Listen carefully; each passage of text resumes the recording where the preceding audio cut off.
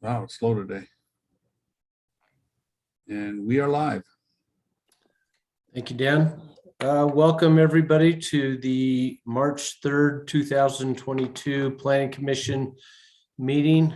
I will say as at the start of this meeting is the city is also providing translation as we're progressing. So if anybody needs Spanish translation, we'll be addressing that. In the meantime, we'll start the meeting with the roll call. Melissa? Okay, Chair Gutierrez. He will be joining us later in the meeting. Thank you. Vice Chair Hogan. Here. Secretary Clow. Present. Commissioner Faulkner. Here. Commissioner Lawrence. Here. Commissioner Pava. Here. Commissioner Satenia. Commissioner Satenia, you're muted.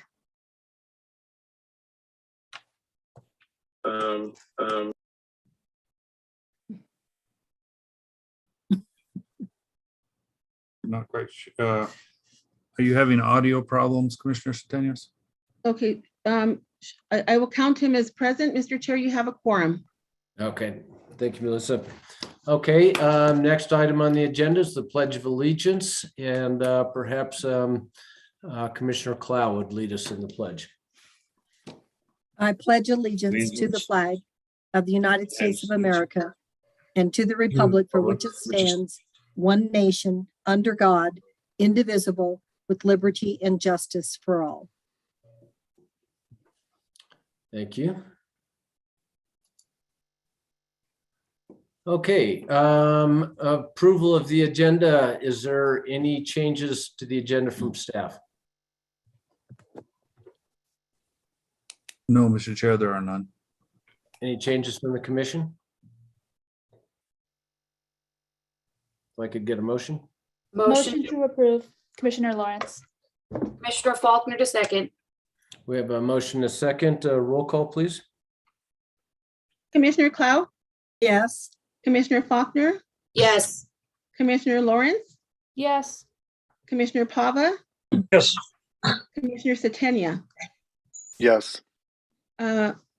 Vice Chair Hogan, will you be voting on these? I don't think I need to if I'm while I'm chairing. Okay, thank you. Then the motion has been approved. Thank you. Next item, approval of the minutes from February 3rd, 2022. Is there any changes from staff? Mr. Chair, no, there isn't. Any changes from the commission? If I could get a motion? Commissioner Faulkner. Go ahead, Jesse. Motion to approve. Commissioner Faulkner to second. Great, we have a motion and a second. Roll call, please. Commissioner Clow. Yes. Commissioner Faulkner. Yes. Commissioner Lawrence. Yes. Commissioner Pava. Yes. Commissioner Satenia. Yes. The motion has been approved. Thank you, Melissa. I see we don't have any approvals of findings and conclusions. So we will move forward. If I understand correctly, the old business case number 2021 4655 2020 Rosina has been withdrawn. Is that correct? Mr. Chair, that is correct. We did find that they actually did not use the correct measurements, and after all they did, they actually don't need a variance. Okay, thanks for that information. Moving on to new business. First case is case number 2021 4646 945 Alto Street preliminary serial subdivision. Good evening, Vice Chair and Commissioners. Let me start sharing my screen here. Can I just hold up for a second? And Dan, would you like to introduce Alex to us? You're muted, Dan. You're muted, Dan. It seems like it's going to go the way of the dodo here, but I'd like to introduce you to our newest planner, Alex Hayter.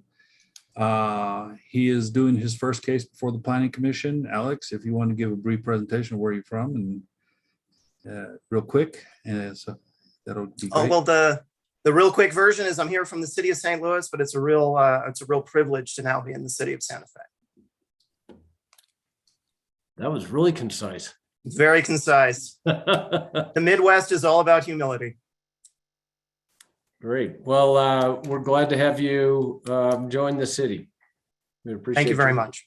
Thank you very much. Mr. Chair, if I may, I'd just like to say I've had the pleasure of working with Alex for the last, how long has it been, Alex? Just like a month now, maybe, not even? About a month and a week, I think, yeah. Yeah, I think he's I think he's a brilliant guy. He's catching on quick. Dan has been really helpful getting him trained up. And I think he'll be a great new addition to the team. Great. Thank you very much. Thank you, Jason. Okay, Um, well, I guess with the introductions being completed, Alex, if you want to proceed with your presentation. Wonderful. Thank you very much. Dan, could you please enable my screen sharing? All right.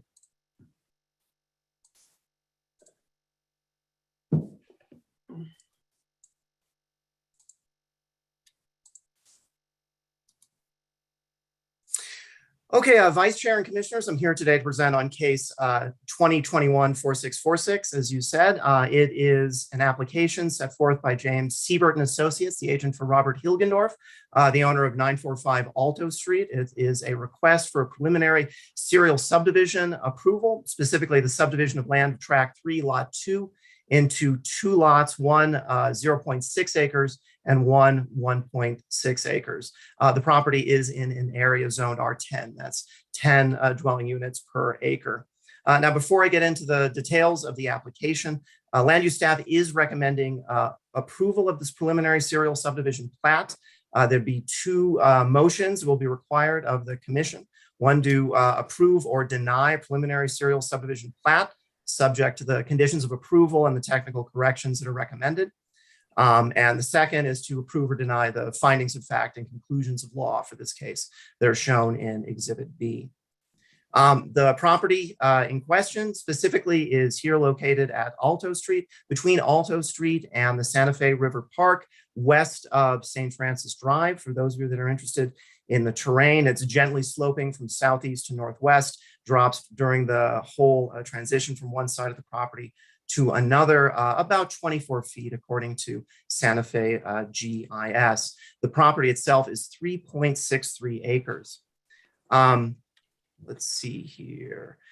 We do actually mention this in page 5 of the staff report, just so for those of you that are interested, it's under terrain management and landscape. As I said, it's a 3.63 acre tract. It was divided in spring of last year into two lots. Lot 1, which adjoins Alto Street, is 1.43 acres. It currently has 5 existing structures on it. One structure that is a home and an accessory dwelling unit, which is attached. There are 2 single family structures, a residence with 2 artwork studios attached to them, and a larger structure that has 9 studio apartments within it. All told, there are 13 dwelling units on lot 1 of this project site.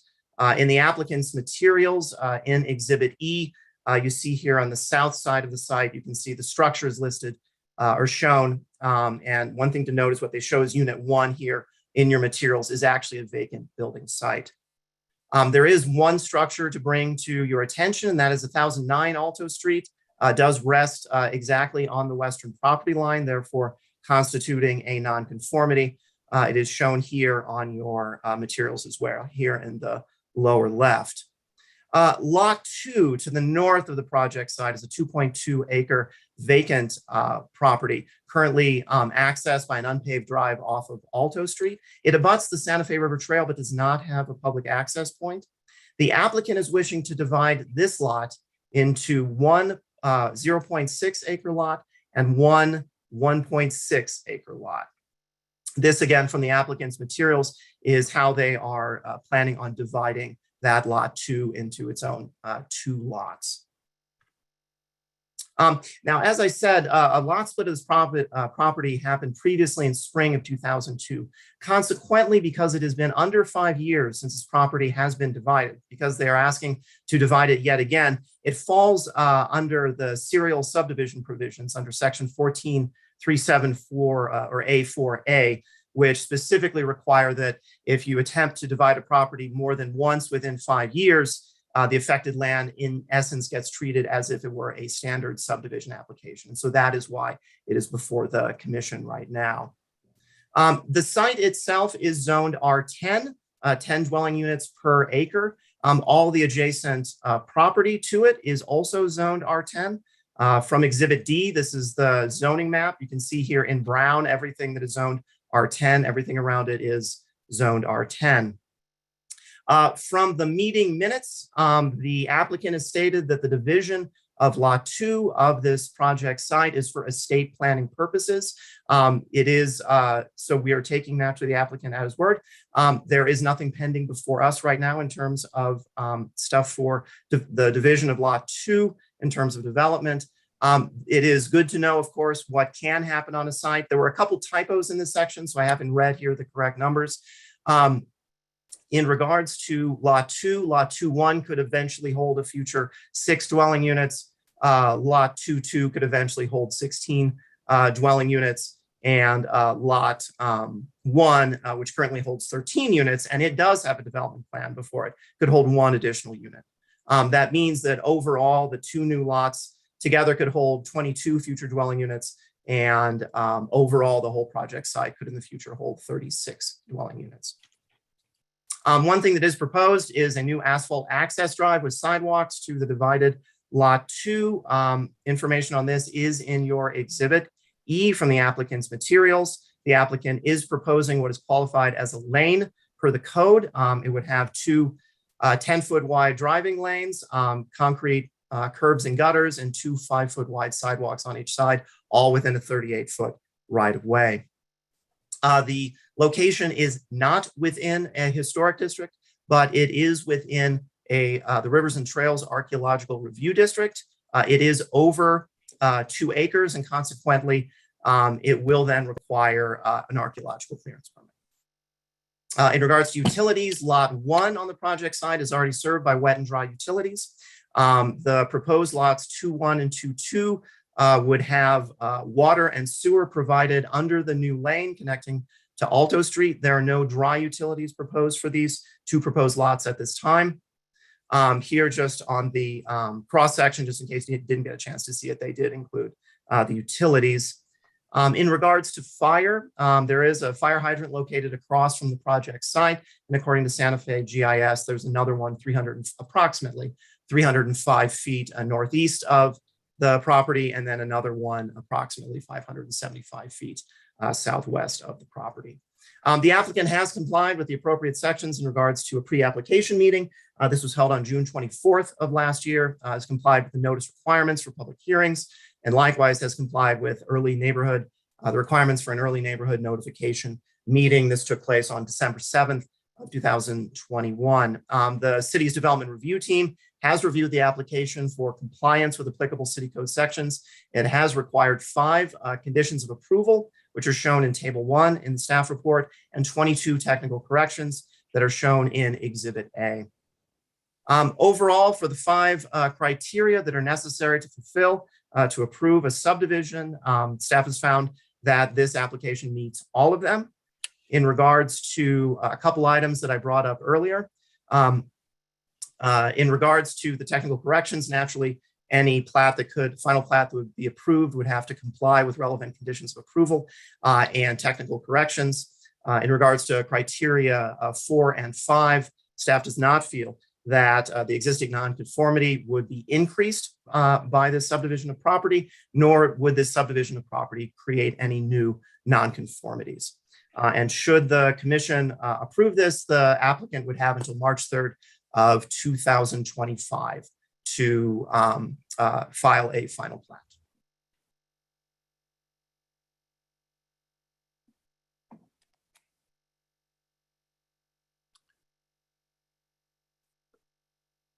Right.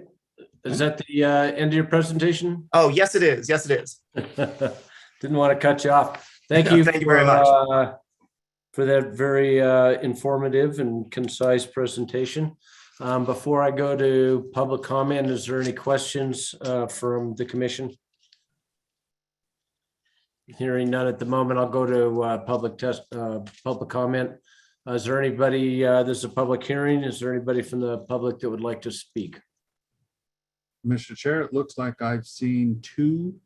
We'll start with John Macker, and if he will unmute himself and be sworn in, you'll be able to speak. Mr. Macker? Could you please unmute yourself, Mr. Mecker?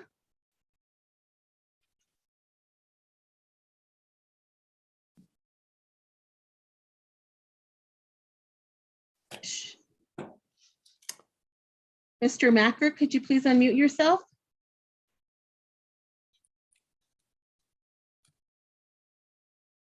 Dan, is there anybody else? I'm sorry, There we go. this is Ann Macker. John just went away for a minute. This is about the South Meadows. He was supposed to speak about the South Meadows open space development. We're not on that case. I know, I don't know why you're calling him. He doesn't have anything to do with Alto Street. Okay, thank you for your help. I raised my hand, but that was for this South Meadows. Okay, when we get to, you might want to take your hand down and then put it up again when we get to the public Will do. comment on South Meadows. Will do. Thank you. The second one is Miles Conway has his hand up for this case. Miles? We will allow Miles to talk. Miles, if you will take down your hand, unmute yourself and be sworn in. All right, I am lowering my hand and raising my hand. Can you hear me? Thank you. Thank you. Do you swear under the penalty of perjury that the testimony you're about to give is the truth, the whole truth, and nothing but the truth? I do. Thank you. Please state your name and address for the record. Yeah, Miles Conway. I'm at 495 New Mexico 592 87506. And I only raised my hand to comment. I know that this planning commission doesn't necessarily have before them the moral picture of the developer, but Paul did call me, the developer of this property, some time ago. And I just want to express, I'm the executive officer of the Santa Fe Area Home Builders Association, and he was inquiring and looking to develop this property. And I just wanted to give him a shout out to the commission that he is that very rare unicorn that is trying to develop Santa Fe in a sustainable way to look after his tenants that he has now and the people that live here in the future. So I found that very refreshing, and he certainly my impression of him is that he is that very rare unicorn that is looking about how to develop our community really in a sustainable and responsible way that abides by the great character of our city. Thank you. That's all I had to say. Thank you, Mr. Conway. The next person, Mr. Chair, is Sarah Stevenson. Sarah, please lower your hand, unmute yourself, and be sworn in. Do you Good swear? evening, commissioners. Hi, let me go ahead and swear you in.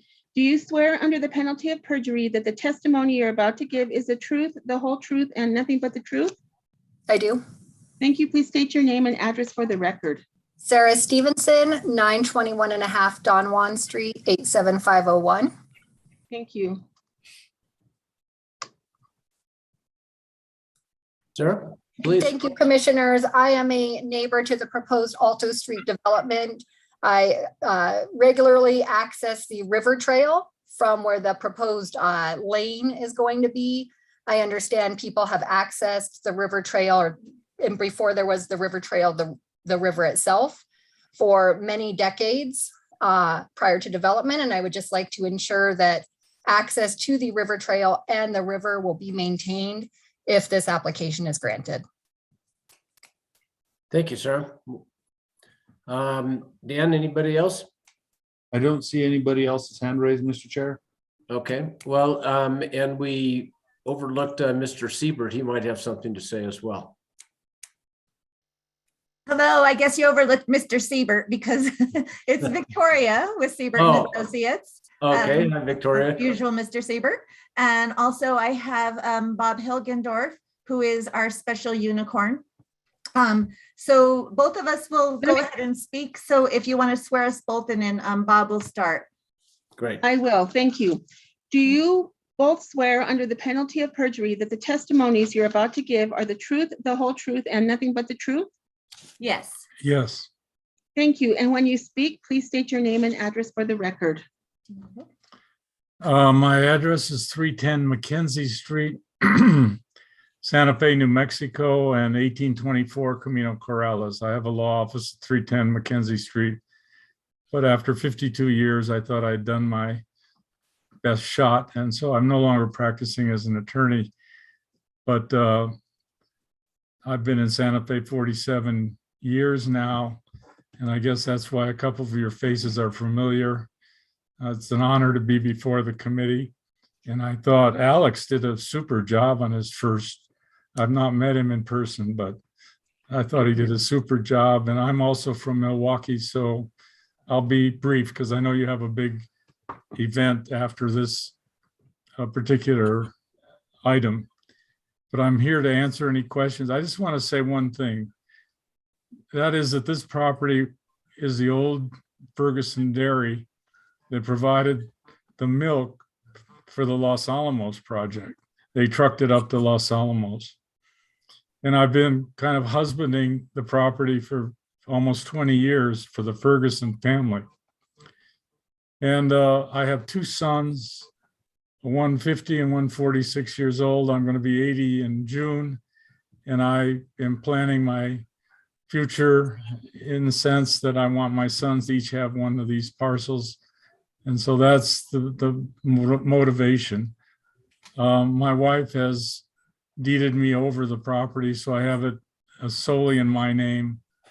And we got all the approvals we needed for the development plan, the lot split, and now I just want to divide it into two parcels from one parcel. I will say that there is public access to the trail, which is about 200 yards down Alto Street or towards St. Francis. That they did create public access there. And when Ferguson was asked to donate property for the trail, he did so without compensation. So that's why the trail is essentially was able to be run where it is on the property. And I will also say one other thing. I've talked to Ms. Ladd about the property. We provide, I believe, the most affordable housing for young people in Santa Fe in this remodeled barn. Our studio units are with utilities average around $850. And so I feel like good about what we're doing for the city in terms of providing housing. And no plans right now for what we do with the future, but I appreciate your consideration for this lot split. Thank you. Thank you. Victoria, did you have anything to add to that?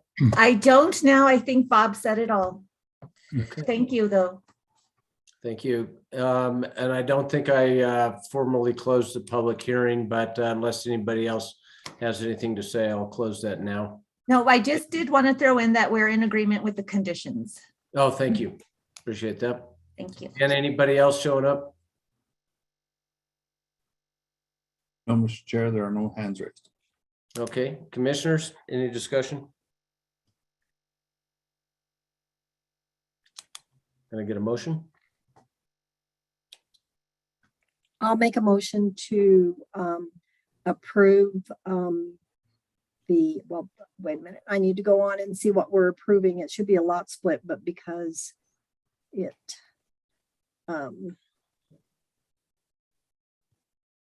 so I make a motion to in case number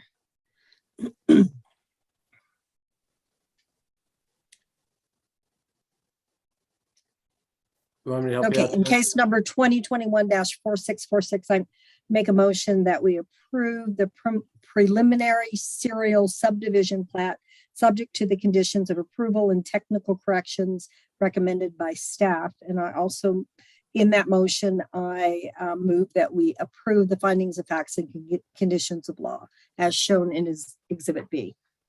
Commissioner Faulkner, a second. Thank you. We have a motion and a second. Roll call, please. Commissioner Clow, Yes. Commissioner Faulkner, Yes. Commissioner Lawrence, Yes. Commissioner Pava, Yes. Commissioner Satania. Yes. The motion has been approved. Thank you, Melissa. Thank you. Before we start on case 2021-4648, Mr. Gutierrez, are you able to Yes, join the meeting? I'm here and ready. Okay. With that, then I will turn it over to you. Thank you. Appreciate that. Moving on to new business, there'll be case 2021-46, 4648, 4649, and 4650, 3600 and 3740 South Meadows General Plan Amendment, 3600 and 3740 South Meadows rezoning, 3600 and 3740 South Meadows General Plan Amendment.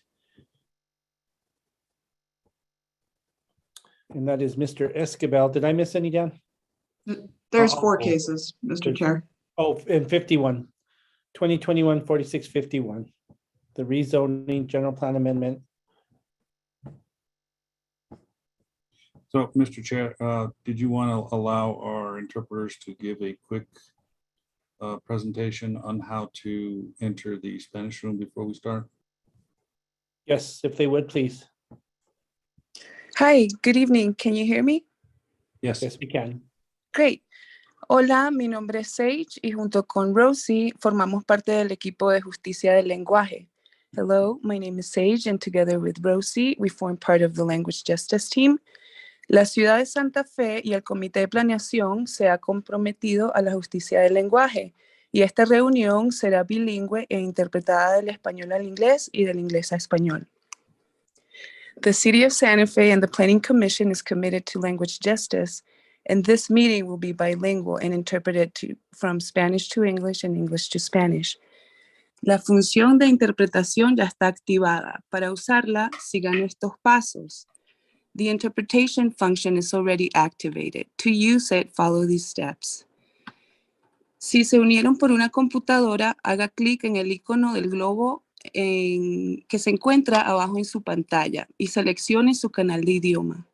If you joined using a computer, click on the globe icon at the bottom of your screen and select your language channel. Si se unieron a su aplicación de Zoom por teléfono inteligente o tablet, haga clic en el icono de 3 puntos que dice más o more, elija Language Interpretation, interpretación de idiomas y elija su idioma y luego haga clic en finalizar. Gracias por su compromiso de justicia del lenguaje. If you join on your Zoom app on your smartphone or tablet, click on the icon with the 3 dots that say more, select language interpretation from the menu, select your language channel, English or Spanish. So while someone is speaking in Spanish, it will be simultaneously interpreted in the English channel. And then click done. And thank you for your continued commitment to language justice. We're going to interpret this simultaneously on the English channel with Rosie. Crear espacios multilingües es un esfuerzo colectivo y se hace aún más importante en espacios como este, donde sabemos que la población habla múltiples idiomas y tribales. Les invitamos a poner en el chat todos los idiomas presentes acá para nombrar, honrar y reconocer que nuestras comunidades están compuestas de tribus y somos multilingües. Estas son algunas maneras que todos podemos apoyar el compromiso a la justicia lingüística durante esta reunión.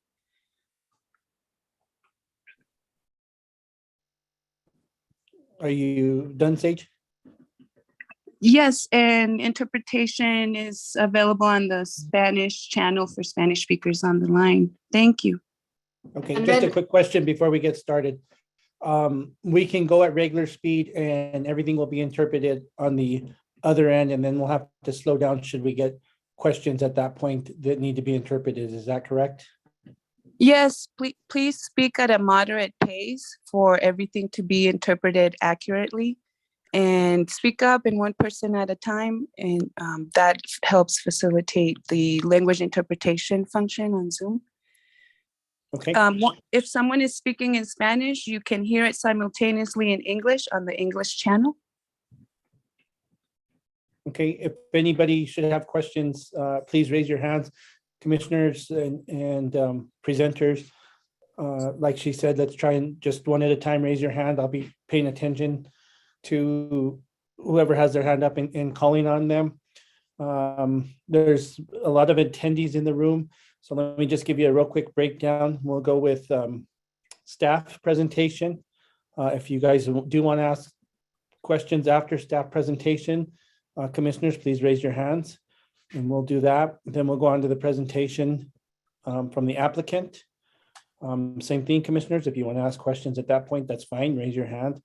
And then we will go on to public comment. I have written down the names of, there were 17 people that yield their time to a homeowners association. And we've told I've told them that they can have 30 minutes for those 17 people. So I have their names written down so we don't call on them twice. And with that, if we can get started, Mr. Escobar. Thank you, Mr. Chair. I'm afraid my presentation won't be as polished as Alex, but I'll do my best. This is case 2021-4648, 3600 and 3740 South Meadows General Plan Amendment. Jenkins Gavin Inc., agent for HomeWise Inc., applicant. They request a general plan amendment from park to low density residential. The property is approximately 19.54 and zoned R1, one dwelling unit per acre. There's also this, following that is case 2021-4649, 3600 and 3740 South Meadows rezoning. Jennifer Jenkins, agent for HomeWise, applicant, request a rezoning from R1 to R6, 6 dwelling units per acre. The property is approximately 19.54 acres and zoned R1. The second general plan amendment is case 2021-4650, 3600 and 3740 South Meadows General Plan Amendment. Again, Jenkins Gavin Inc., agent for HomeWise Inc., applicant, request a general plan amendment from park to high density residential. The property is approximately 2.66 acres and zoned R1. And the final case is case 2021-4651, 3600 and 3740 South Meadows rezoning. Jenkins Gavin Inc., agent for HomeWise Inc., applicant, requests a rezoning of approximately 2.66 acres from R1 to R21, which is 21 dwelling units per acre. And the property is approximately 2.66 acres. The site is located north of Airport Road, about 635 feet along South Meadows Road. Staff is recommending, the Planning Commission should recommend the governing body deny case 2021-4648 general plan amendment from park to low density residential. Number 2, deny case 2021-4649 request for a rezoning from R1 to R6. 3, deny case 2021-4650 request for a general plan amendment from park to high density residential. And finally, number 4, deny case 2021-4651 request for rezoning of approximately 2.66 acres from R1 to R21. There are 4 motions. Unfortunately, that's a typo. There are 4 motions required for this case. Approve or deny case 2021-4648 request for general plan amendment from park to low density residential. Approve or deny case 2021-4649 request for rezoning from R1 to R6. Approve or deny case 2021-4650 request for general plan amendment from park to high density residential. Approve or deny case 2021-4651, a request for rezoning of approximately 2.66 acres from R1 to R21. Pending the decision of the Planning Commission for this project, the findings of facts and conclusions of law will be presented at the next Planning Commission for approval. The applicant has complied with all subsection 1431E, which is a pre-application conference, 1431F, early neighborhood notification procedures, and 1431H, notice requirements. For a brief analysis, on January 1st, the city and the county adopted the Extraterritorial zoning ordinance, and this affected land within a 2 and 5 mile radius around the municipality, identified as the Extraterritorial zone, EZ for short. Almost all of the property within that area was, the lots within that area were approved by the county in 1985, and they were a 12-acre lot and a 10-acre lot. The applicant is redistributing the acreages for the above proposed lot acreages presented in the application. The county acquired the property on August 9, 2001, and through a joint city-county effort and community effort, the Southwest Santa Fe Community Area Master Plan was born, and it was adopted by resolution by the city as resolution number 2007-105. This actually amended the general plan. It adopted it into the swamp into the general plan. At the time of that adoption, about 68% of the area was located within the EZ, and the balance 32% was the city. The project was located in the swamp central area, and was still, and once the lawsuit occurred between the city of Santa Fe and Los Solares and the county, the extraterritorial zone was abolished, the EZO was abolished, and for the areas that were going to be annexed or agreed upon that were going to be annexed, Ordinance 2009 was developed, called the Subdivision Planning and Platting Zoning Ordinance. That was going to be the presumptive city limits, so that's what was identified as the presumptive city limits. We still have some areas that are being affected by that ordinance today. Once the city annexed the property, it was annexed in as phase 2 or area 4 of the annexation plan. That was Ordinance 2013-36.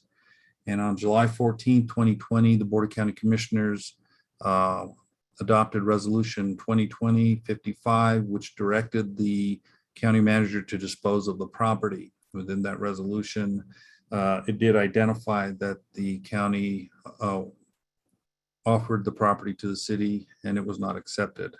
To date, staff and various other departments that I've asked have not been able to locate any proposal or formal proposal to the governing body for said transfer.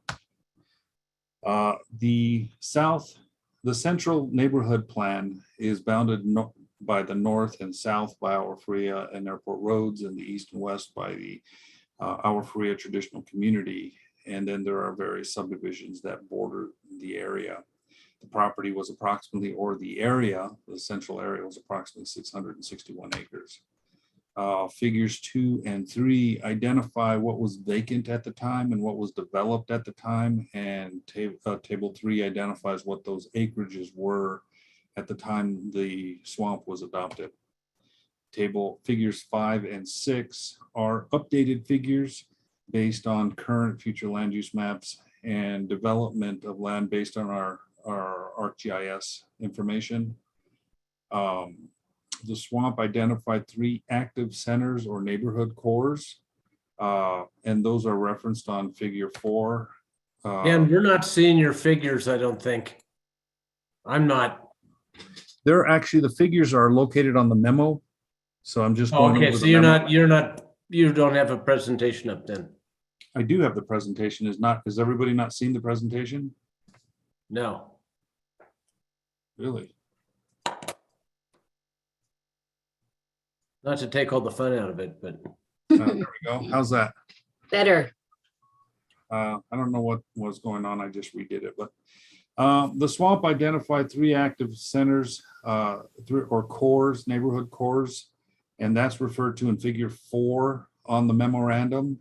And that was basically the Meadows Field or open space now. It incorporated a future elementary school and a potential pocket park. That's kind of. Point of order, Chair Gutierrez. Commissioner Satania. Yes, I'd just like to request that staff actually take a step, given that this is a public meeting, with this level of attendance, for those that are not familiar with these slides, if you can actually go back and maybe start over a couple pages back.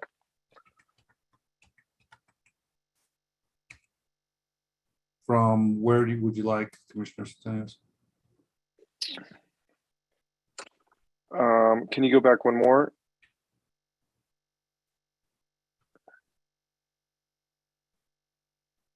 I would say the next page. I mean, obviously the executive summary you pointed out already. This one? Yep.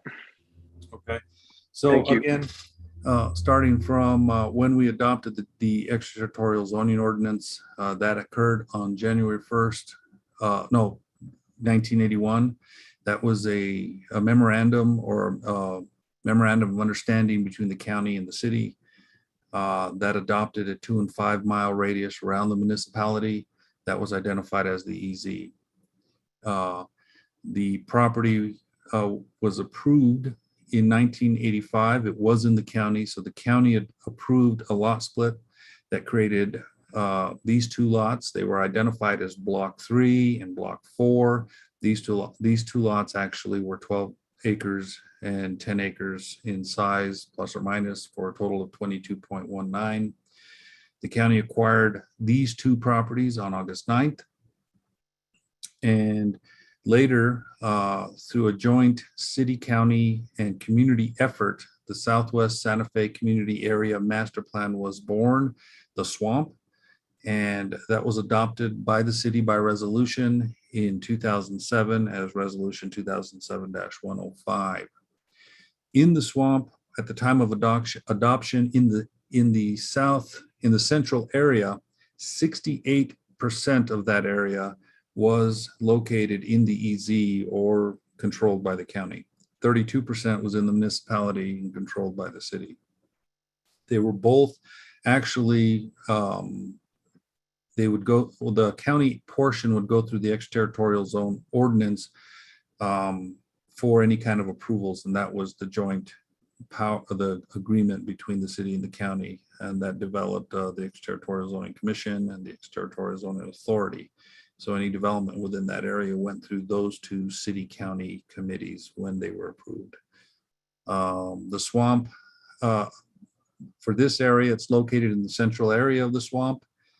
Because of the lawsuit between the city of Santa Fe, the county of Santa Fe, and Los Solares, a settlement agreement occurred that eliminated the EZ, and in its place for those areas still in the county but going to be annexed into the city, the subdivision planning and zoning ordinance 2009-1 was adopted, and that was called the presumptive city limits. Once the project was annexed into the city, it was annexed in as phase 2, area 4 of the annexation plan. That was ordinance 2013-36, and that brought the subject site into the city, but it's still owned by the county. On July 14th, 2020, the Board of County Commissioners adopted resolution 2020-55, which directed the county manager to dispose of the project site. In the resolution, it does identify that the city was approached and was offered the property. To date, there is no record of a formal proposal of that we can find.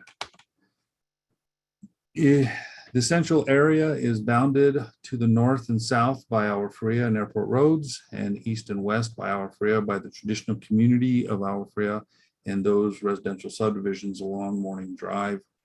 The entire central area is approximately 661 acres. In your memo or report, figures 2 and 3 identify clips from the Southwest Area Master Plan that show what the land was like at the time of adoption. Figures 5 and 6 are updated figures from our ArcGIS to show what those acreages are today, excluding the county portion of the central area, since it's no longer controlled by any ordinance that is joint between the city and the county. The swamp identified 3 active centers or neighborhood cores. The first is Meadows Field, which is the subject site, and that was targeted and designated as open space or a park since the county had already acquired it. County went through an election and bond to push that as a park, and that whole park and acreage was included into the Southwest Area Master Plan and placed as a park in the general plan when we adopted the master plan. It also included an elementary school and a future pocket park. This is a close-up picture of figure 4 that identified the 3 neighborhood cores with the yellow squiggly line that surrounds the site so that you can see where that would be and how that's located within the central area of the swamp. Staff has looked at the application requirements pursuant to 1432 amendments to the general plan. Table 2 reflects my review relevant to park to residential low density. Table 3 reflects my review regarding the general plan amendment from park to high density residential. Section 1435A through C are the zoning requirements. Table 4 reflects my review against the applicant's criteria to the code criteria for rezoning from R1 to R6. And table 5 reflects the rezoning criteria and staff's review from the request to rezone from R1 to R21. Staff's analysis finds that the applicant has not satisfied subsection 1432E approval criteria for amendments to the general plan request, nor has the applicant satisfied subsection 1435C approval criteria for rezoning requests. And that will conclude my presentation. Thank you, Mr. Escabel. Vice Chair Hogan, you have your hand up. Thank you, Mr. Chair. I just, right off the bat, I just wanted to say if we could hear the applicant's presentation and then go to questions of staff. I wanted to get a full view of what, especially given the staff's report, what the applicant has to say before we start in on questions. We only have one other commissioner with her hand up. Commissioner Faulkner, and I think she might have just taken it down. So I think that'll be fine if the applicant wants to go ahead with her presentation. Have I not brought the applicant in? I don't think so.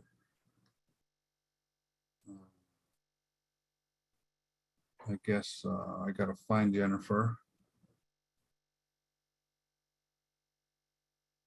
Mr. Chair, I'd like to make a request too. Since we know this is going to be a long night, if the applicants as well as the community can just be concise and keep their comments and their presentations to what's pertinent to what we have to decide tonight, and not kind of get into weeds on some of the other things that aren't at issue tonight, if that's possible. Thank you. And that was Commissioner Faulkner, and that'll be fine. Mr. Chair, if I may. Yes. Dan, did you see the list that Ms. Jenkins provided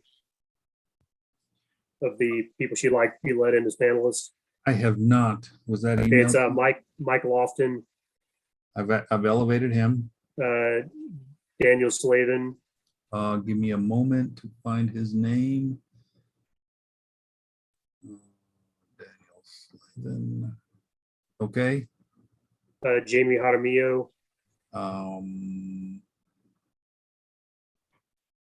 Okay. Joanna Gilligan.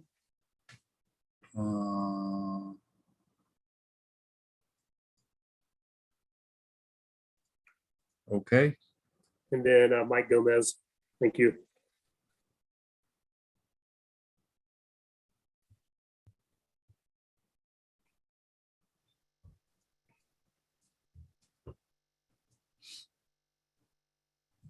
Okay. You got them all, Mr. Escobar? Yes, sir. Ms. Byers, do you want to swear them all in at once and then they can give their address should they testify, or how do you want to do it? Yes, of course, I can do that. Do you all swear under the penalty of perjury that the testimonies you're about to give are the truth, the whole truth, and nothing but the truth? Yes. Yes. Yes. Thank you all so much. When you speak, please state your name and address for the record. Thank you. Ms. Jenkins, just real quick before you get started, I think you heard the request from Commissioner Faulkner that we do have a lot of meeting ahead of us, so please be concise. And since we are doing this with translation, if you'll please raise your hands if you want to talk, and I'll call on you and we can keep the record straight that way. Go ahead, Ms. Jenkins. Thank you. Thank you, Chair Gutierrez. Good evening, Chair, Commissioners. I am Jennifer Jenkins with Jenkins Gavin. My address is 130 Grant Avenue, Suite 101. And I'm here this evening on behalf of HomeWise regarding the South Meadows Los Prados project. And I have a presentation, and then a couple of members of my team will also be briefly participating. And if it's all right, I'll go ahead and share my screen. Please do. Thank you.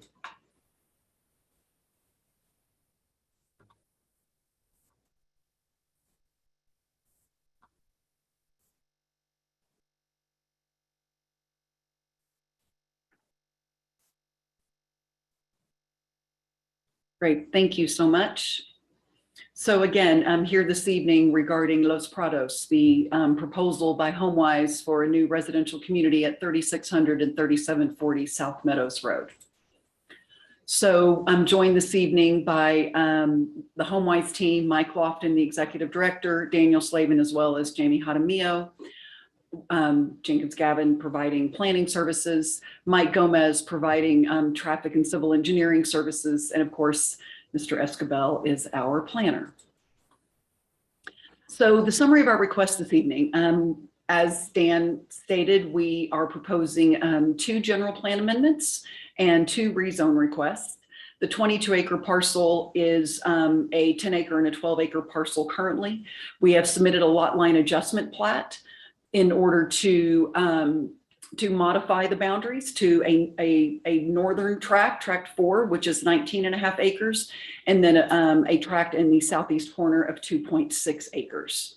So we are requesting a residential density of 3 to 7 for the general plan for tract 4, and high density residential for tract 3.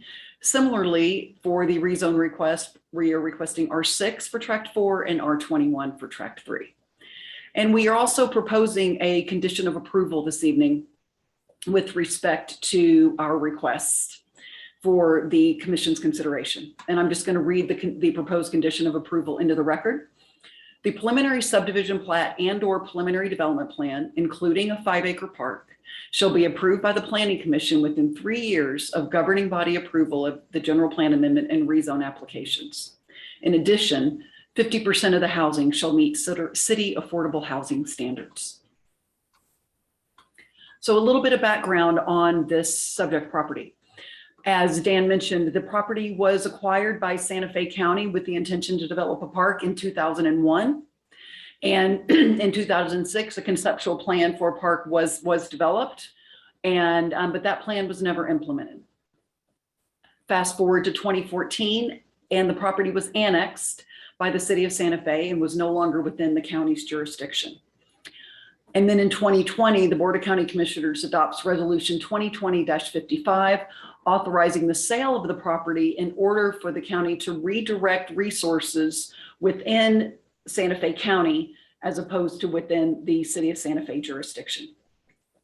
And then HomeWise enters into an agreement to purchase the property from the county with the express intent to develop affordable housing, a neighborhood park, and a potential school.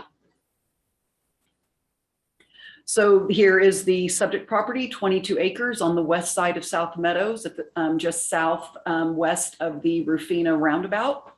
We are, this is a kind of a mixed use, pretty diverse neighborhood area of town. We have a variety of residential uses, residential densities. We also have everything from single family to multifamily to mobile home communities. We have obviously the commercial corridor along Airport Road and some former industrial uses here at the Everline facility. And again, so this is a fairly, this whole corridor is a vibrant mixed use community. This is the existing future land use map. When this map was adopted, of course, the property was owned by the county with the intention for park development. So therefore the property was designated as park in the city's general plan. And you can see the surrounding general plan designations, everything from commercial, industrial, high density residential, and low density residential. The current zoning, R1 is the city's default zoning. So if a property has never been had a particular zoning request made, then R1 is the default. So when the property was annexed, because the property was slated for park development, the city assigned R1 zoning to the subject property. Our surrounding zoning, again, a variety of residential densities from R6 to R29, R12, R5, and R4. And then of course we have the more intense zoning categories and uses along the Airport Road corridor.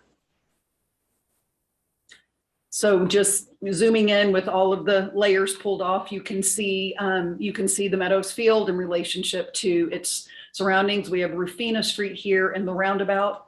This is the, you can see there is an existing kind of natural footpath in this what was going to be an extension of Rufina Street.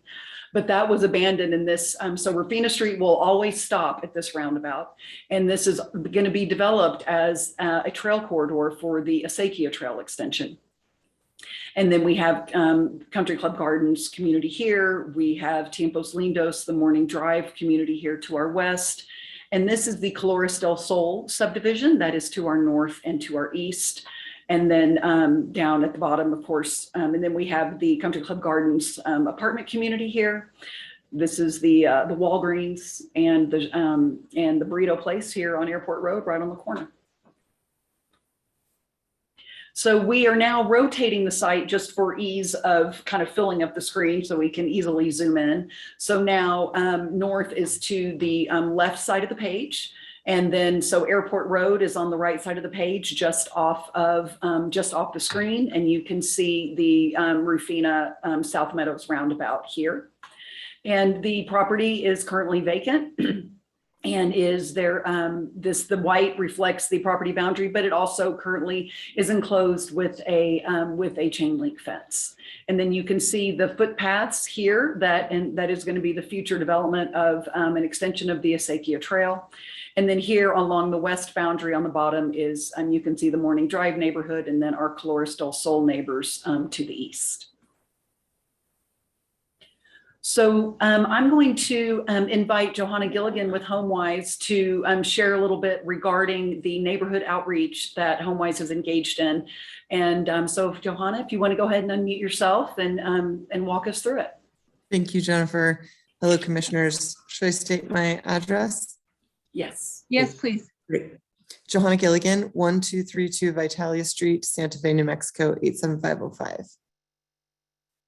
Thank you. So we conducted community outreach over the months of November and December, where we canvassed 122 homes to gather feedback in the following neighborhoods: Colores del Sol, Country Club Gardens Mobile Home Park, Country Club Apartments, Shalom Mobile Home Park, and the Talavera Apartments. While the HomeWise team hoped to continue canvassing early into 2022 to reach more residents, unfortunately, the Omicron variant suspended our door-to-door canvassing. So at that point, we did continue to conduct outreach through meetings with neighborhood leaders and local organizations. And in our canvassing, we asked all the residents about the various elements of our project, the housing, the park, and the bike and Acequia trail planned by the MPO. We also asked about their kind of existing use of the space. And I just wanted to share briefly about a few of the results. So of 122 residents we surveyed, only 4 community members, or 3%, currently use the open space. 86% of respondents prefer an active park, some citing concerns about the open space, such as sense of safety walking there late at night, or sorry, late in the day, or inability for their kids to use the space as it currently is. The most common feature respondents said they would like to see in the park are playgrounds, soccer fields, basketball courts, picnic tables, shade pavilions, and walking trails. Parents of children and young adults were excited about the idea of a variety of park uses that would be great for their kids who currently do not use the open space. These initial ideas and feedback would be incorporated into a much longer design process that would involve community members should we be able to move forward. 90% of respondents support the extension of the river trail from the south side to downtown. And there was also significant support for housing on the site. 70% of respondents support the focus on homeownership.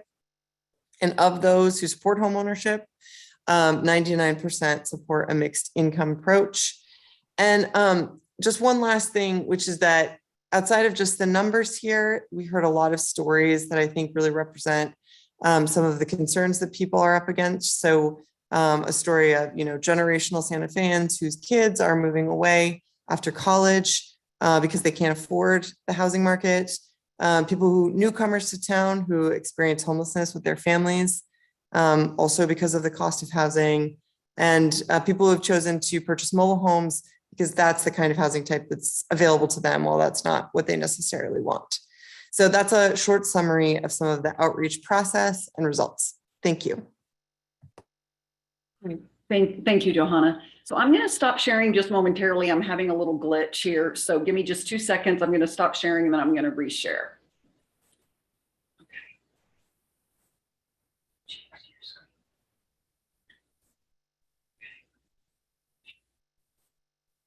Okay, great.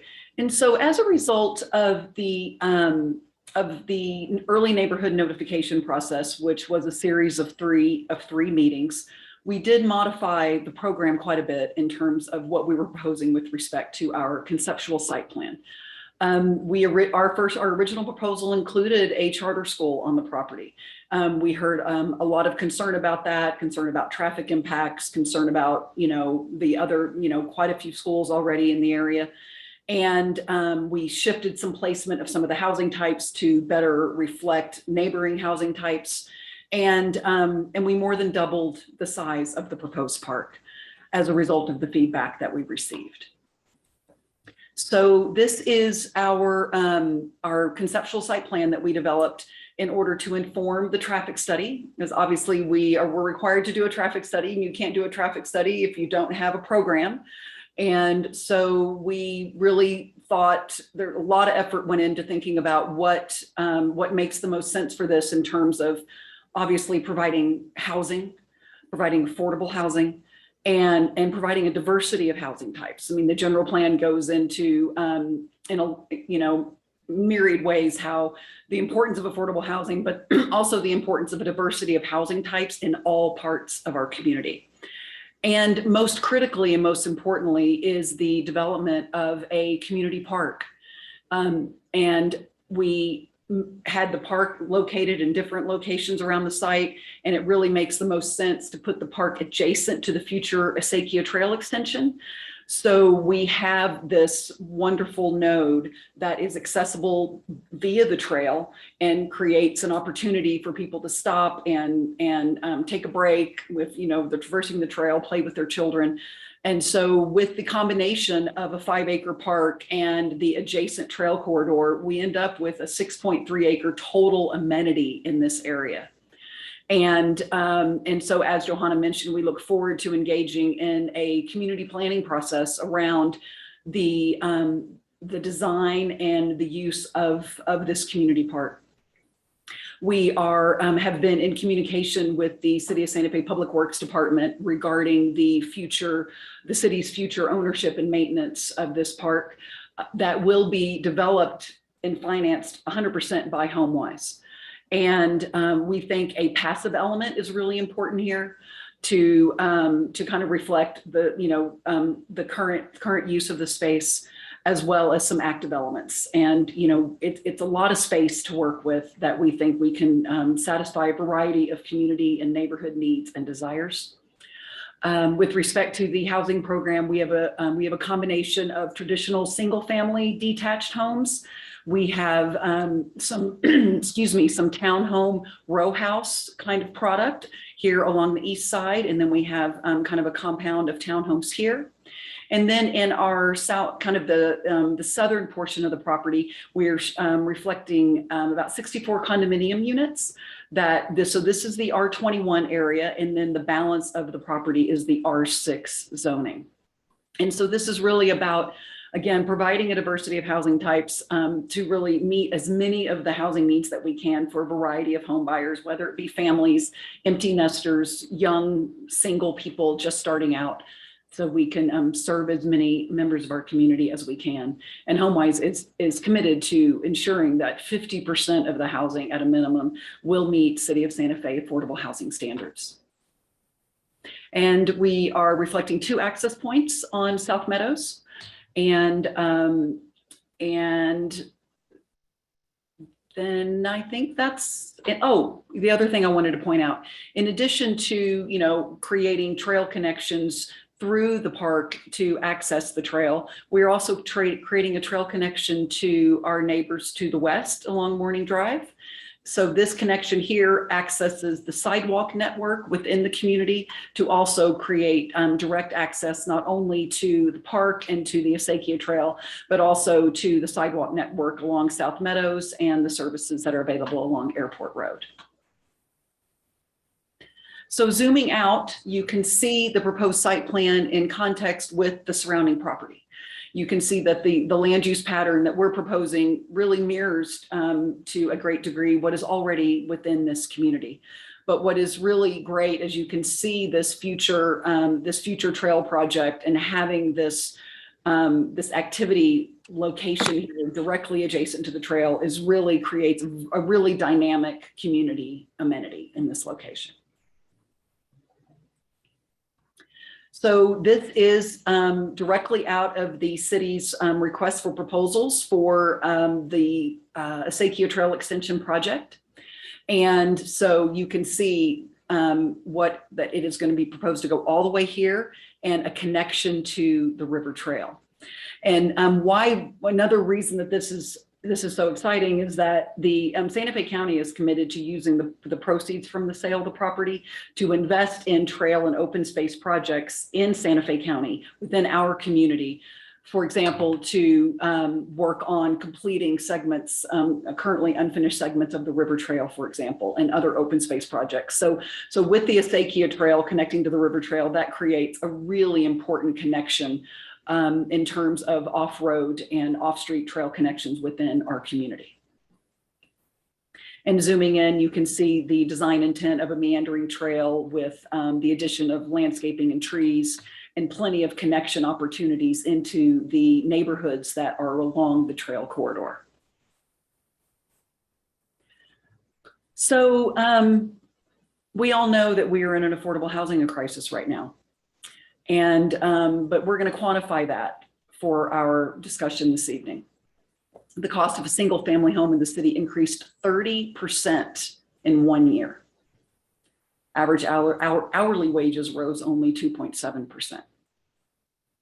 And in Santa Fe County as a whole, the gap is even larger, with the median home price over $600,000.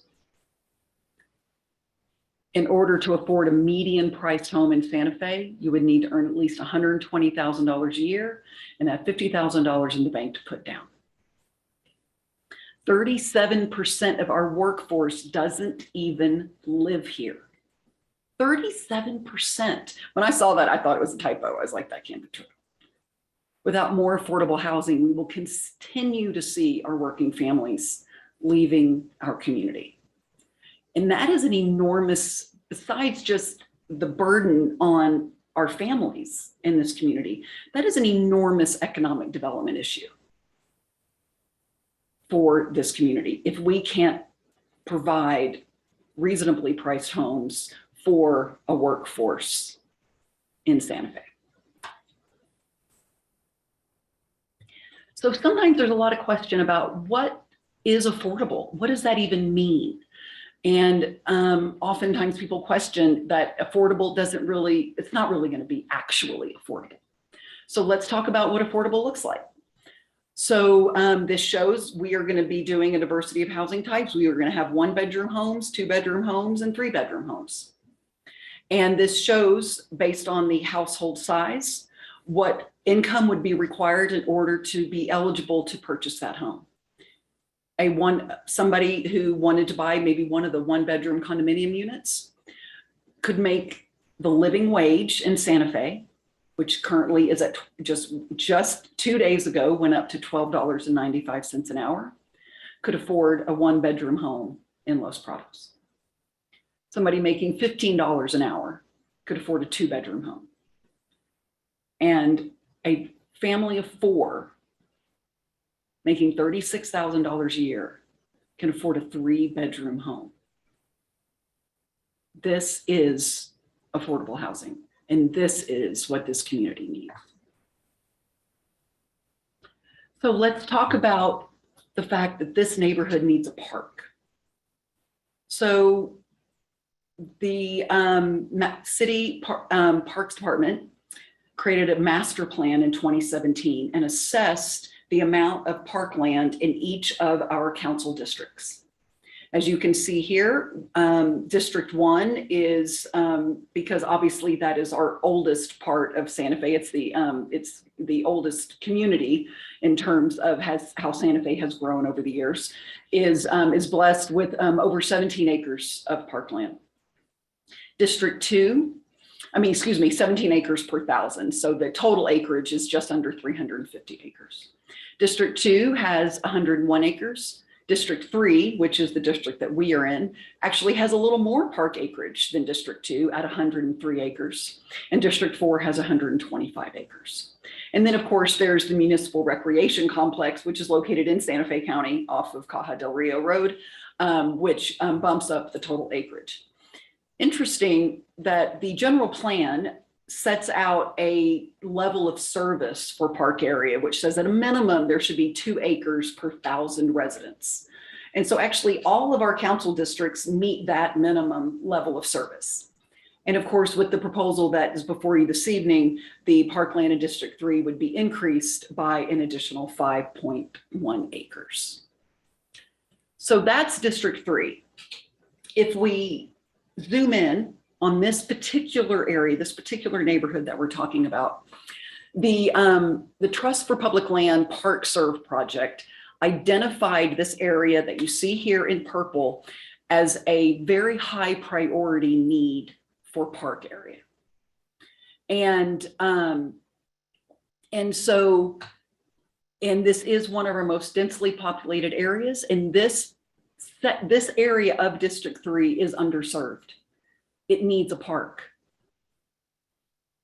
And because in this area, only 16% of residents live within a 10-minute walk, compared to 67% overall in Santa Fe, which is actually pretty good if we look at the community as a whole. But this area is underserved, and we really look forward to the opportunity to developing a dynamic community park to serve the needs of this neighborhood. So what does a 5-acre park look like? Sometimes, understanding what is 5 acres. So we have a couple of parks here just for comparison purposes. So with the adjacent Acequia Trail, that totals about 6.3 acres. The Las Acequias Park, which is not far, is also about 6.3 acres. So very, almost identical in size. And Patrick Smith Park, which is on the east side of Santa Fe within District 1, is 5.3 acres. So you can, so that just gives you a context. This is not a small park. It's a really significant neighborhood park with lots of space for a variety of uses. So we've talked a lot internally about the vision for the park, and we've received a lot of community input, as Johanna walked us through, for what people would like to see. So these are just some ideas, and we have not designed the park. Again, that's going to be a community process, but some ideas, a combination of passive areas, active areas, trail connections and walking trails, and then some active play opportunities. It's really important to we can achieve both. And we think that is what is really critical here. So how do these proposals comply with the general plan? Well, obviously, affordable housing is critical. The general plan states that the Planning Commission and governing body shall actively participate in the creation of affordable housing. Quality of life.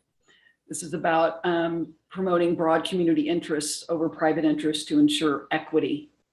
And this project is about equity. It's about equity for the provision of housing. It's about equity for the provision of parkland for this neighborhood. Sustainable growth. This is classic infill. This is accessing existing utility infrastructure in an efficient manner, accessing existing roadway infrastructure, existing school services, trail corridors. All of that is why infill is so important. We can either do infill or we can sprawl. And so infill is, as we know, is the way we should be moving forward. Compact urban form, again, reiterating the importance of infill as opposed to expanding at the edges of the city. As I stated earlier, a mix of housing types in all neighborhoods. And again, this neighborhood already has a pretty nice diversity of housing types, which is great. So we are reflecting that pattern in what we are proposing. Protection and conservation of neighborhoods. This is about creating connectivity. And again, this park area, creating a central community gathering place for the surrounding neighborhoods. And again, a network of open space. So this open space area, this park, connecting to the broader trail network. So as Dan mentioned, this, as you can see in the red outlined area here, this is the Southwest Area Master Plan planning area that, and I actually sat on the committee that worked on this plan back in the day. That was a long time ago. And we are in the central, so they divided up this entire kind of Southwest Santa Fe area into different planning units because different parts of this had different character and different needs. So this subject property is in the central neighborhood planning unit. And a couple of the key themes for this planning unit was neighborhood connectivity that we've talked about, a variety of lot sizes and building types to encourage inclusivity and affordability. And most importantly, creation of community activity centers. And this site was specifically identified for a community activity center. And that is what we hope to create. And the swamp states of the central neighborhood plan area. Additionally, the proximity and size of the vacant areas renders this planning unit with the greatest potential to integrate future neighborhood development and new neighborhood centers with existing residential development. And that is exactly why we're here. And in addition, the bicycle master plan identified adjacent to the Acequia Trail, an opportunity for a community center here. So what about the zoning requests of the R6 and the R21 zoning? How is this consistent with our surrounding neighborhood? And again, touching on the pattern of infill, and the immediate area includes numerous examples of low to moderate residential density residential development.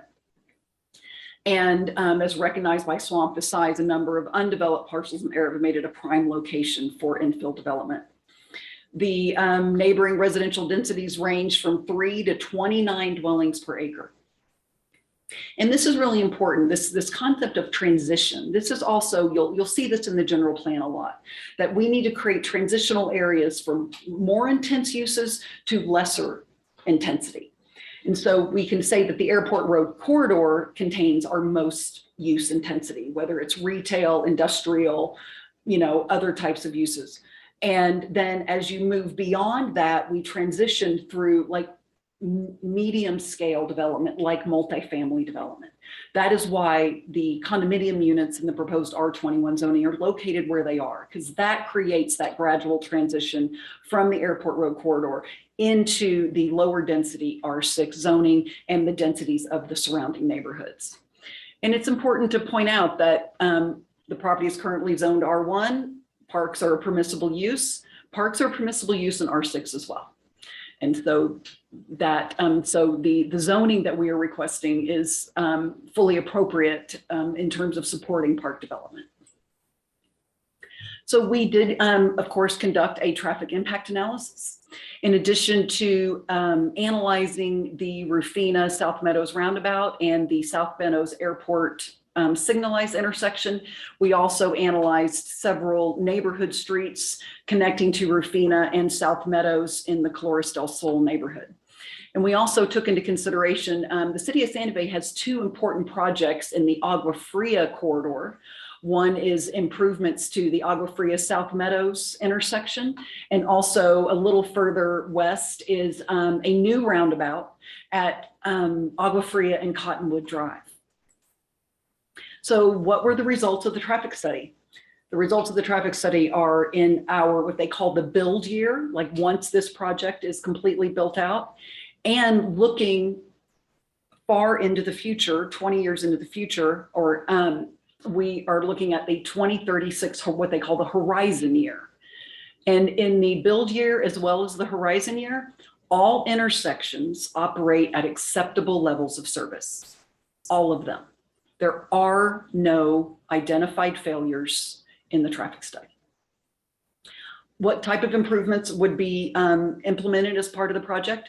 We'd be looking at right and left turn speed change lanes on South Meadows. So if you are turning into the project, there would be a new left turn lane, or if you're turning right, there would be a new right turn lane on South Meadows.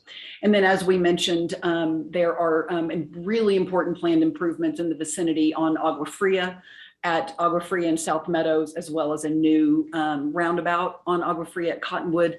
Both of these projects are fully funded, and construction is slated to begin this year. So we have a situation. Santa Fe County has made a choice to sell this property and use those proceeds to reinvest within the county's jurisdiction for trails and open space projects. So what do we do with that? How do we take this decision that the county has made and create the most community benefit we can out of that decision? How do we maximize that? Because that's really what we're here to talk about this evening. We can create an active community park in this location that has been identified in the swamp, as well as in the bicycle master plan, as where we need a park. This neighborhood is underserved. This neighborhood needs a park, a real park. Affordable housing. We know we need that. Connectivity, to create this neighborhood center that creates a gathering place and connectivity for the surrounding neighborhoods via this park adjacent to the trail corridor. And county investment, ooh, a little typo, county investment of sales proceeds in more open space and trail projects in our community. And of course, the importance of infill development. And as stated previously, we are requesting a condition of approval this evening, requiring that a preliminary plat reflecting a 5-acre park be approved by this body within 3 years of the rezone and general plan amendment approval. In addition, we ask for a condition of approval requiring a minimum 50% affordable housing. And with that, I'm going to ask Mike Lofton. He just had a few closing words, and then that will complete our presentation. Thank you very much.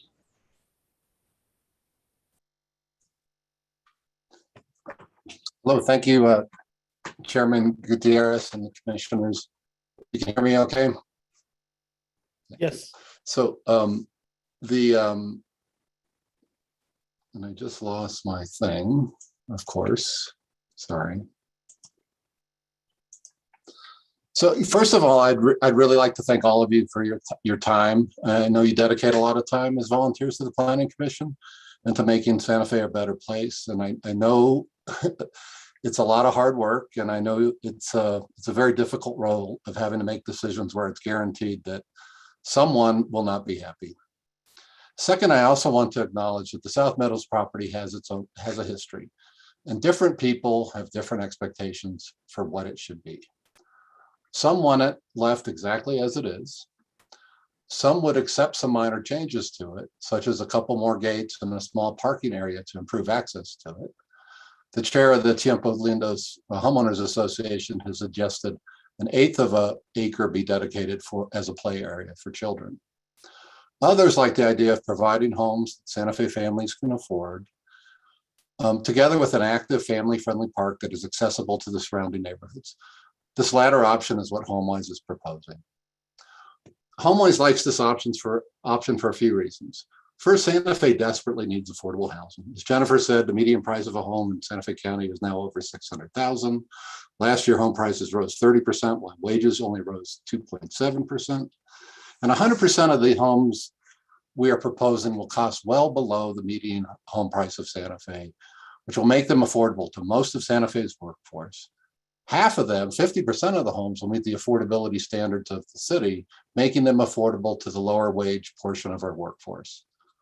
An entry-level teacher making $40,000 a year will be able to afford a home here. A cafeteria worker at St. Vincent's Hospital will be able to afford a home here. It's really important that we serve the entire workforce and have a range of home prices that benefits the diversity of our workforce. The second reason HomeWise is making this proposal is because the neighborhood really does need an active park. A park kids can play in, where families can celebrate birthdays, where you can practice your jump shot. And this is a real park, as Jennifer said. It's the size of Patrick Smith Park. It's the size of Las Acequias Park. We think, because it needs to serve not just the homeowners we will be creating there, it needs to serve the surrounding neighborhoods as well, because they are underserved with the park. The third reason we like this proposal is that the county has pledged that 100% of the $1.7 million that we'll get from the sale of this land, that all of that money will be used to further enhance and extend the open space corridor and trail system along the Santa Fe River. As you know, it's the Santa Fe River Trail is a joint effort of the city and county, and the project, and it's such a wonderful outdoor recreation space. And part of the plan for that is to plant the native cottonwoods and willows and restore that riparian ecosystem along the river, so that those of us today can go walk along that trail and experience what travelers along the Camino Real experienced hundreds of years ago.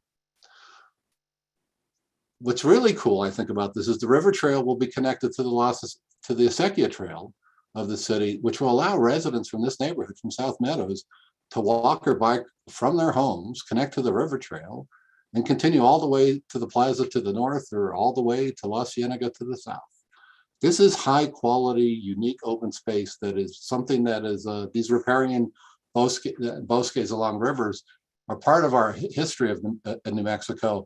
And restoring that, I just think, is an incredible vision that both the city and the county are working together to realize. I've been working to help Santa Feans purchase their first home for nearly 30 years now.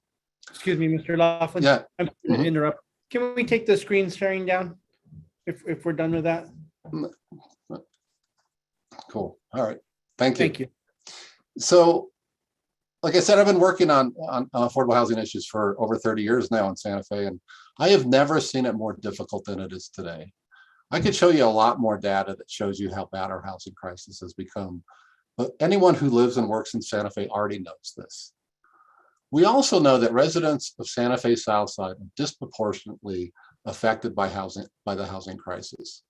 Compared to the rest of the cities, residents of the South Side have the largest household sizes, have among the lowest incomes, and live in the most overcrowded housing conditions. The area has the highest number of single parents with children under 18. If anyone needs affordable housing, it's large low-income families, households headed by single parents, and families living in overcrowded conditions. In fact, overcrowded housing is caused by the inability of families to afford the kind of housing their family needs. They have no choice but to double up in a single wide mobile home or rent a one-bedroom apartment when their family really needs 3 bedrooms. As part of our effort to better understand the needs of the community around South Meadows, I was part of our canvassing team that knocked on the doors of 122 households. I was especially interested in what residents wanted in terms of a park. I learned a lot, and we learned a lot, and the park we are proposing reflects that input. But what really took me back was a conversation I had with 2 sisters who together were raising 5 kids in a single wide mobile home in Country Club Gardens mobile home park. With 5 kids, they were excited about the prospect of a real park that would be within walking distance. I was taken aback when one of them interrupted my park questions and said, "You work at HomeWise, no?" And I nodded. And she said, "Don't get me wrong, our kids could really use a park. But you know what we really need? We need an affordable home. We pay too much for this place, almost $800 a month, just for the space. And in the winter, our gas bill is almost as much. Can you help get us out of here and into a real home?" Like I mentioned, I've been doing the affordable housing work in Santa Fe for over 30 years now, or almost 30 years now. This was a really eye-opening conversation for me because it reminded me why I do this work and why I intend to keep doing it. The 161 homes Los Prados will bring to our community won't solve our affordable housing crisis, but it will help. It might help the 2 sisters and 5 children living in an overcrowded single wide improve their lives. We're here today to humbly ask for your help to make this project a reality. Thank you very much for your consideration. Thank you, Mr. Laughlin. Ms. Jenkins, does that conclude your presentation? Yes, that concludes our presentation, and we're happy to stand for questions. Thank you so much. Thank you. Secretary Clow, you have your hand up. You have the floor. Thank you. I have a question of Dan Escabel. I think he's still there as the Zoom host. Dan, throughout your report, when you're discussing the denial of the project, I see that your concern is the issue of the fact that the applicant had not committed, or that the plans had no reference to the park, that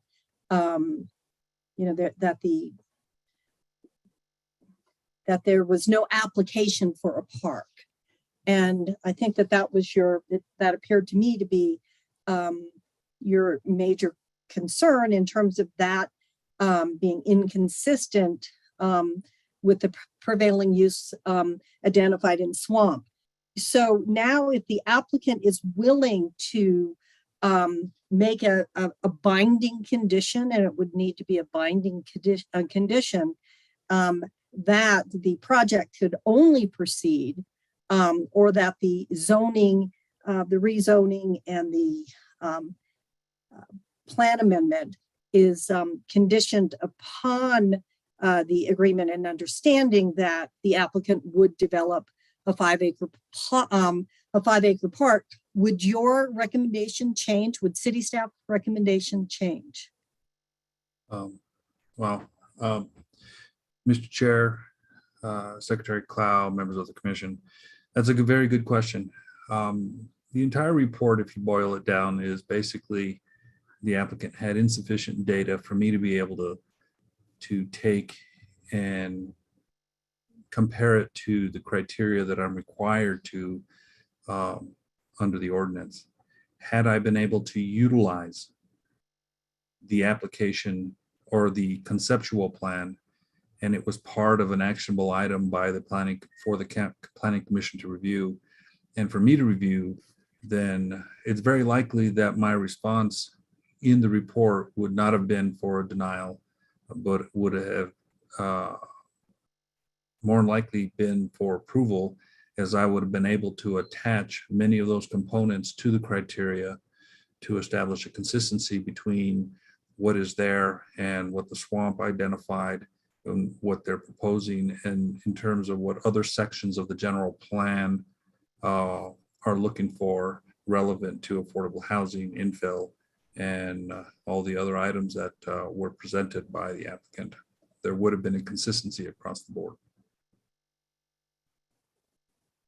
I also have a question of legal, and that is, if we conditioned the approval of the plan amendment and the rezoning upon the requirement that there be a 5-acre park, could we go ahead and approve the request with a contingency such as that? Can we make it enforceable? That make the zoning doesn't occur unless there is a 5-acre park as part of the rezoning? Chairman Gutierrez, commissioners, yes. The way that staff and I discussed it, that we could recommend that would be possible, is that you would recommend a governing body that they would approve the rezoning with the condition that there was a 5-acre park, a 5-acre public park, and at least 20% affordable housing, although they're offering 50%. But that the zoning would revert back to its current zoning if there was not an approved preliminary development plat or preliminary development or preliminary subdivision plat or preliminary development plan approved by the Planning Commission within 3 years of the governing body's approval of the zoning, rezoning, and general plan amendment, which are what are before you today. So it's a multi-step condition, but it would have a time limit and it would have a recommendation that there be a park and affordable housing that would have to be approved within a certain amount of time. And if it wasn't, then it would revert back to its original R1 zoning. Correct. We thought that would be cleaner than making the zoning conditional on it being approved within 3 years, because in order to be approved, it does need to be zoned. So it would need to revert essentially instead of changing the zoning when it was approved. And I have a question of the applicant. In terms of this park, as I understand it, HomeWise would be responsible for the development of the park, the building of the park. Who would be responsible for the maintenance of the park? Yes, thank you, Chair Gutierrez, Commissioner Clow, and commissioners. So we have been in direct communication with the Public Works Department and the Parks Department, and they are very willing and interested in the city taking over the park for ownership and maintenance. The governing body will have to allocate resources to make that possible. But there is general consensus that that is what is appropriate in this condition. HomeWise will, bear the burden of the development of the park in collaboration with the city and the community. But I think there's general agreement that it is appropriate that the city invest resources into this neighborhood and into this community. So then I have a question of legal. Could we make a condition of this, that the way that you phrased it, that zoning would revert back if plans for a park were not developed within 3 years? Could we also make a condition that it would revert back if the city of Santa Fe did not find the funds or agree to maintain the park? Because it seems to me that it would not make sense to have a park that is not going to be maintained.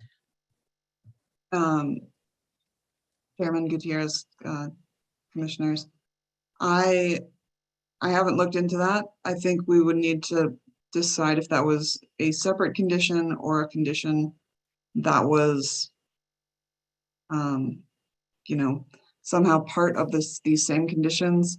I believe the Parks Director is here. She might have some comments on how likely it is that the city would be able to maintain this park. Chairman, Council or Commissioners, I'm Melissa McDonald. I'm the Parks and Open Space Division Director. Thank you so much for that. I would like to say that we do know that Tierra Contenta 3 is coming online and that this is perfectly timed with that those parks coming online.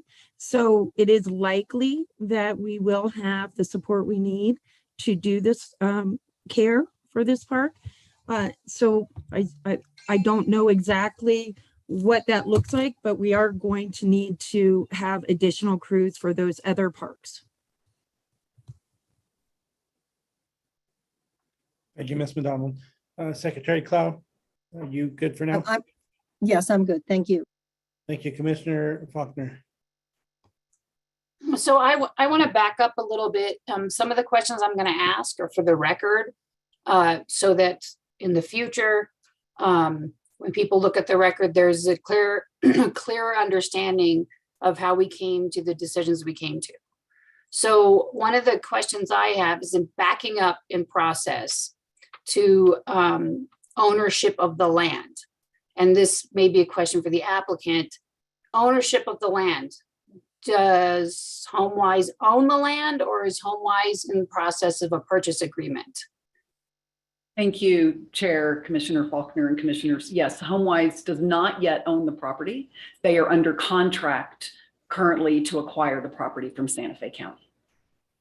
Okay, and then a question for legal from city staff. What mechanism triggers our jurisdiction over this property? Is it ownership or a possible ownership? At the moment, we are looking at it as a rezoning for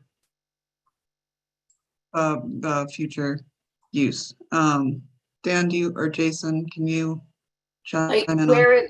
where in the code does it address when it becomes a matter for the city to decide versus something the county still has to work out? Mr. Chair, Commissioner Faulkner, members of the commission. Currently, the city does not have jurisdiction over federal, state, or county lands. What we do have jurisdiction over is private property that resides within the municipality. So the applicant is making a request subject to a entitlement by the city for the purchase of the property. So once the property were to transfer into private ownership, all of the conditions and rezonings and general plan amendments would then take effect on this property. It would be effective immediately upon the governing body's approval of the ordinance and the resolution and any condition that was placed on those instruments by the governing body, but it would not become effective on the land until it came into private ownership and outside of government hands.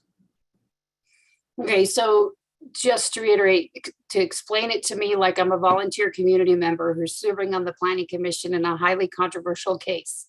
Let's break it down one step further. So we technically right now have no jurisdiction over the property, but we're preemptively making decisions based on the possibility that the property may go into private ownership if we approve what they're asking for tonight. Mr. Chair, Commissioner Faulkner, members of the commission, technically you're acting on an application made by an applicant who has the right to provide an application to the city. The ownership of that isn't really a factor since the county did grant the applicant the ability to move forward with the application. So we would treat the applicant and the application as we would any other application for the city for whatever they're applying for. But the applicant is not the property owner right now. That is correct. He has permission to move forward from the county to pursue the entitlements he needs in order to achieve his goals so that he can purchase the property if he is successful. So in effect, the HomeWise is acting as an agent of the county? Mr. Chairman of the commission, Commissioner Faulkner, no, the applicant is acting on their own behalf with the permission to move forward with the application. It's not their property, but in a sense, they are their own applicant. They have permission to use the land for this intended purpose as identified by the letter by the county. So they have the right to make the application and make the changes they need in order to secure that purchase. Okay, because I know that's one of the concerns that keeps coming up. I think it will come up, I would imagine. And so then another question I have is how many affordable units? I mean, Mr. Chair, do you want to take this one set of questions at a time so we keep consistency in questions, or do you want us to hit you with all of our questions for the entirety of the application? I would recommend what you feel are the most important questions, and then I would like to get to some public. We still have a public hearing to do, but if you want to go ahead, or if you think there's questions that may need research, and get back to you at some point. Okay. Go ahead. Excuse me 1 second, Commissioner Faulkner. Go ahead, Patricia. Mr. Chair and Commissioner Faulkner and other commissioners, I'd just like to add that currently the land is still owned by the county. If for some reason the county did not ever sell the land, this zoning would not go into effect. But if they sold it to anyone, it would go into effect. Whatever the current zoning is, or if you changed it, or if you changed it with a condition, that would all happen only if it was no longer in the county's hands. Okay. And then how many affordable units are we looking at right now before we take a look at the condition of approval that was proposed by the applicant? How many affordable units were there going to be? I know you can't give 100%, but an estimate. Yes, thank you, Commissioner Faulkner and Chair and Commissioners. So we're proposing 161 homes among the three kind of housing types. And so 80 of them would be priced affordably in accordance with the city guidelines. But as Mike said, 100% of them will be below the Santa Fe median home price for the city. Okay, and the final question I have is, we have, as a commission, have consistently asked for certain additional conditions to be added for our approval of a given range of projects. And we've been told that that is not a practice that the city would like us to follow. And so in the face of precedent, and then also in the face of how we've ruled on other cases, explain to me the upside of making an exception to our standard of practice in this case. I assume that question was for me, Commissioner. Yes, Pat, it was for you. Sorry. So generally, it is not a practice that we would recommend to put conditions on zoning. However, in this case, since the public park is part of the general plan for this area, and the only way in this case that we have found to guarantee that there will be a public park is to condition the ordinance. In this case, with a time limit, with a reversion, with conditions that would guarantee the park, we feel like it would be an acceptable option in this case. Usually there are other better ways to do it, and certainly without a time limit, I wouldn't recommend it. But this being sort of a special case because there's not a development plan or a subdivision plat currently, but we need something to show that there will be a park if you do change the zoning in the general plan. In this case, we would allow it or recommend it. Okay, and then one final question for the applicant. Was there consideration for even more parkland and less residential units? Thank you, Commissioner Faulkner, Chair, and Commissioners. So, you know, we tried to strike a balance. It was a balancing act. The park, like I said, more than doubled in size from our original proposal. So the amount of housing has already been reduced. And based upon our understanding of the neighborhood that we're serving comparative to other parks, we feel like this is kind of the right number to achieve all of our objectives and community objectives around the provision of housing and the provision of a park. So this is our proposal. And we feel like this, again, we feel like we've kind of hit the right balance for this. Okay, that's all I have for now, Mr. Chair. I'll save the rest of my questions for after the community comment section. Thank you, Commissioner Faulkner. Commissioner Pavlo, you have the floor. Thank you, Mr. Chair. I want to follow up on questions that my fellow commissioners have already addressed partially with regard to placing conditions on a rezoning. And I think that Ms. Fagali has further explained the rationale. I am not an attorney, but I have 40 years of planning experience serving in many ways on commissions and as a staff planner in cities and counties. And I've not come across a situation where we would condition a rezoning. Are we actually looking at the possibility of placing a condition or conditions regarding the acreage of parks and affordable housing percentages as a condition on the rezoning recommendation to the governing body? That's my question, my first question. Thank you, Commissioner Pavlo. Hold on real quick. I think the interpreter raised their hand. I don't know if something went. Interpreters, are we good? We're okay. Okay. Sorry about that. Mr. Chair, Commissioner Pavlo, yes, that is currently what we are discussing, is putting a condition on the rezoning. It would essentially be the temporary rezoning until and unless the conditions were met, the conditions being an approved subdivision and plat or development plan, preliminary probably, by this committee. Okay, thank you very much. Just want to make sure that I understood clearly that we are proposing that this is one route with the rezoning, the general plan amendment. Related question for staff and possibly the applicant would be why not take a different approach where you would go for an initial replatting into maybe 3 parcels. One parcel would pretty much take the form of where your future park is going to be proposing, and then request that the rezonings and general plan amendments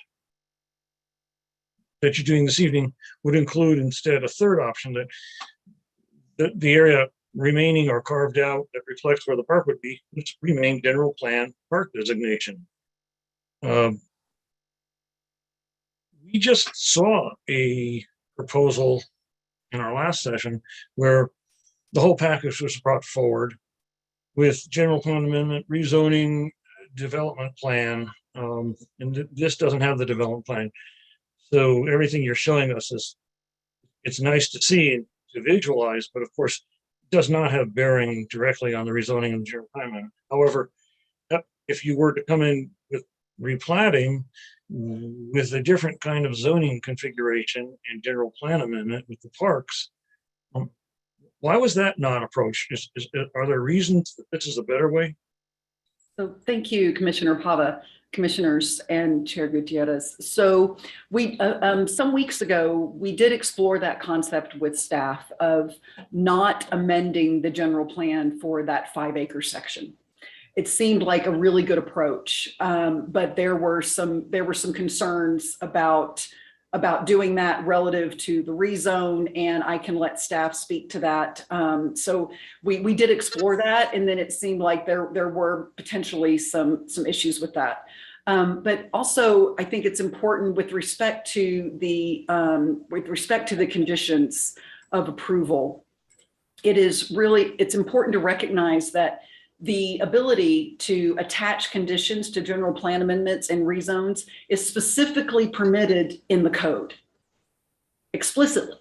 So yes, there may have been in recent time a practice, but that practice never changed what the code empowers the city to do with respect to general plan amendments and rezonings.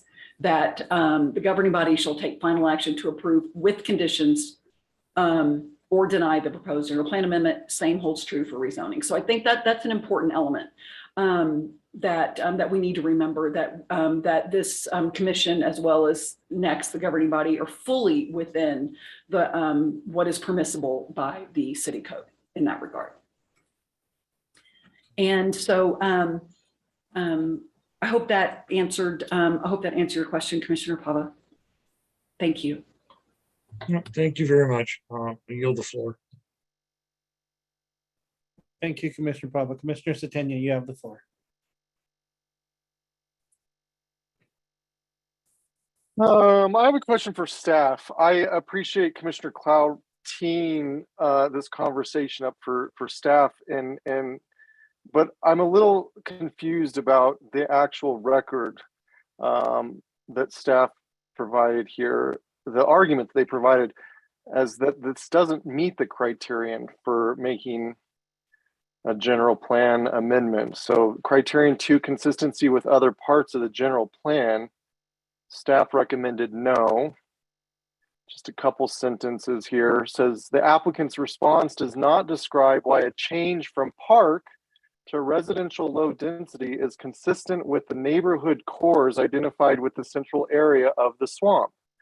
While the applicant's conceptual future plan provides a compromise and possible solution to the county's actions, the conceptual plan is not part of the application, nor can a future concept and future application be used to justify approval criteria. And yet the conditions of approval that are being proposed are based on a conceptual plan that has been presented to us this evening with a promise. And I just want to check in with staff one more time. Do you actually feel that imposing conditions based on a proposed plan and a hypothetical purchase, which has not actually taken place, all of this is hypothetical, still with integrity meets the criteria for us making a general plan amendment? Mr. Chair, Commissioner Satenya, that is the entire reason for the condition. Without the condition, it does not meet the general plan, which says that it needs to have a park. And the only way, absent a current development plan or subdivision plat, that we could guarantee as much as we can without actually knowing the future, a park would be to condition the rezoning on a future preliminary plat or development plan having a park in it. So that is why the staff recommendation could not include that without a condition. The condition was not discussed until after the staff report was done. And that's why the condition is relevant in this case. Understood, but the total area is designated park. But again, now what we're imposing conditions on is to split part of that up and say, well, part of it's going to be a park, even though the entire zone is designated park, as a way to say, okay, well, as long as half of it's a park, we're going to go ahead and use this as this hypothetical plan to justify that, okay, we'll split this in half for both park and residential, but the entire zone is for a park. So I'm just a little confused on how we're using this plan as it's stated here. The conceptual plan is not part of the application, nor can a future concept and future application be used to justify approval criteria. That we're using this to justify actually splitting this property in half, which is designated a park, to do half of a park and half residential to try to accommodate this future purchase, which hasn't taken place. I just have concerns about that and actually abiding by what's been presented here. Now, another question I have for you, Pat, is when you say that we're imposing a condition, what are we imposing the condition on?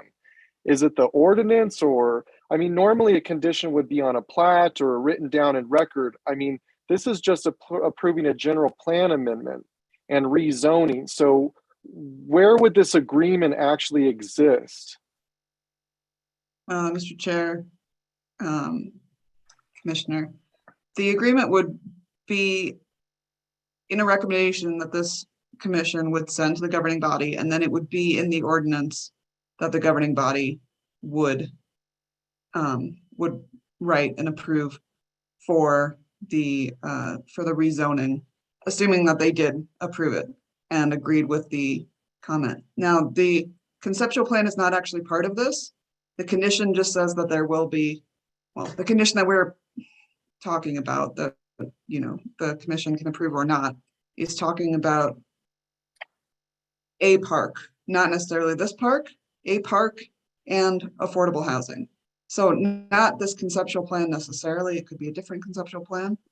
And the part of the general plan that I believe Mr. Escobar was referring to is the Southwest Area Master Plan, which does not say that this whole area has to be a park, but that this area should be used for park and affordable housing.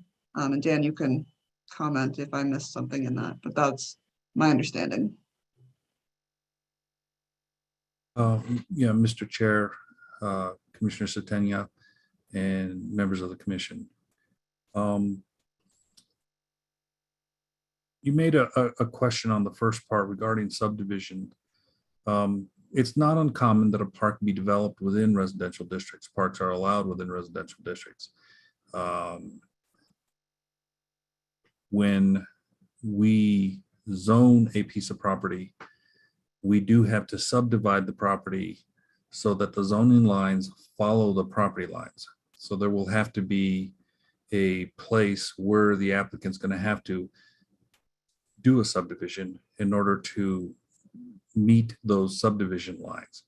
If the park is at some point dedicated to the city and the city is going to own it, that would also have to be a subdivision of that piece of property so that the city can take it in its entirety, if that is the decision of the governing body.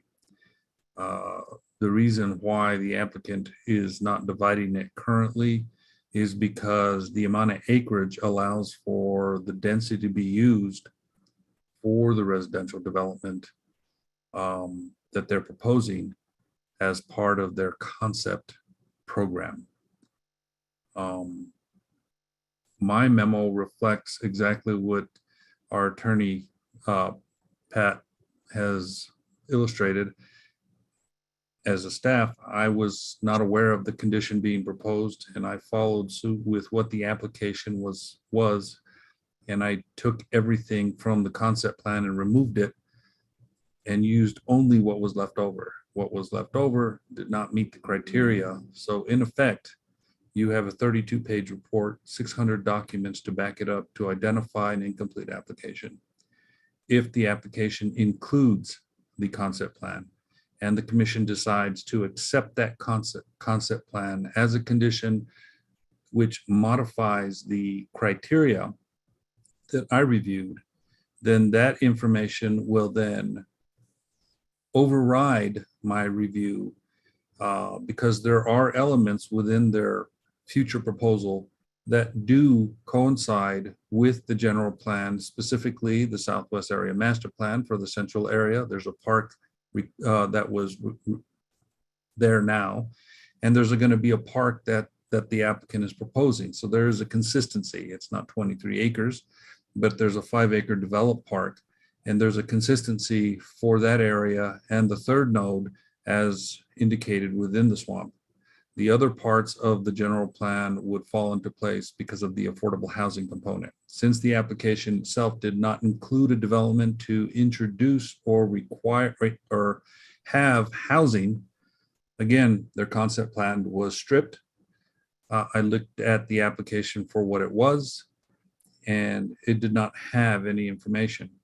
When you look at the change from park to residential, you are going to meet some of the general plan criteria for affordable housing or infill. That's just going to fit right in it. The number of housing units is definitely going to support the shortage of housing units that the city is currently seeing, as well as the affordable component to that. But until I'm able to accept or utilize their future program, I am not able to recommend approval if the Planning Commission is going to accept that concept plan as a mechanism to justify the criteria with the time limits. Then my position would change from denial to approval. And that would be my review if this is modified at the commission. But again, this is based on, there's just still a lot of talk about a conceptual plan as a part of this decision. And I'm just going by your words that nor a future concept or future application, you know, here, the conceptual plan is not part of the application, nor can a future concept and future application be used to justify approval criteria. And I think to Mr. Pava's point, this is highly unusual that we are trying to attach conditions to a zoning request. I don't think I've seen this before without, and how this is being presented. So I'll still have some questions after we hear from the public. Thank you, Commissioner Satenia. Vice Chair Hogan, you have the floor. Thank you, Mr. Chairman.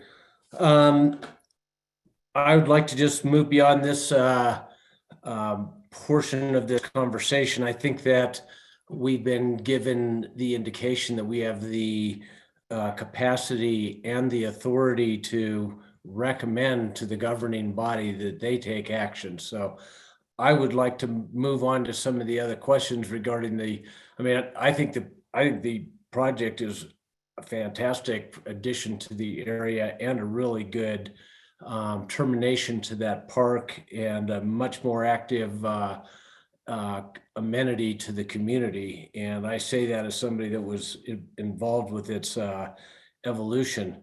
But in the meantime, I did see some other things in the staff reports regarding, traffic and some levels of failure and things like that that seem to be germane to this conversation. And I'm wondering if I can ask whether or not there's been any updates to the assessment of traffic since the information that was in the packet was presented.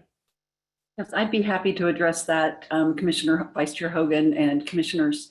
So yes, we have been, we received some comments from Wilson a little bit late. And so we've been working really closely with Mike Gomez and I working closely with the Public Works and Wilson in order to address, some of their comments regarding the traffic study.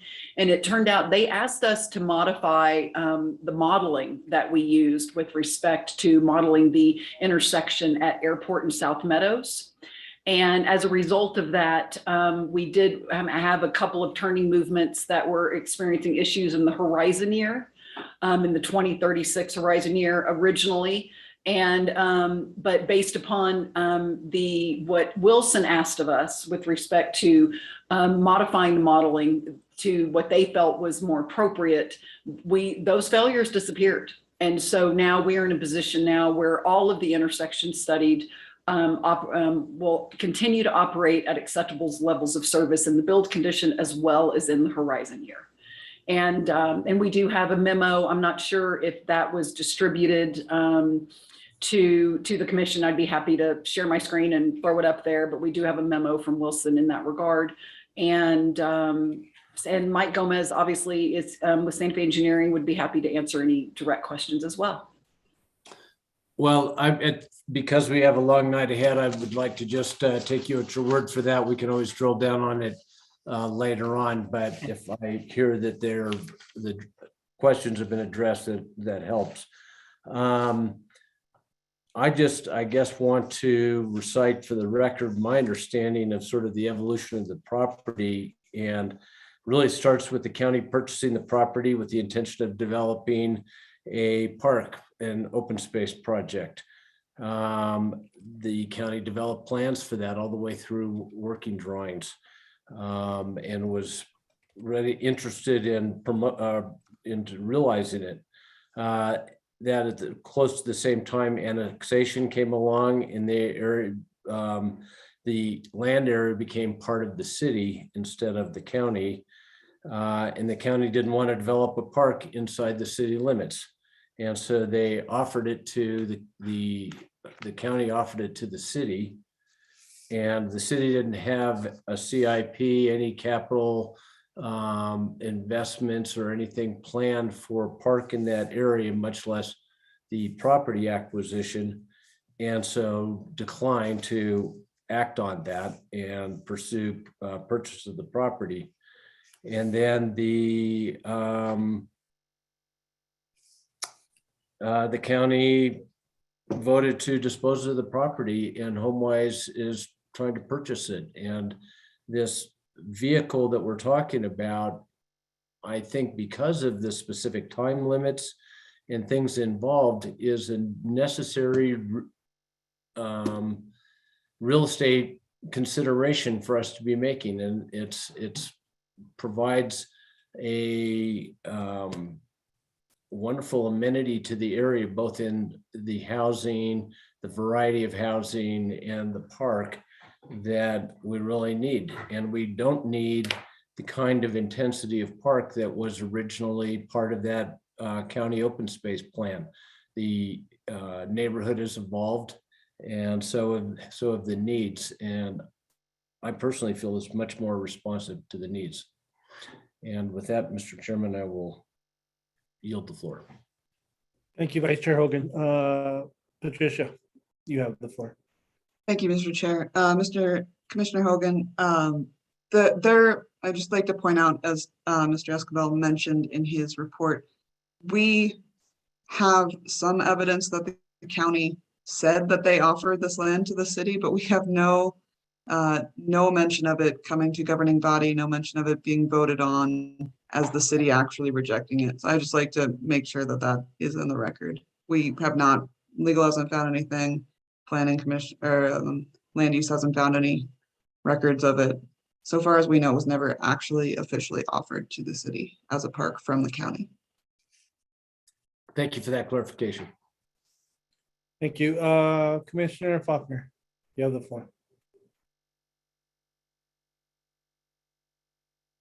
So this question, the traffic is always an issue for me, in that it seems like we do traffic studies based on the singular project at hand that we're looking at, without consideration for the total number of projects we've approved in the area to date. And so I'm just wondering, when the traffic study was done about being at the, great operating intersections and whatnot at the horizon date, did that take into account all the other projects that have similar, if not larger, impacts on the traffic in the area? I know the city uses like a 3% growth thing, but I have found that sometimes that isn't a literal translation for what is actually happening in the community where traffic is concerned. So Mike, did you want to address that? Yes, I will address that. Do I need to give my address to testify? Yeah, go ahead and give your address, Mike. 15, I'm Mike Gomez. I'm a professional traffic operations engineer, and I work for Santa Fe Engineering, 1599 South St. Francis Drive. So for this particular traffic impact analysis, we included all the developments that are known or have been approved by the city and the county in the past.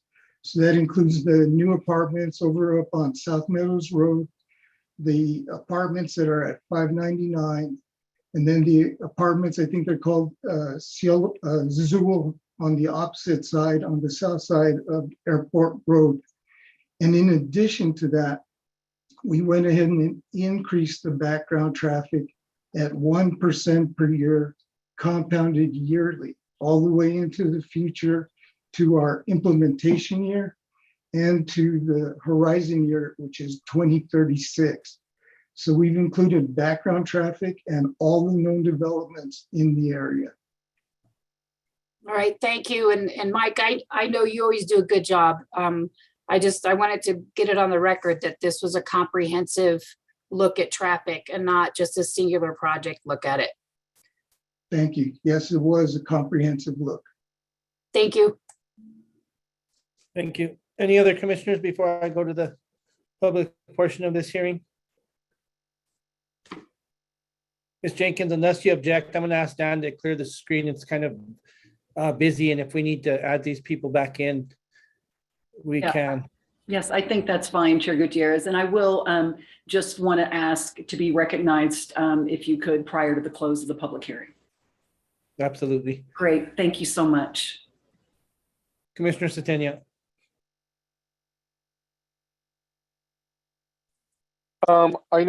I know that it was mentioned that if and again, Mr. Escobar, if you want to clarify, but again, the argument that's being made that had there been some criteria attached or presented, that this would now meet the criteria that we are supposed to make our decisions based off of. And yet I just want to point out in the applicant's response, they actually mention the inclusion of a neighborhood park. So even with the application speaking to the inclusion of a neighborhood park, which could serve as, quote, a neighborhood center as a part of their application, it was still stated that, however, this application for review is specific only to a change in the general plan. This is regarding criteria number 6. The application must stand on its own merits, supported by the approval criteria, and this application as submitted does not meet the criteria. So I get what legal is saying, I hear what staff is saying, but I still don't understand how just because we're attaching criteria now that all of a sudden on its own merit that this request, which is also quoted as an incomplete application, now meets the merits sufficient to address requirements of, quote, subsection 14-3.2 E1G, as stated in your report, Mr. Escobar. So I just wanted to, again, before we go into public comment, again, point out that this park has been mentioned in this as a part of this decision, and I'm still not clear based on your comments and what requires, that it stands on its own merit by just including these criteria or these conditions of approval. Thank you, Mr. Chair, Commissioner Setenia, members of the commission. When I looked at this application, I looked at it for what it was. The application came in and it was a request for general plan amendment, and it was a request for rezoning. There were 2 general plan amendments and there were 2 rezonings. With that application came along some information about what they wanted to bring in if the property were rezoned. That is a concept plan. That is a plan that I cannot use because I can't review the components. I can't look at the traffic. I can't look at the design of the roads. I can't look at the design of the lot layout. I can't look at the infrastructure. I can't do anything because nothing has been submitted as part of that application. Consequently, I can't use any of that information to help offset some of the criteria requested by the general plan amendment and by the rezoning request, which means, is there a consistency with the Southwest Area Master Plan, the swamp? If I can't bring in the park, and I can't use that portion of the application because it's not an actionable item, then I have to drop it from the application and not use it. What's left over doesn't have any information as to how we can go from park to any kind of residential. It just refers to a concept plan as meeting that criteria. If the commission is going to bring in as a condition of approval that rezoning, and we're able to use what they're proposing as a concept plan and condition it for a future application, subject to a 3-year commitment of they're going to have to bring it in. Because if they don't bring it in, it's going to expire. Then if that is the question that was brought to me by Commissioner Clow is, how does that reflect my review, my response, if that were a conditional and actionable item within this process?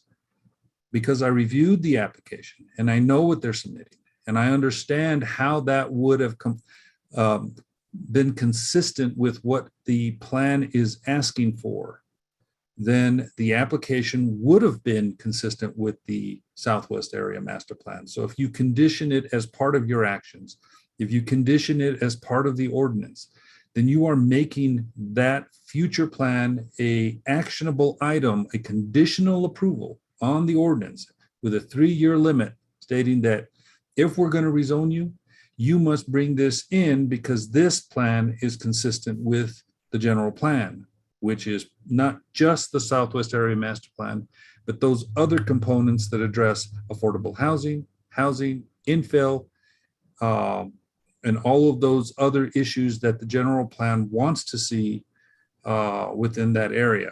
So it meets both levels, not just the Southwest Area Master Plan, but the general plan. But without that concept plan, without that condition, since I can't condition it, I am not able to make a recommendation because I have to drop it and only review the general plan for what it is. It's a request for general plan amendment. It's a request for rezoning. And when you eliminate all that information that isn't part of the application, that isn't an actionable item, I'm left with an application that can't or doesn't meet the criteria specific to consistency with the swamp. Because I don't know how to get from park to residential if there's nothing for me to attach why and how and what's the benefit from going from park as it was brought into the city to residential, whether that be low density or high density. If you replace it with a condition, then my response is changed. Because now I can look at that actionable item and say, yes, this is consistent with this portion of the general plan. This is consistent with this portion of the central area of the Southwest Area Master Plan. So this is strictly based on, this is all contingent upon the Planning Commission using its powers to add a condition, correct? Mr. Chair, members of Commissioner Satenia and members of the commission, that is correct. And just to follow your statement, and for us to actually take this into consideration, we then therefore have to take in consideration this conceptual plan to actually propose this criteria. I mean, it just doesn't come from anywhere, but you're saying that that's the next thing that follows. We're the ones that actually have the power to do this, not the applicant who can propose this. They can't propose that. It's an incomplete application. We're being brought an incomplete application and saying it's within your power to add conditions to further this project, that you can originally use a conceptual plan, but then if you take into consideration a conceptual plan, then therefore we can move this forward if you add these criteria. I don't want to spend any. I don't want to spend any more time on this. And Mr. O'School, if you want to respond, but I just want to clarify one thing. Yeah, the applicant can propose anything they wish within the rules of Chapter 14. That is a right given to them for an application. The Planning Commission in this instance is only making a recommendation to accept or not accept that condition, modify the condition, or write their own condition or not, and push that recommendation up to the governing body. It is up to the governing body to accept, modify, or not modify that aspect of that recommendation and actually make a decision. And that decision will move forward as an actionable item for what the application and the applicant will have to abide by if that is what they so choose. But in this instant, for this body, it's only a recommendation that you're pushing forward to the governing body based on what the applicant has requested, based on the information provided you by staff, based on the information that's provided to you by the general public, and then your own deliberation for pushing that recommendation up to the governing body. Got it. And what merits do we use to actually decide whether the criterion are met?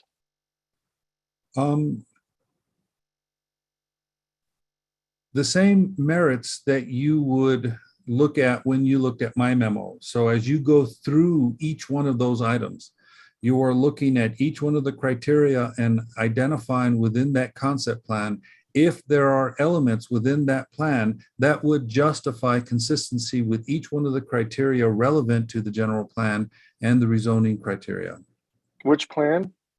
The general plan, which incorporates the Southwest. I'm saying I'm familiar with the general plan, but are we talking about the plan that they proposed, the development plan?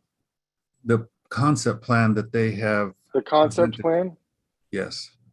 So now we would have to go back to considering the concept plan as meeting the intent and consistency of the general plan. So that plan would have to come before the Planning Commission for a full review as a development plan and a planning and a subdivision within that 3-year time frame. I appreciate that comment, but all we're being asked to do right now is this is a general plan amendment conversation. So I'm just trying to understand the merits in which we are supposed to make decisions. Do I think this is a great project? Absolutely. Do we need more affordable housing? Absolutely. HomeWise is fantastic at doing these, but that's not how we're supposed to make our decisions. So I'm just trying to understand the merits in which we are supposed to be making our decision using these criterion to keep the integrity of this process. And yet where we come first full circle is coming back to using a hypothetical plan to No, Mr. Chair, may I speak? Let's not talk out of turn. Mr. Escobar, I'm gonna get back to you. Think about what he said. Director Klug, Commissioner Faulkner, Secretary Clow. We have 100 people in the waiting room and hands up. And I think that it's 8:22. We've been on this without hearing from them for 2 hours. I want to, Mr. Laughlin, also, I see your hand. I will circle back to everybody, but let's just go to the public comment for a short while. Let them speak and we'll get back to the core discussions. And Mr. Escobar, if you can think about how you want to answer that question from Commissioner Setenia or legal, we'll get back there. So Mr. Escobar, if you'll narrow down the screen and start with the public comment. People from the public, please, if it's something that's already been said, say you agree. Don't sit a lot on the same things that have already been said. And thank you for attending.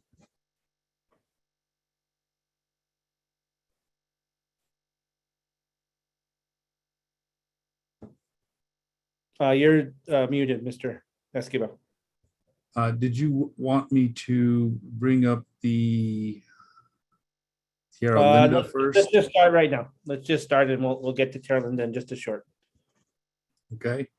So Aku Oppenheimer, I have elevated you to speak. You need to take your hand down, be sworn in, give your name and address. My name is Aku Oppenheimer. I live at 2129 Candelario Street. I'm the president of the Candlelight Neighborhood Association. Candlelight Neighborhood Association, and thank you for this opportunity to speak, would like to voice its support for all the citizens groups, the individuals who count on the South Meadows open space for a restorative outdoor experience. The CNA agrees with these organizations that development is inevitable until we finally run completely out of water and space, as is the need for affordable housing. And yet we also agree that if new development is going to be good for Santa Fe, it must respect what has already been developed and not destroy or damage it just for the sake of producing more dwelling units.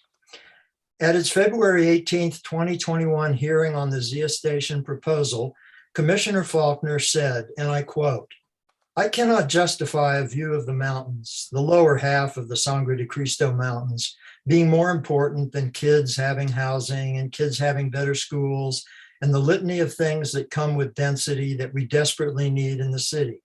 And so to me, the view is not as important as the critical things we need, such as housing." Here, Commissioner Faulkner would seem to differ from the Santa Fe City Code and the Santa Fe Home Rule Charter. The Santa Fe City Code asserts that the natural beauty of Santa Fe is an asset that belongs to all citizens of Santa Fe. The Home Rule Charter states that the natural beauty of Santa Fe is one of its most valued and important assets.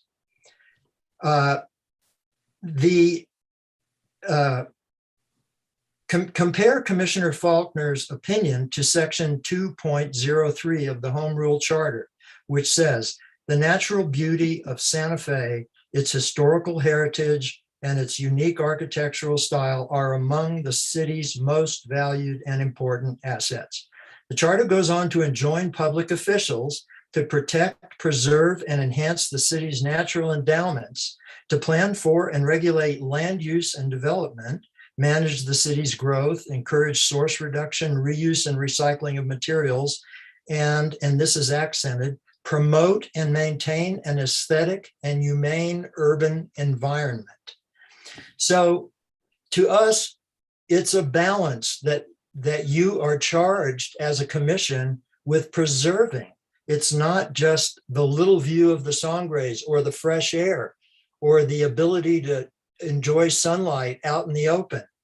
To the Candlelight Association, this seems like a really good time and place to affirm the city's ordinances, its laws, and its constitution in the form of the Home Rule Charter. Thank you for this opportunity. Aku, I don't think you were sworn in. Pat, is it too late for him to be sworn in? And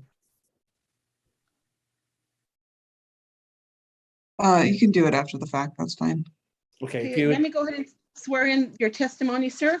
Do you swear that under the penalty of perjury, that the testimony you gave was the truth, the whole truth, and nothing but the truth? I do. Thank you so much. Thank you. Thank you too.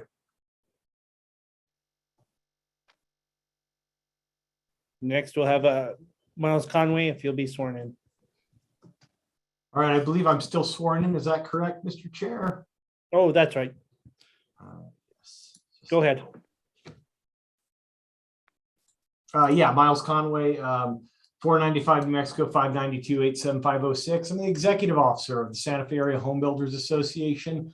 Some time ago, we surveyed candidates for city office. We asked them how they would respond to this moment, quite frankly, when a special interest group would oppose development of an existing or historic neighborhood. One candidate, now counselor, commented that they would listen to the data. That would be the key to determining their vote on development proposals. And this project is what is calling on commissioners to reach a data-driven decision.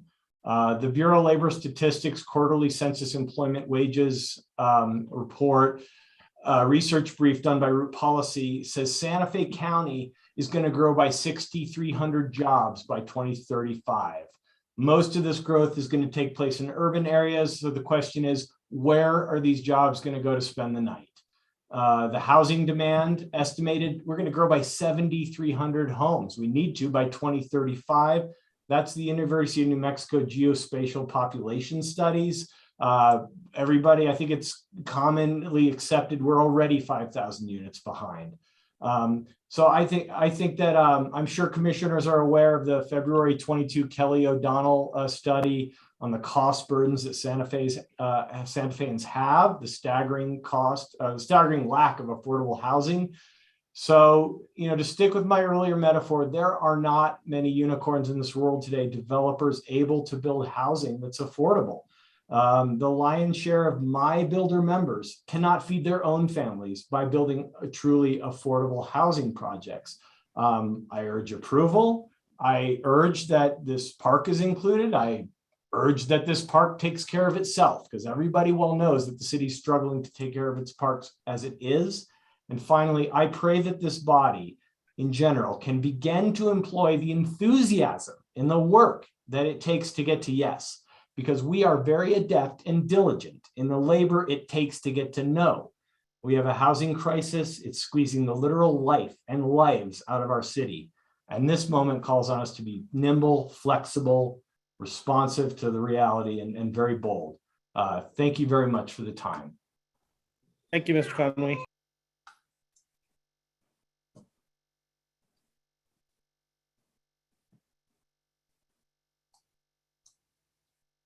John Duncan, Mr. Escobar.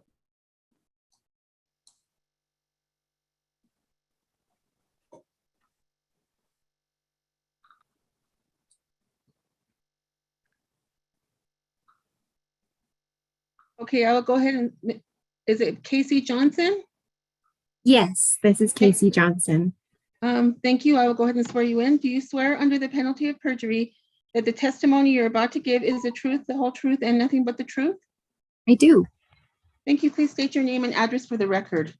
Thank you so much. My name is Casey Johnson. I live at 4384 Dia Nublado, Santa Fe, New Mexico, 87507. Thank you. Thank you. Go ahead, Ms. Johnson. Thank you. Good evening. My name is Casey Johnson. I am an educator in our community, a parent of young children, and a proud multi-generation New Mexican. A few years ago, when my young family and I were looking to relocate home to Santa Fe, it was nearly impossible to find housing that two educators' salaries could afford. Luckily, my husband and I became residents of the South Side and were able to fill two of the now 273 or more vacancies advertised by our local public schools. Yet we had to work additional jobs after school to pay for the costs of living. So, unfortunately, as you can imagine, we eventually had to make the difficult decision to find roles outside of our public schools to afford a more balanced life and financial situation. The bottom line is that our essential workers need to be able to afford housing if we want to attract and retain them, and HomeWise has a pretty brilliant solution. I also support the active park, given that the lack of parks that are walking distance on the South Side compared to the citywide average. Having to drive across town or pay for recreation should not be dependent on zip code. Now more than ever, we need safe and free options for children to learn to share space and enjoy their community.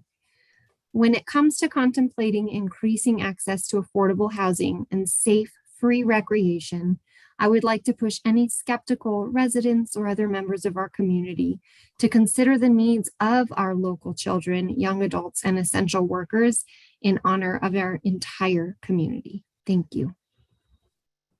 Thank you.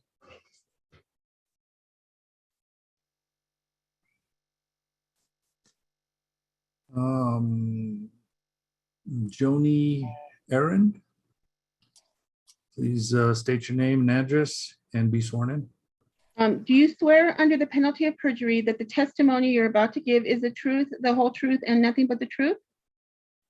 Yes, I do. Thank you. Please state your name and address for the record. Yes, my name is Joni Aarons. My address is 903 West Alameda in Santa Fe. Thank you. I have been a resident of Santa Fe since 1986 when I moved here to attend St. John's College.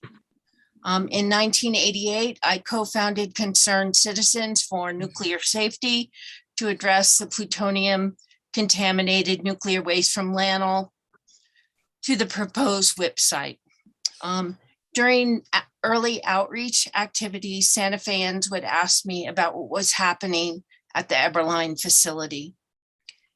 If I'll fast forward to October 2021, I walked the 22-acre site with a handheld International Medcom Rad Alert Inspector nuclear radiation detector.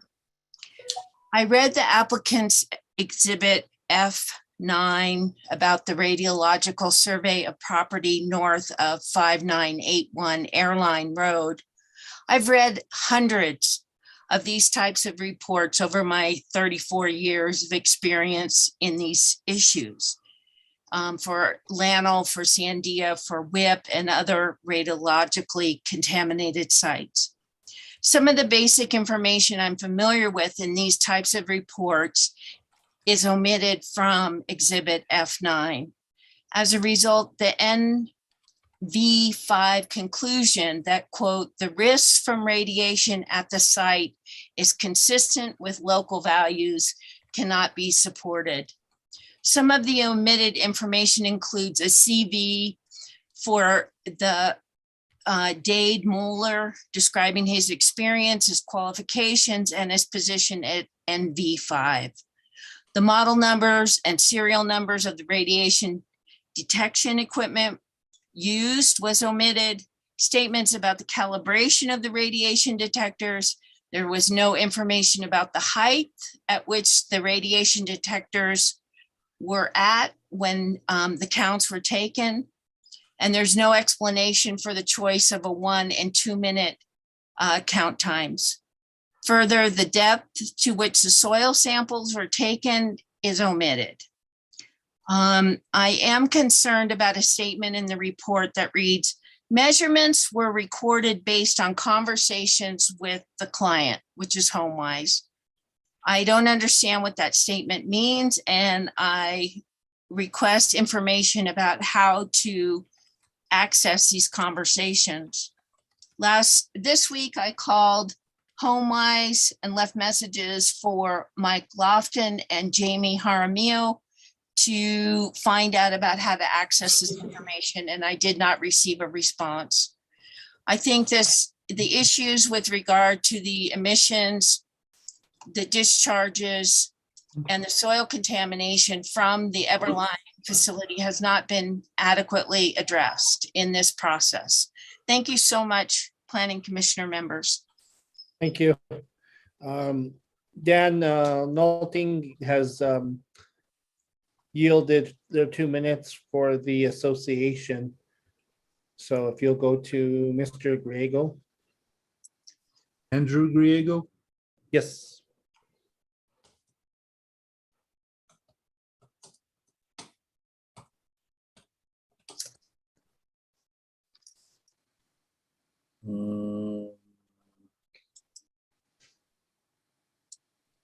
I don't know where he went. Okay. Well, whoever, No sé Dave. a dónde fue. And did you say Jolie gave up? Yeah, she's on the list for the association yielding. Okay. Okay. The next one would be Dave Englert.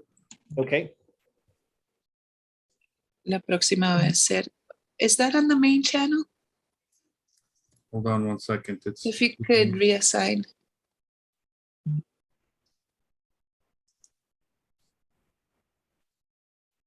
it's asking me. I'm gonna have to do something kind of weird, but go ahead, Mr. Englert. Va a tener que Please, ser algo un poco extraño.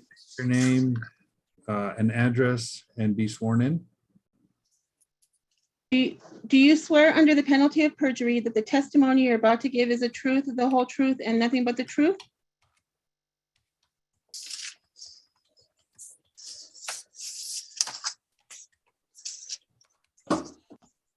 I don't see him on the screen. Yes. Yes. Oh, thank you very much. Please state your name and address for the record. My name is David Englert. I live at 2772 La Silla Dorada, Santa Fe, New Mexico, 87505.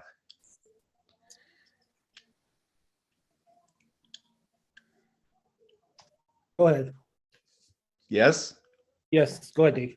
Oh, go ahead. Yes. Yeah, my name's Dave Englert, and I was asked to make some comments about the NV5 report and as well about the Everline facility. The report, in my opinion, let me add that I'm retired from the New Mexico Environment Department, and I've had 25, 30 years of environmental surveillance experience.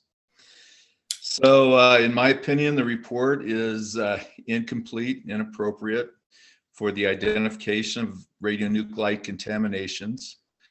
The survey equipment used in this study are more commonly used in industrial and at facilities using radiochemicals, for example, analytical laboratories, nuclear power plants, and, for example, Los Alamos National Laboratory. They're used for exposure monitoring, and in many cases, they are used for the initial environmental surveillance and surveys and industrial protection of workers. The contaminant characterization, on the other hand, require much greater efforts. The radiochemical analysis and risk assessments. Let me repeat that. The contaminant characterization, on the other hand, requires much greater efforts, radiochemical analysis, and risk assessments. For example, the city participated in such characterizations at the Buckman diversion and used these methods. My biggest concerns are that there was a poor equipment sensitivity, the background and on-site comparisons were faulty. The survey scans were for beta and gamma radioactivity, but did not include alpha. Samples were not collected and measured for radioisotope. NV5 drew conclusions. Cut him off. Say again? Cut him off. He's out of time. Chair. Sorry, whoever's speaking, I didn't put a time limit on. Dan, if whoever's speaking, you'll remove them. If you'll wrap it up, please. Sir, you gave what's her face 40, 50 minutes. I hope I get the same latitude. If you'll wrap it up, go ahead and finish what you're doing. I'll do it as quickly as I can. Thank you. Appreciate that. NV5 drew conclusions regarding the Everline based on apparently opinion and without discussion or evidence. And then I believe there is a lack of transparency. The Everline facility manufactured rad monitoring equipment from 1953 to 2007 and began decommissioning in 2011. They eventually handled over 800 sources, including those that contain plutonium, cesium, strontium, carbon-14, cobalt, neptunium, americium, uranium, and californium.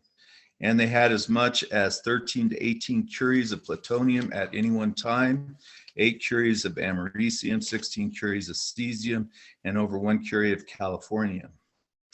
Says, I'm not sure about the manufacturing techniques or how the potential releases may have occurred, except that there are large air stacks that exist on the roof. There was a carbon-14 spill was identified at an outbuilding at the northwest corner of the property. A source containing 16 curies of cesium broke in a 20-foot borehole and has since spread. Up to 8,000 picocuries per gram were measured in the hole. 8 curies of americium was accumulated after the manufacturer shut down in 2007. It's unclear whether the off-site transport followed DOT regulations, especially public or Pueblo notification as required. The building and asphalt parking lot covered the south half of the lot, and transport pathways include a drainage ditch that exists on site, as well as an open dry hole well that received roof and parking lot drainage. Most of the runoff flows north onto and across the open space.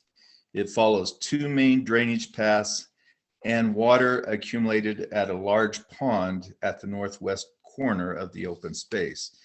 The report in the 5 report did not appear that these areas received due attention. So in V5 stated that the potential impacts from Everline site have been evaluated, and it is the opinion that the site does not constitute a recognized environmental condition to the subject property. Again, this conclusion does not include discussion or evidence. The report attempts to identify contamination by comparing 2 populations of measurements, background and on-site measurements. I would suggest that this attempt is inappropriate for 2 reasons.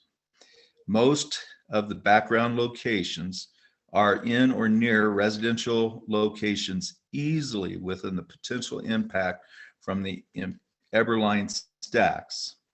And background soil sample locations were in areas disturbed by residential or road construction or were asphalt. Sample locations should be in undisturbed and similar in nature.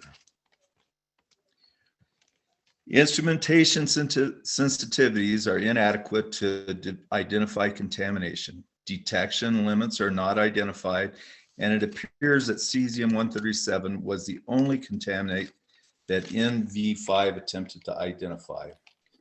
But without detection levels, it can't be known whether on-site measurements exceed background levels. These comparisons commonly identify contamination.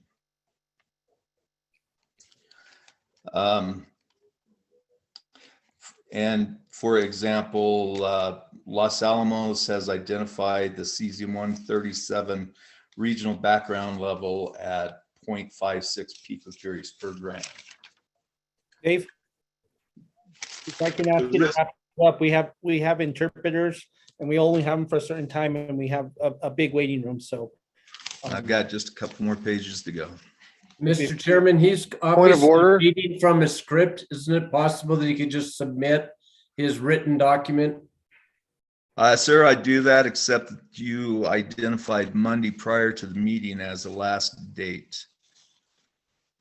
okay, if I can just get you to wrap it up, if you would, please, Dave, so we can try and get to everybody. We have interpreters, and I know that we're on a clock with them, so I don't want to sound rude, but we do need to get to other people, please. I'm trying, sir. The risk-based criteria section suggests that a 14 micro-R exposure results in 123 millirem dose, and that NV5 quoted the National Council on Rad Protection Agency, the NCRP. The average dose rate is 311 millirems per year. I believe that this includes many things such as x-rays, nuclear medicine, airplane flights, and more. But most importantly, the average terrestrial exposure is only 21 millirems per year. And as suggested for further perspective, the occupational rad limit is 5,000 millirems per year. Instrument used by this survey might be used in industrial and environmental scenarios where this type of exposure is possible. For example, cleanup. Mr. Chair, point of order, please. Who is speaking? Commissioner Faulkner. Go ahead, Commissioner Faulkner.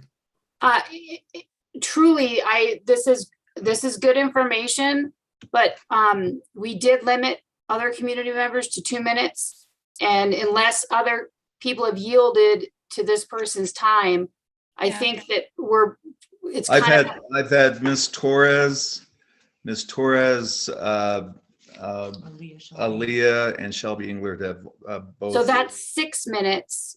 And I'm not, listen, this is not has anything to do with how I value your testimony. It's just, there's a lot of people and we do have interpreters for a limited period of time. And also, I think we've exceeded the 6 minutes that have been yielded out of fairness to everyone else. I add two more things and I'll go over the rest. I've got a letter from Ben Lujan, wrote a letter to the state Radiation Bureau describing his opinion that this company has misrepresented the types and amounts of radiological materials held on site. And this company also has a history of violations related to the safe and secure handling of rad material. He continues on and said, and I would like to report that, but I'll go on. The state later suggested that transparency was important to the department and it would provide more info to the public in that spirit. So far, that hasn't happened, and there are no plans for further public disclosure. That's in order to avoid unnecessary alarm.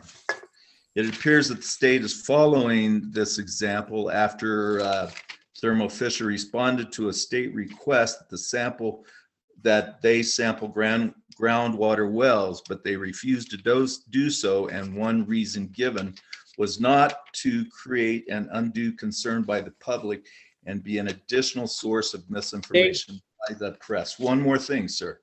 No, I think I'm gonna have to stop you. I'm sorry. We get your point that you're worried about the report and things of that nature. However, we're working on a rezoning and you're getting far off base. I've tried to be patient, but I'm gonna have to go on. If we have time at the end, we'll get back to you. Thank you. How can I, sir? I'd like to submit.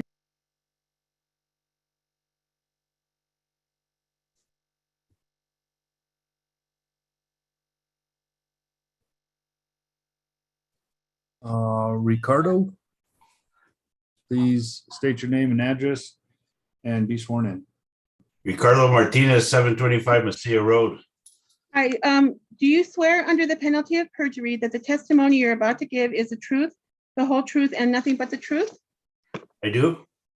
Thank you. Please state your name and address again. Okay, Ricardo Martinez, 725 Mesilla Road. Thank you.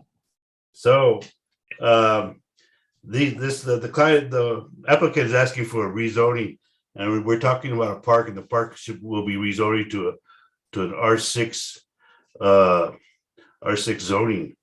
There's no commitment by the city whether this will be a public park or a private park, or by the I'm sorry, not the city, by the applicant, that what it's going to be. We don't know what it's going to be.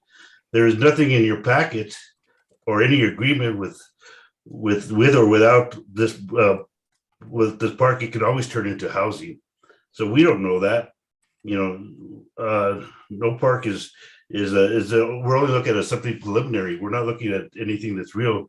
And in the eyes of all of us, the public eyes too, we don't know what this is. We should know whether it's going to be a public park or a private park, because private parks could close their day. They do that at Fairway Village. Their park is closed and is not open to the public. We don't see any parking there. We don't know how big of a parking space this is.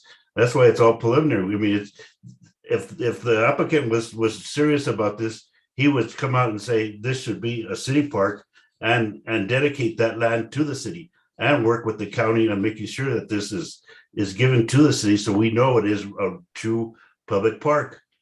But for now, we're up in the air guessing, and I'm sure everyone else, you guys are guessing too, as a 3-year decide whether it's a park or housing, because they can change this to housing at any time they need. So I suggest that the city look at this, the city take over this 6-acre lot, and it should be part of your packet that says that this is what's happening with the city park. I also want to comment on there's a contract with the county that was to have a school. Now there is no school, and if there's no school, and the contract hasn't been updated. Have you seen an updated contract that says the county says it's okay not to build a school? I mean, there is a lot of things missing in this, and all this new stuff that comes up. As far as the public's concerned, we should be able to see that before you guys are voting on something. The public hasn't seen any of this stuff. How can you make a decision when I make these, they bring up these 2 points that are not in your packet or not even in the packet that the public can see? So I ask you to don't approve this, and let's see an agreement with both the county and with the city on whether it's a park or it's not a park, and let's make sure we see an updated agreement with what HomeWise is doing with the county. You guys haven't seen that, and if you're approving something, it all should be in writing that the county is okay with doing nothing without a school, because that's where the contract is written, that there'll be a school and a park, but none of that's in writing. So I'm really asking you guys to really look at this contract with both this, and I ask you that if there's a stipulation that the city is going to take over it, have HomeWise put that land, deed it to the city right away off the bat. This way we know it's a public park. Because once again, I'm just and say that private parks can close to the public anytime they want. The Los Acequia Park has troubles, and I'm sure a lot of times they wish they could close that park, but they can't. But if it's a private park, you can close those gates anytime you want. It won't be a public park anymore. I thank you guys for the time, and I really appreciate that. And once again, thank you. Thank you, Ricardo. And Dave, from before, if you're still listening, just so you know, this is the first step. The governing body will also hear this, and you will be able to include your papers to them. Erica Campos, Dan. Erica, please state your name and address, and please be sworn in. Hi, my name is Erica Campos, and I live in Tierra Contenta at 4705 Highlands Loop. Okay, do you swear under the penalty of perjury that the testimony you're about to give is the truth, the whole truth, and nothing but the truth? I sure do. Thank you. So I had a lot of comments, but I'm going to cut them really short. So I'm the president of Hospital Services Corporation, which is part of the New Mexico Hospital Association. And I just started that job after working for years in strategic planning at Christus St. Vincent. I became interested in HomeWise as part of my responsibilities at St. Vincent, where we needed ways to attract and retain our workforce as a large employer. And so hospitals want to recruit owners, people who really care about the community and are here for the long haul. And as a community, we want pillars like our teachers and our police force and our nurses, and those who hold up our community, to be able to build some wealth and some financial health for their families. And an important way to do that is home ownership in a home that is still in town. And so not knocking apartments or rentals, but leases are often shorter term and year to year.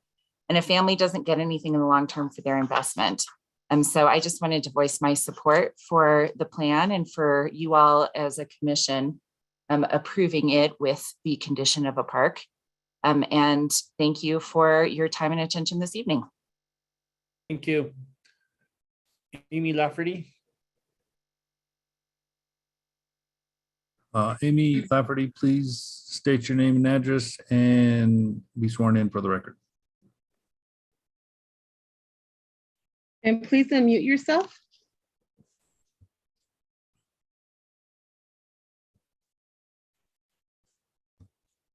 Ms. Lafferty, you will need to unmute yourself, please.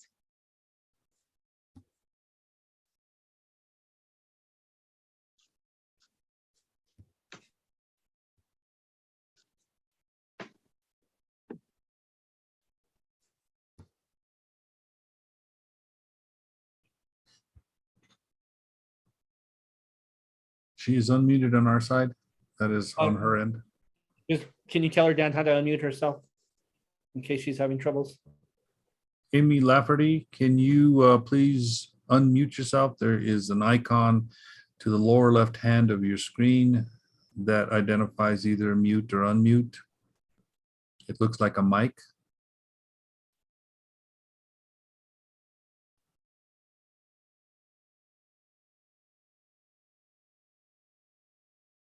All right, Dan, if we can keep her in the queue and move on to Amy Chacon. All right.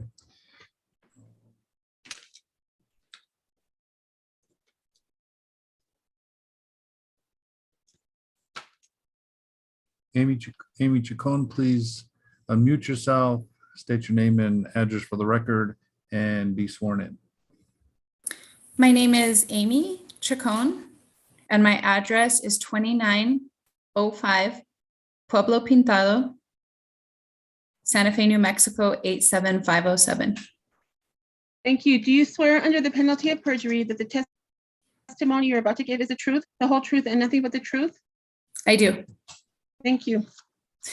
Good evening. My name is Amy, and I fully support HomeWise's proposed development at the South Meadows, and I urge the commission to approve their rezoning request. I am a mother of two, a community volunteer, and a public school educator. I believe this proposed development would provide the affordable housing and active public park space that our community absolutely needs. I am a current homeowner, but I consider myself extremely lucky. I bought at a time when housing was affordable in Santa Fe.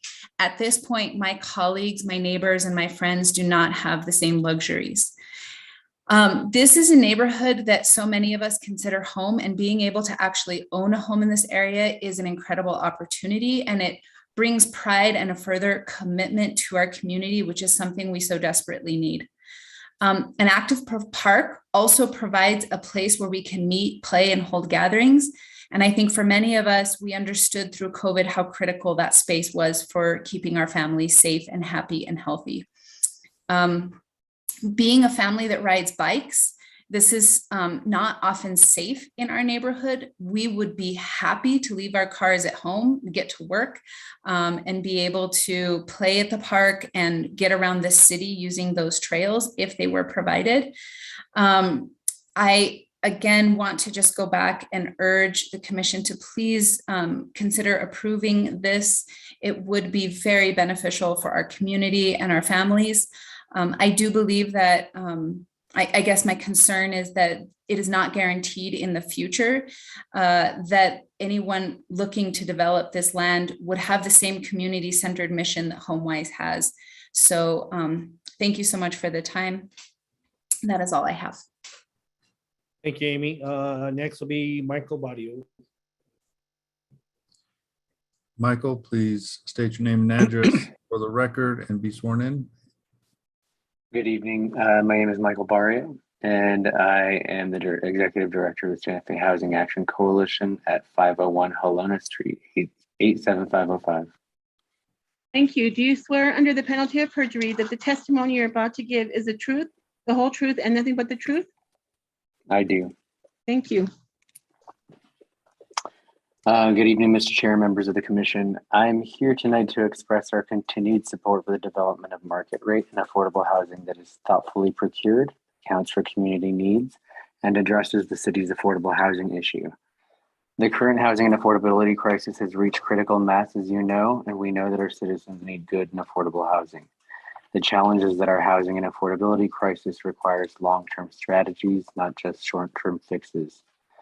Our responsibility now is to address community and political considerations that could hold back the development of new affordable housing, ensure that housing developments have adequate infrastructure, and explore ways to improve the situations of our citizens. Nonprofit organizations like HomeWise have a critical role in bridging the gap between governments and the private sector to improve the affordability of housing, as well as working with individuals to help them understand their options and make informed decisions. I believe this proposal is an important step in that direction and ask for your support in this endeavor. Thank you. Thank you, Mr. Barrio. Next, we have a call-in, Dan. This is to the phone number ending in 0558. Please state your name, unmute yourself, and address, and be sworn in.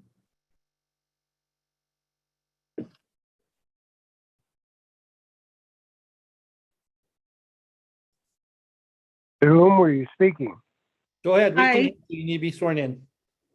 Do you Okay. swear? My name, Go. my name is Victor Leosi, and my address is 1088 Sunshine Way, Santa Fe, 87501 in Fairway Village. Thank you. Do you swear under the penalty of perjury that the testimony you're about to give is the truth, the whole truth, and nothing but the truth? I do. Thank you. First of all, I'd like to state that I'm a former chief appraiser for Santa Fe County, and I'm also the past president of the Fairway Village Homeowners Association. I've kept a close eye on this for quite a while, and I have several points I want to bring forth, and I'll try to be as brief and as expeditious as possible. First of all, the South Meadows open space is currently designated as parkland on both the county and the city planning maps. R1 zoning isn't applicable to parkland or open space. The R1 designation only exists because of its annexation into the city from the county. The city needs to develop a zoning for parkland such that zoning proposal changes reflect the land is indeed parkland and cannot be changed going forward. Second, rezoning of a public open space or park to residential use could set a dangerous precedence for any and all other public open spaces and parks. This precedent should not be set with this application, especially considering that the notices for public meetings and the meetings themselves never occurred between Santa Fe County and the taxpayers. Santa Fe County never asked the taxpayers, who in fact are the owners of the park, for permission to sell the property. Santa Fe County did not attempt to develop the park, which they committed in the bond issue. Failure on their part to perform on a commitment does not constitute the project failed. The residents of the area worked to restore the property over the course of numerous years and cleaned and made the property stable without compensation or reimbursement. My fourth point is the proposed development is not giving the neighborhood or the city the open space or the parks it desperately needs. It could set a dangerous precedent in the future development of undeveloped park and open space areas, and this is a precedent which should not be set. Additionally, the proposed development will give an increase of traffic in the area, despite the fact that the city has not yet concluded its upgrade to the intersection at Agua Fria and South Meadows. I live and access through that intersection. Monday through Friday mornings, it can take 15 to 20 changes of the traffic light just to proceed through the intersection from Fairway Village and Cottonwood.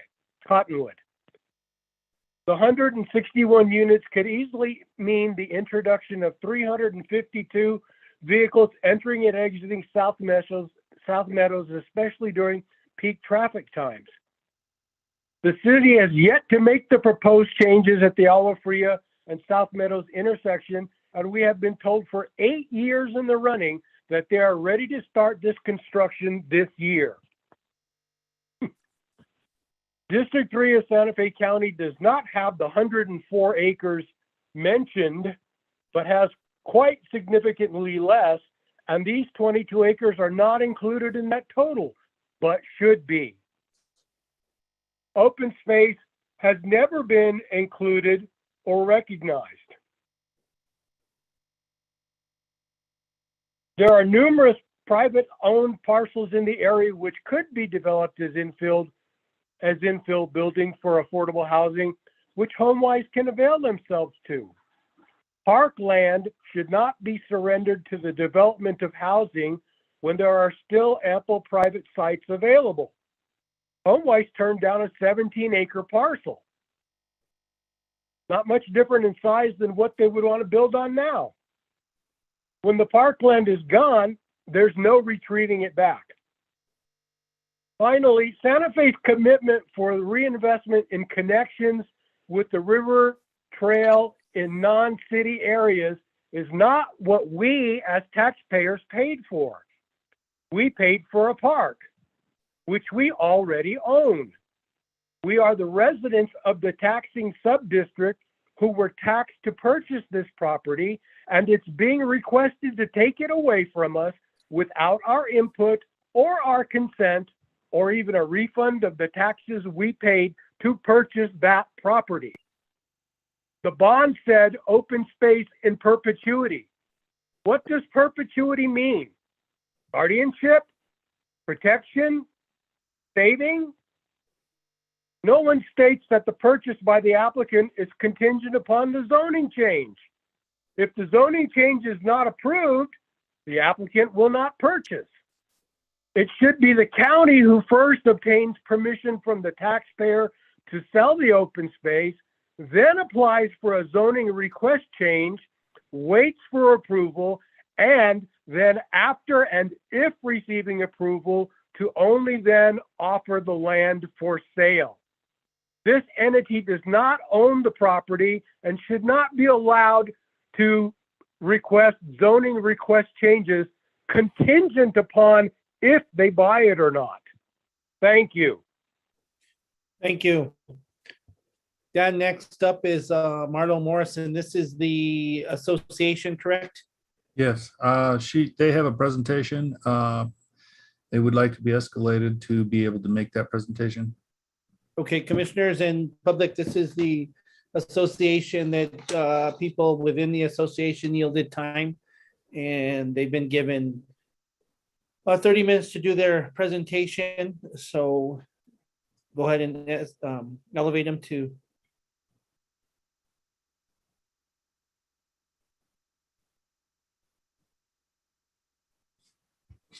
Marlo, please unmute yourself, state your name and address, and be sworn in for the record. Hi, my name is Marlo Morrison. My address is 1111 Morning Drive, Santa Fe, New Mexico, 87507. Thank you. Do you swear under the penalty of perjury that the testimony you're about to give is the truth, the whole truth, and nothing but the truth? Yes, I do. Thank you. And I have put together a video presentation to make sure that I respect the 30-minute time restraint. Everybody is definitely working hard here, so I'll go ahead and share that.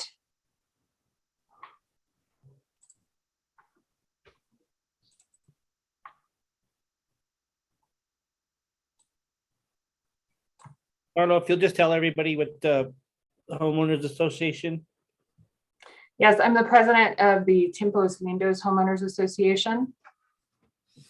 And here we go. Where do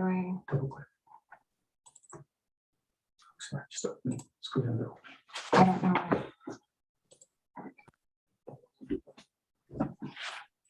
So I'm going to start with some photos and history that can give context and perspective to the opposition of the rezoning request of the South Meadows property. I'll continue with information on why this history and community vision applies to the general plan and the Southwest Area Master Plan, including some other plans that were adopted by the city. And when Colpack was seeking applications for consideration of open space to purchase and designated, residents in our neighborhood applied. And this property came in second as worthy of preserving to the property surrounding and behind the 400-year-old church of Chameo. And so this property has reached an incredibly high standard of criteria in its dedication as open space. So the county communications coordinator, Carmelina Hart, states that the sale of open space is exceedingly rare and the South Meadows location is the only one she is aware of. This property was not actively for sale and the applicant does not own it. The applicant solicited the county outside of public view with what appears to be little regards to its extensive history, public and government financial investment, or of the importance to the health of our community as a whole. We believe that because of this solicitation, the county made a hasty decision without public input and did not do due diligence to gather any up-to-date information on its importance to District 3 or to the community as a whole. So what are we going to do? The Tiempos Lindos HOA and the neighborhood residents are committed to staying involved. We are going to facilitate city and county relationships to solve responsibilities of ownership and maintenance, which has become muddled by the poorly executed annexation. And we will help secure funding and continue community involvement. So how are we going to accomplish these commitments? Well, I think I've proven my commitment to organizing community engagement. And there are some other opportunities as well. Now, this is paraphrased, and it's from the 2018 City of Santa Fe Open Space Park and Trails Plan. It states that county staff has expressed interest in coordinating trail signage efforts as well as discussing maintenance partnerships with the city staff where county has adjacent open spaces or spaces existing within city limits. And in early conversations that we had with the city and county, we believe that they are willing to both have open discussions if the sale is not finalized. In Chapter 14, number 4, resubmitting of rezoning application states, and this is paraphrased, once rezoning application has been denied by the governing body, a similar rezoning application for the same property shall not be filed within 12 months. And this gives our community plenty of time to facilitate all of those relationships. So, public funding.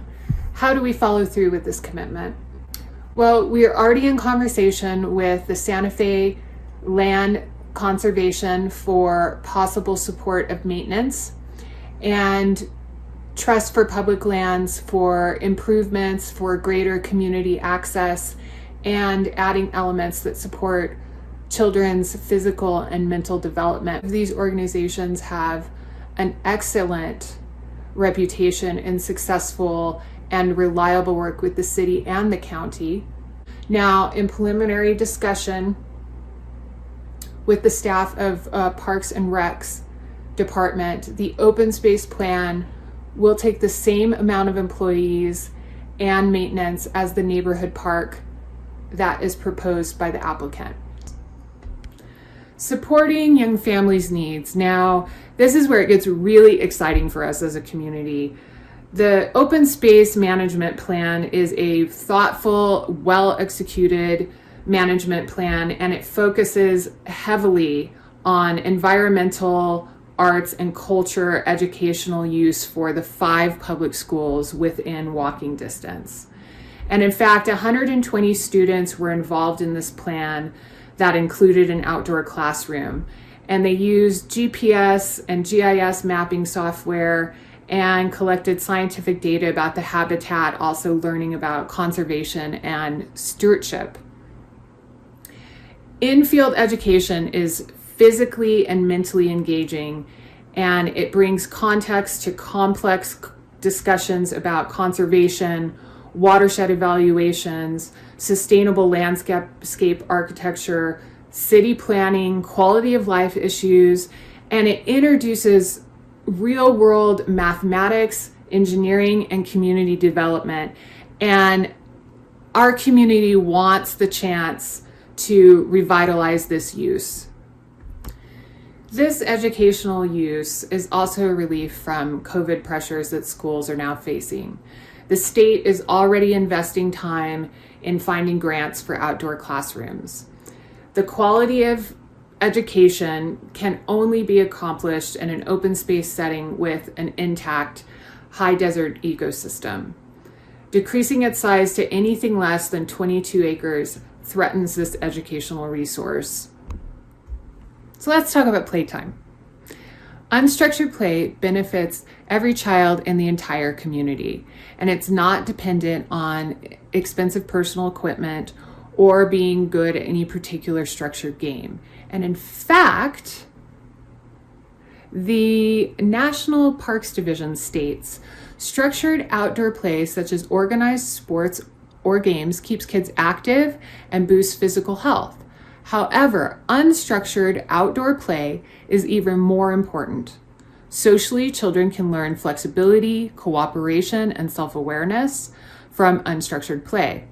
Emotionally, unstructured play can increase happiness and decrease stress and aggression. An open space naturally promotes unstructured play, but we want to take it a bit further and introduce nature play, which is a progressive design of play structure and interactive nature-based games that supports unstructured play. It utilizes sustainable features including water conservation, drought-tolerant native plants, sustainable stormwater management. It incorporates reclaimed logs and salvaged repurposed concrete, and it is wildly popular with children and adults alike in communities that are already using it. We think it's a beautiful idea to offer a node within the open space community park while complementing the overwhelming community desire to preserve the intact ecosystem and high desert habitat as open space. Nature play also keeps maintenance costs low, and interestingly enough, it has a much lower injury rate than traditional equipment. This would be unique to Santa Fe, supporting the original intention of an open space community park, not just a neighborhood park. And this is where size matters. 22 acres offers what landscape designers call an immersive experience. And it's that immersive experience that also provides adults with relief from stress and anxiety. It promotes moments of contemplation and introspection, and it promotes a good walk and deep breathing. And as our resident Albert McGetty says, it is just good medicine. So speaking of community parks and what they provide as a health service to our community, I will turn this over to Rachel, who has a degree in city planning and community development, to start touching on details about public health and how it promotes or how it applies to the general plan. I want to talk right now about the general plan and in particular the concepts of infill and density, the infill being a principal tool for adding housing in the general plan, and also one that the applicant today has relied on very heavily to justify the location of the housing they're proposing. And what I want to, the point I want to make overall is this is not a location where there should be any more housing, whether it's affordable housing or some other kind of housing. It is a location where the promises of the general plan have basically come true, and it's time to call it a day. It's time to look long-term at the needs of these communities rather than short-term, which unfortunately is the only kind of dent that affordable housing, more housing could make in this neighborhood. Long-term, it will have the ability to serve thousands of people and complement other park and open areas around the city. And I'm going to talk about this as a community park. This proposal really doesn't fit the definition of infill, which is the development of new housing or other buildings on scattered vacant lots in a built-up area or new building parcels created by permitted lot splits on specifically identified infill sites, which this is not. This is about as far from a specifically identified site as it gets. Infill is also good for smaller subdivided lots that make effective use of existing infrastructure and a small portion of the new dwellings that were planned for the city over the 20-year period. 6% anywhere in the city. There's nothing special about the South Meadows site. Again, this was not specifically identified for infill. It was owned by the county where it was planned to be open space with a modest upgrade. In the swamp plan in 2015, published or adopted in 2017, it was again designated as a community center and a park. It was never identified by the county or the city as a potential infill site in any plan following annexation. This was not a previously developed or a smaller subdivided lot. And it's car dependent. It's totally not transit oriented. There are Zillow walk scores, which range from 0 to 100. And these homes would come in the 20 to 30 range. So there will be significant added traffic and lots of cars going in and out on South Meadows Road. Now we're going to look at some current census figures, which also suggest that this community area has reached an appropriate level of density and it shouldn't be built any further. Right now, what I'm showing is the 2 census tracts which flank the project site, which is the green dot, 1205 to the left, and then 1204 to the right, which is now called 1206 and 1207. That is just starting with the 2020 census because they like to split the areas into 2 when a census tract approaches 8,000 people, as this one has. So we will talk about it as 12.04, and as you see it here, it's numbered slightly differently. So this is from the 2015 to 2019 American Community Survey. I'll show you 2 pages of statistics. These 2 tracts are the most densely populated. Density we'll see is associated with crowding and large family sizes.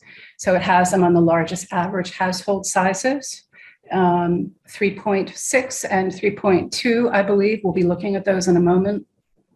They are among the 4 most populous tracts in the city, and they make up 15% of the total population of the city. Each one is about a square mile. Again, relative to other census tracts, and I'm not bringing in the Campanas tract yet, the largest number of mobile homes, largest number of children under 14. These are children who can't wander off by themselves and can't drive themselves to more distant locations. Single parent households, very, very high. And again, these are families that live with a tremendous amount of stress and demands and, a single car, and children who need to be involved in activities and so forth, but parents can't necessarily take them here and there when they're at work. And they are in the top 4 tracts for overcrowding. So I just want to point out that if you have number 3 and number 4 tracts for overcrowding, the answer is not to build more housing in the same location. The answer is to build more housing and hopefully affordable housing in a way that these neighborhoods can be de-densified. But you wouldn't go about that by building more houses in the same location, essentially filling in the only leftover significant amount of open space. In Chapter 1 of Growth Management, paragraph 1 gives the commission and the governing body the power that it needs to determine whether the timing and the location of proposed projects are appropriate, along, of course, with the character and the quality. But I want to say at this point again that from a timing perspective, this is past time. 20 years has passed. This neighborhood is dense. It is the most dense, and this is a really good time to stop and evaluate and balance the short-term needs with the future needs of this neighborhood. Now is the time to reserve green space, which will never be available again, and a way that will serve thousands, if not tens of thousands of people around the city in a way that 60 units of affordable housing can't possibly do. But quickly, to just go over a couple of the census figures again, this involves the comparison with 1107, the census tract over by Campanas. Sorry, that's the Carlos Rey bracketed by Campanas and Yucca. And it shows a very steep growth in population density, a topping out, I think, probably of the density in 12.05 because there's relatively more commercial or industrial use there. And then a popping up and a stabilizing of 11.07.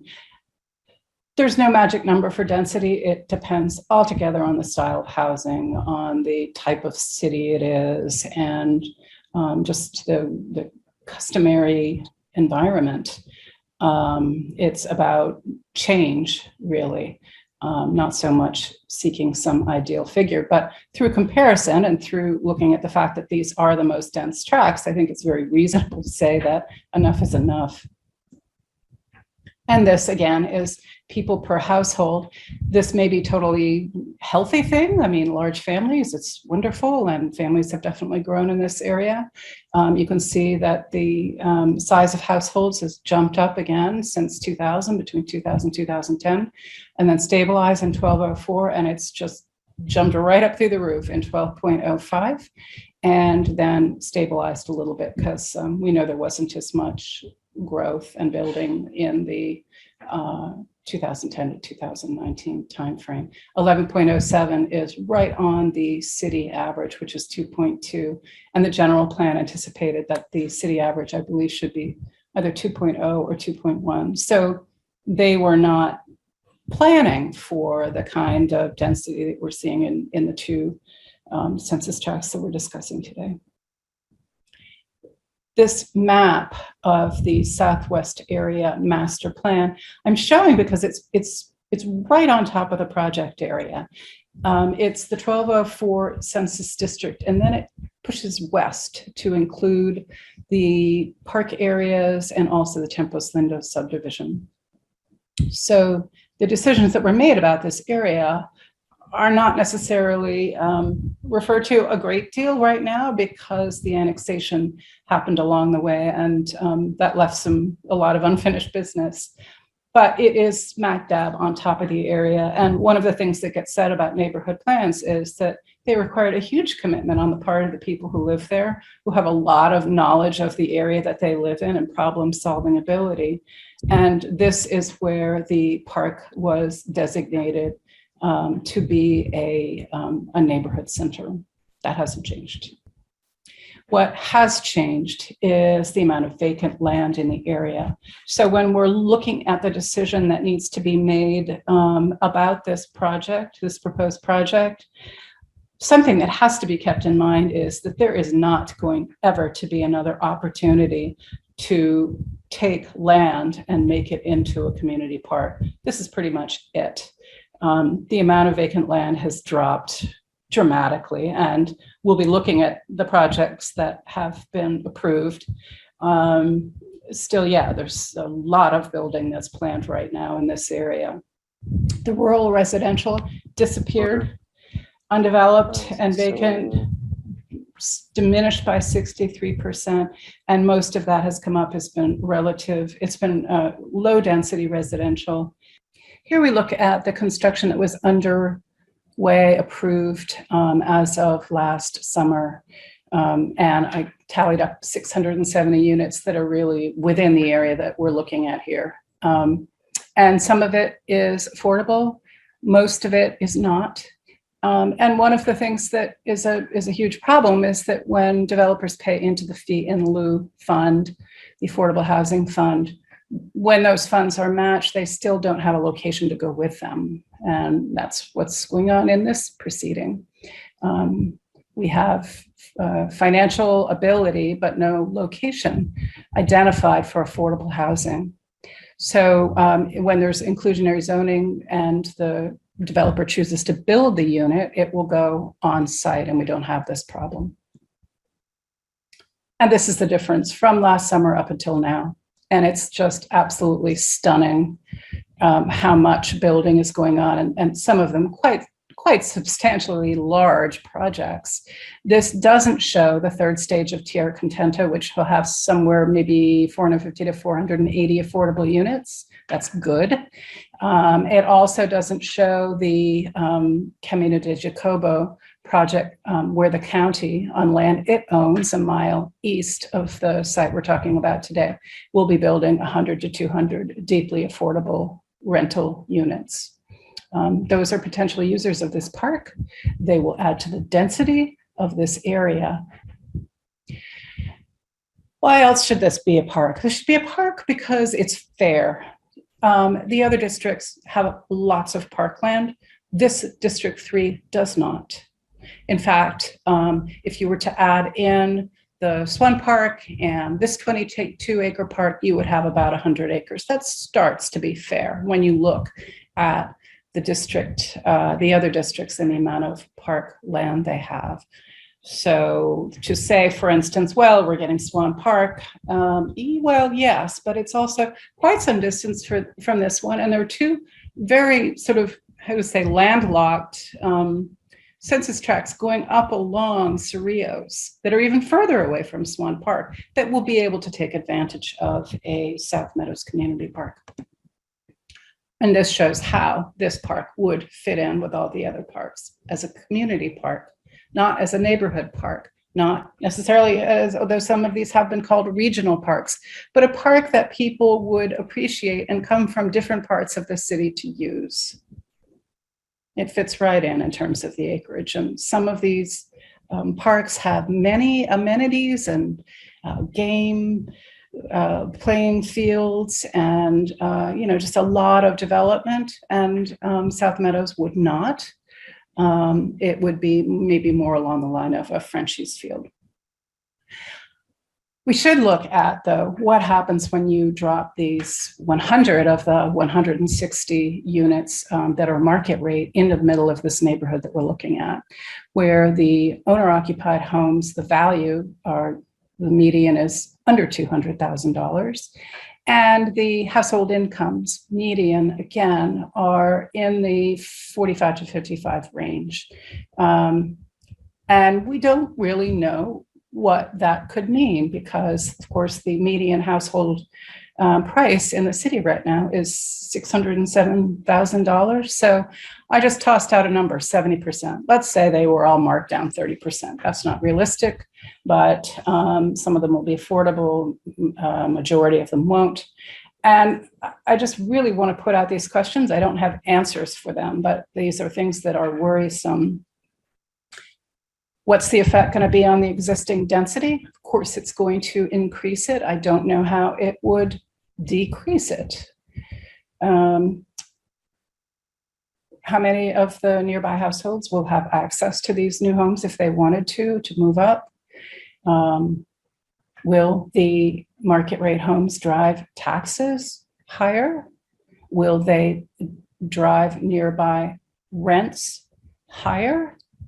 In which case, this thing about wanting to keep commuters from having to commute, and the sort of the environmental benefits of reducing commuter. I mean, if the result ends up being that a family leaves this neighborhood and has to commute and is replaced by a family with slightly more means and they don't need to commute, then we're just trading places. And meanwhile, we have more people from out of Santa Fe pouring in and paying cash for the more expensive houses here. So I think it's worth thinking about whether or not we're kind of going into some cycle when we do this. So it's the effect on rents, effect on home values and taxes, and then ultimately, how is this going to help or affect the neighborhood diversity? Right now, looking at the rezoning, couple of the provisions. One, there's been a change in the surrounding area to justify changing the zoning. And we say absolutely not. There has been a change in the surrounding area, but it weighs heavily in favor of keeping the existing zoning. Now I'm going to refer to one of quite a number of health reports that have been written about this area. This one by the MPO and the public school system and the National Parks Service, and right from last spring. And it looks right at this area, a little bit larger, but right at this area. And they recognize that this area is very vulnerable. It was hit harder than any other neighborhood in the city by COVID. And part of that is that there is very little outdoor space for recreation. And there are both physical and psychological benefits to the outdoors. And this is something the Trust for Public Land has written several reports about. Equity in the recovery from COVID, and park space is their thing, and they believe very strongly that we need to spend much more attention and money on parks. again, rezoning, that a different category use is more advantageous. And we say that, no, it should be kept as it is and rededicated as park, no longer neglected, but rededicated as a community park.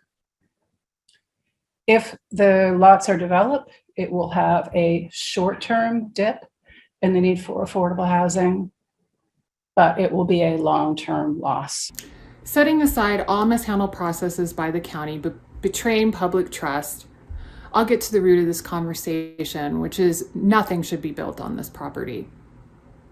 The real impact of this development is the loss of 22 acres of open space that was planned and designed as a community park by the community. And it already has significant financial and time investments. With improvements to better access and a rejuvenation in the focus of educational setting for public schools, the South Meadows open space will start to thrive the way the community envisioned. With no plans from the city to purchase more parkland for District 3, this resource is just irreplaceable. No one here is arguing the need for affordable housing, but the need for affordable housing should not be used to justify bypassing all other concerns related to the general plan. And the 64 short-term affordable housing units that this project proposed is not sustainable and will need to be renewed in just a few short years. The open space will bring District 3 closer to social equality. It'll help balance public health needs, provide an educational resource, continue creating strong community bonds, and be a place of inspiration that brings a sense of place while serving literally thousands of residents for generations. And I would be honored to pick up the torch where my neighbors left off and see this vision come to life. I'm excited and I'm inspired to do so. Approval of rezoning and an amendment to the general plan from Park would be another massive betrayal of public trust. And to do so would be nothing short of tragic, reckless development. Thank you for your time this evening. Just share video. Yeah, stop video. Stop share.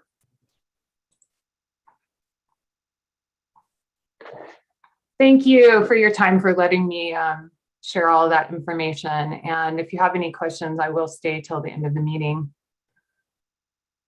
Thank you. We're going to continue on with the public portion of this meeting. So up next will be Jeanette Smith, Dan.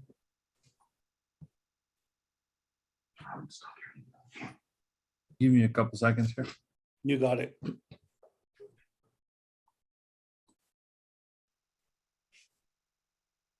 Janet Smith.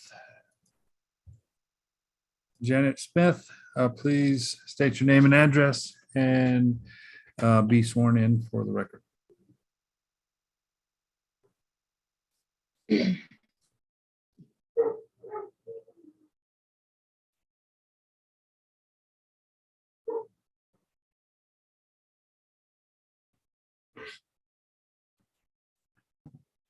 Janet Smith. She's muted. There she goes. Okay, am I unmuted? Yes. Okay. State your name and address. Jeanette Smith, 3085 Hamus Road, an Acres Estate resident since 1949. Thank you. Do you swear under the penalty of perjury that the testimony you're about to give is the truth, the whole truth, and nothing but the truth? I do. Thank you. Number one, I echo the statements made by Rick Martinez, call-in member 0558, and the presentation just presented by Marlo Morrison. I am sure there are other opinions that will follow that I would also like to echo. Concerning the South Meadows open space, I am respectfully requesting that you accept the land use staff recommendations and deny all rezoning requests for this property. A magnitude of letters and articles have been provided outlining the current value of this land to the residents. We adore the open space and we need the 22-acre open space. We need to enjoy and relax in the outdoors without facing the horrendous traffic, diesel fumes, loud mufflers, and music. It is much needed. I would request that you please work with the county and the funding for outdoor classrooms that was recently made available. Make South Meadows Open Field the outdoor classroom and community garden as originally planned. Work with the residents to make the space our South Side Frenchies Field available for all to enjoy with just minimum costs.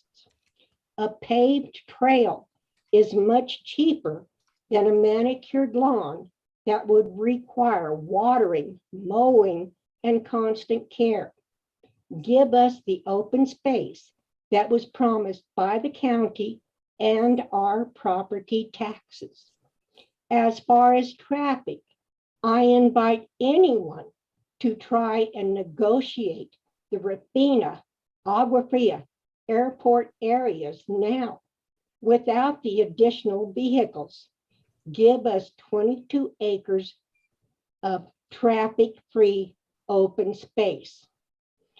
It is my understanding there is a time limit on the sale of the property from the county.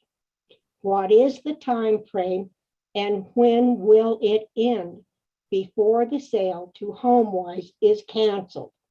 Thank you very much for your time, and I admire all of you for your commitment. Thank you. Thank you. Next up, it looks like it's a call-in, Dan. Yes, Galaxy 9, please state your name and address and be sworn in for the record.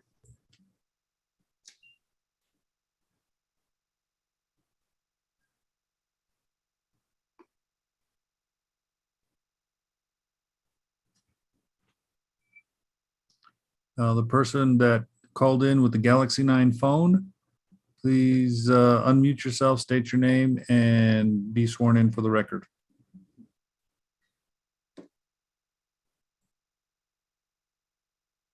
Star 9 to unmute on the call-in, Dan.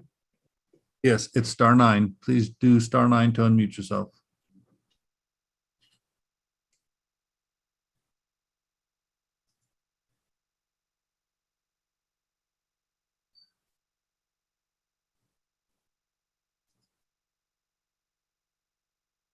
Okay, can you keep him in the queue and move on to Alan Stone? I'll keep his hand up. Well,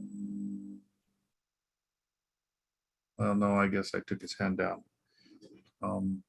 I can leave him in until he's ready to talk and just keep him muted, or just remove him. I'll lose him. No, don't remove him. Let's see if we can get him to testify.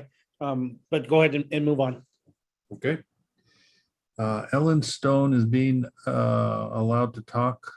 Ellen, please state your name and address and be sworn in for the record. Hi, my name is Ellen Stone. I live at 4762 Morning Street. Thank you. Do you swear under the penalty of perjury that the testimony you're about to give is the truth, the whole truth, and nothing but the truth? Yes. Thank you.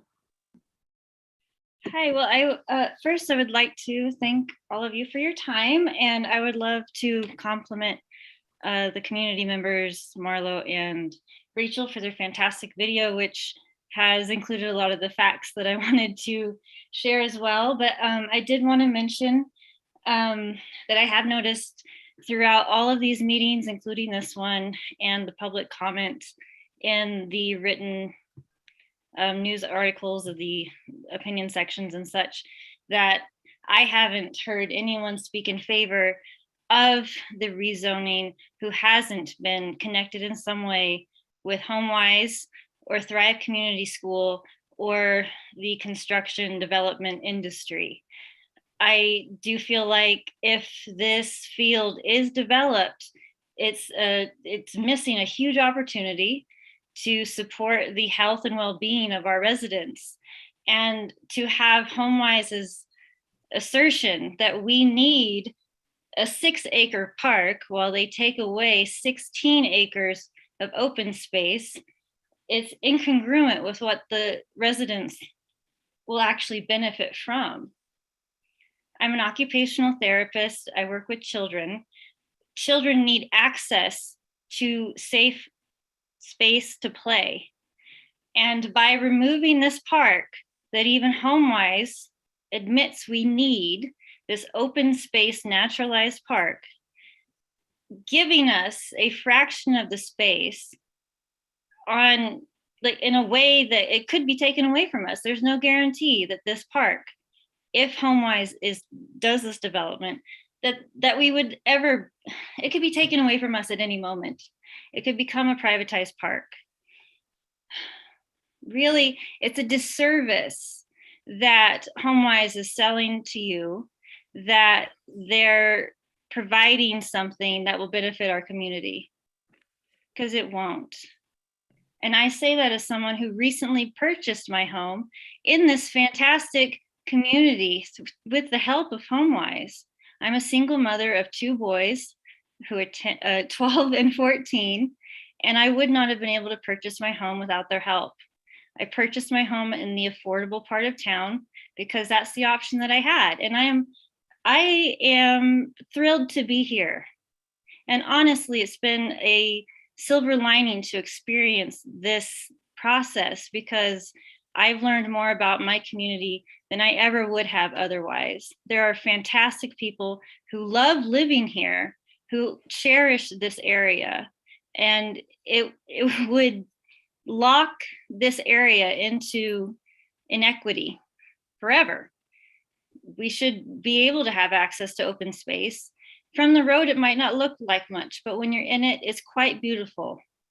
And it does promote health and well-being of our residents.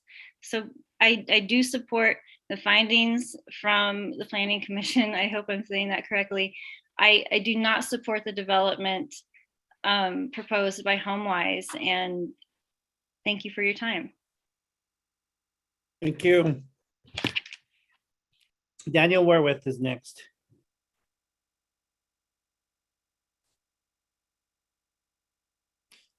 Well, you're promoting Daniel Warwith. Interpreters, you guys are good? Everything's okay? Yes, we're interpreting simultaneously on the Spanish channel. And if there are Spanish speakers, we'll interpret simultaneously on the English channel. Okay, perfect. Thank you. I think the Galaxy 9 person might be ready. Okay, if they're ready, let's take them before Daniel Warwith. The person on the Galaxy 9 phone, please state your name and address and be sworn in for the record.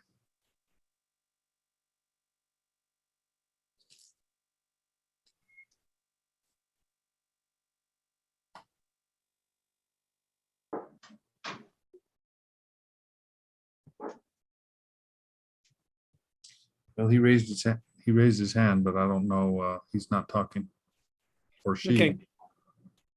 Put their hand back down. They can raise if they feel that they're ready. Star 9 will unmute them and go ahead and go back to Mr. Warwith.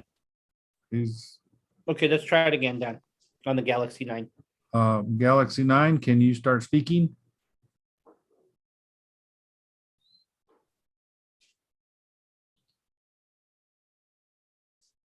Hello, Galaxy 9, it looks like you're ready.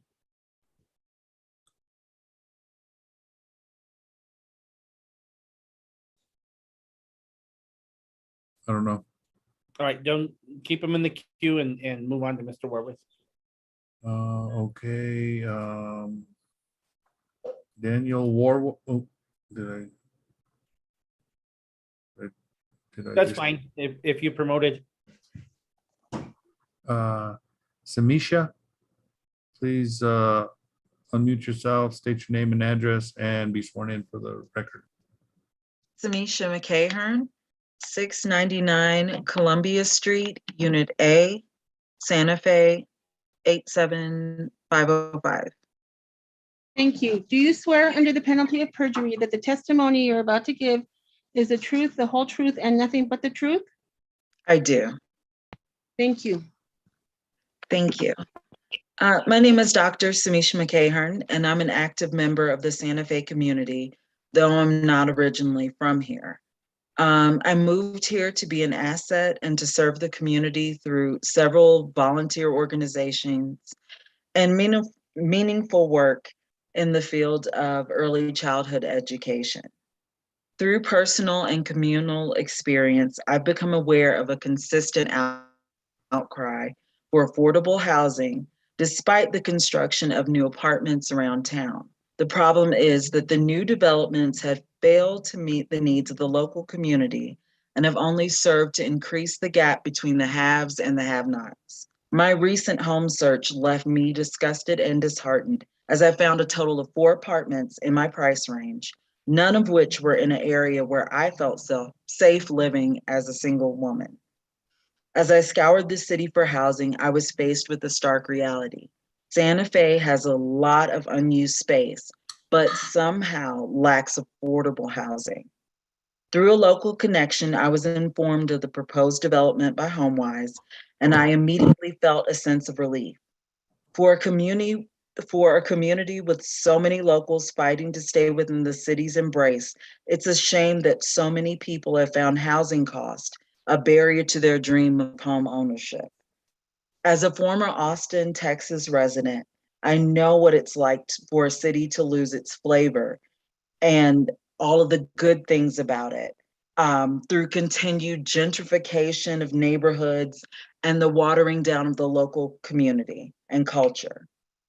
As such, I implore you to listen carefully to the people of the city and approve HomeWise's South Meadows project to protect what makes the city of Santa Fe so beautiful, its people. Please do not allow the city to become an overpriced playground for the wealthy, while the middle-class citizens fight over what scraps may fall from the table. I did find a new home, though I was in competition with 40 other respondents for a 1-bedroom duplex. No one in a loving, beautiful community like Santa Fe should have to compete with their neighbors for adequate and affordable housing. This commission has the power to ensure that the people who are the backbone of this community, the real people of Santa Fe, don't have to make housing choices based on their bank accounts, but instead they can live where they want to. Please approve HomeWise's South Meadows project and prove to the city of Santa Fe that it can remain the city different. Thank you so much for your time. Thank you. Can you hear me now? Yes. Thank goodness. Okay, Let's get you sworn in and then you can go ahead and testify. okay, thank you. So Do you swear under the penalty of perjury that the testimony you're about to give is the truth, the whole truth, and nothing but the truth? Yes. Thank you. Please state your name and address for the record. Carol Ortega, 3020 South Meadows. So I've lived in Santa Fe in the same place for 61 years. I lived here before Hemis Road before Acre Estates became Hemis Road. I lived here before any developments were out here, and it was nice and quiet. Enjoyed all the wildlife that was free to roam. And right now, I actually live on the corner of South Meadows and Agua Fria. And I am impacted by the intersection project that is going on currently. The traffic is tremendously outrageous. As the gentleman from Fairway Village stated, we do not need any more housing on this corner or street on South Meadows, anywhere else. The developments, the new developments, the one that just went up across from Fairway Village, at least they have homes, I think, that have some acreage. The developments that's over by the school, the traffic there, I will ask anybody, if you want to come and camp out on my property and listen to the traffic, the noise, the speeding, and the accident, everything that goes on. South Meadows, that open space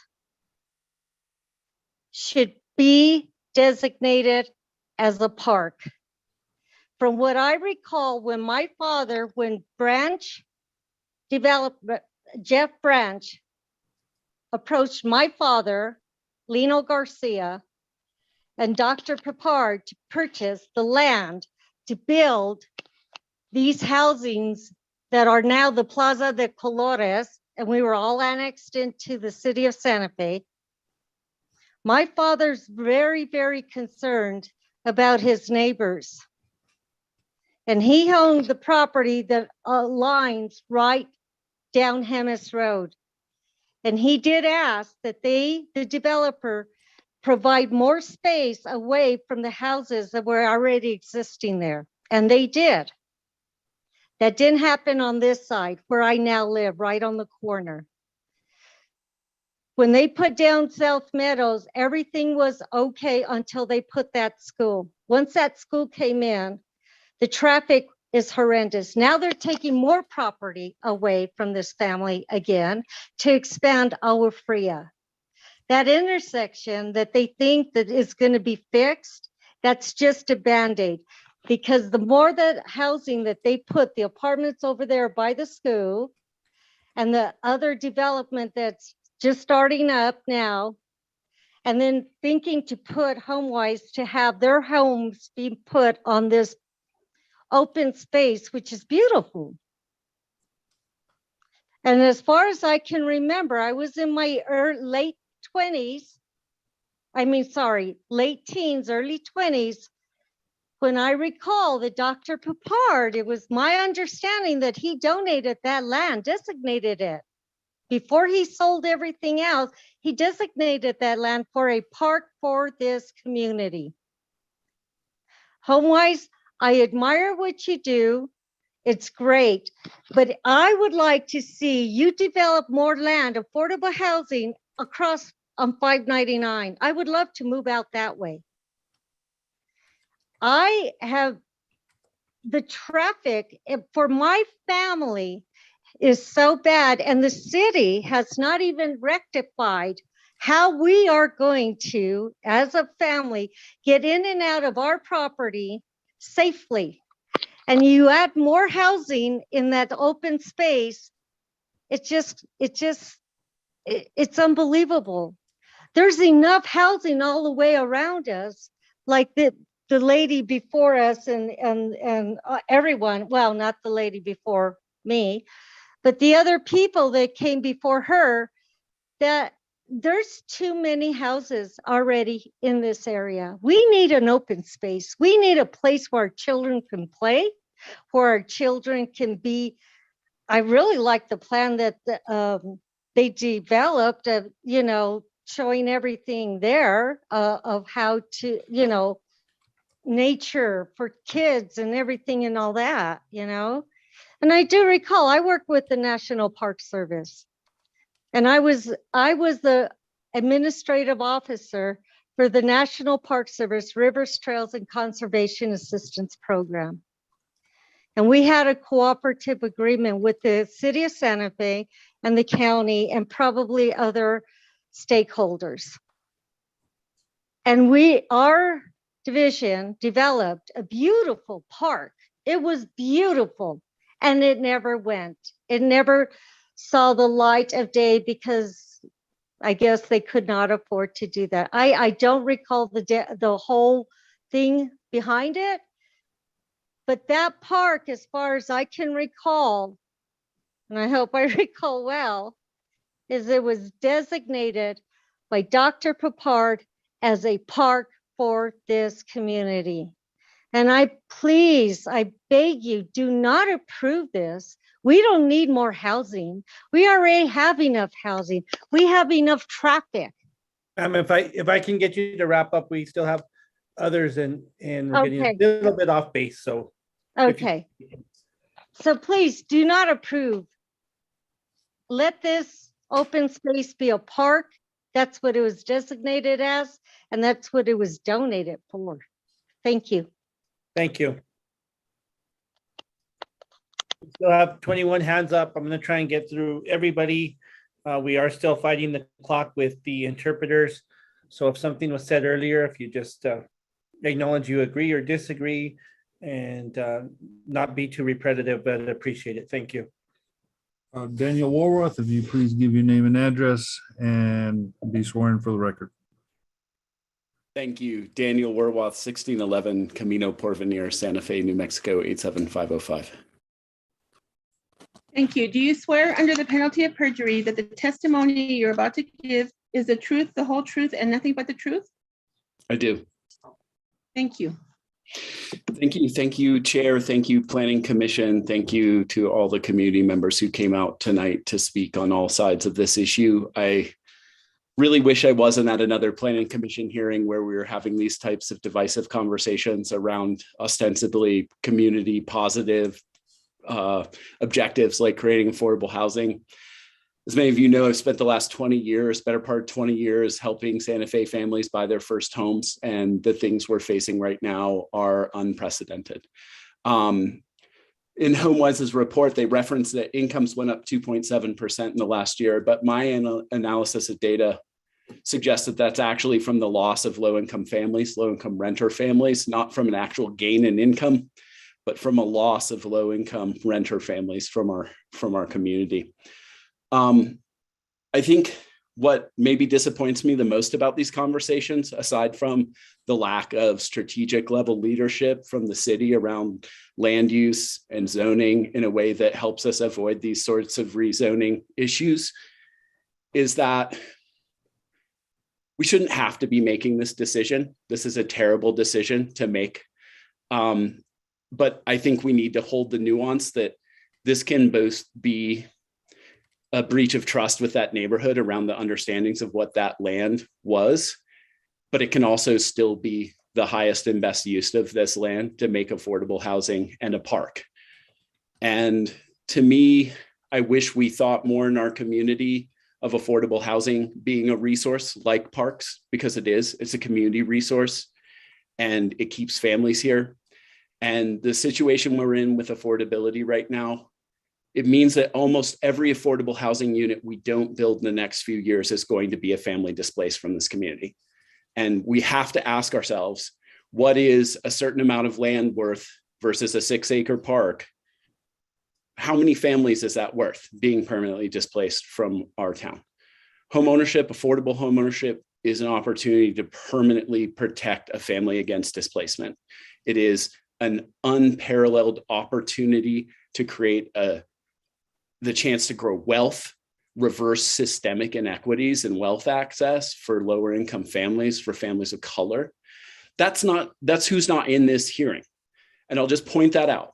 The pattern here is people with housing talking about how they think that people that don't have housing should get it somewhere else. And this is the pattern of our land use conversation. And that's how this system is set up. I can't get any of the dozens of families I have waiting to buy homes to show up at these meetings, right? This is a hypothetical project from another nonprofit that they may or may not get. Like, we need to stop the idea that this needs to be like, if we're going to approve this, we need this many people to show up and speak in favor of it. We need to make decisions based on the highest and best use for the community. And right now, the crisis we're facing around affordability, I think there's no other path to understand the answer here that isn't creating affordable housing and a park.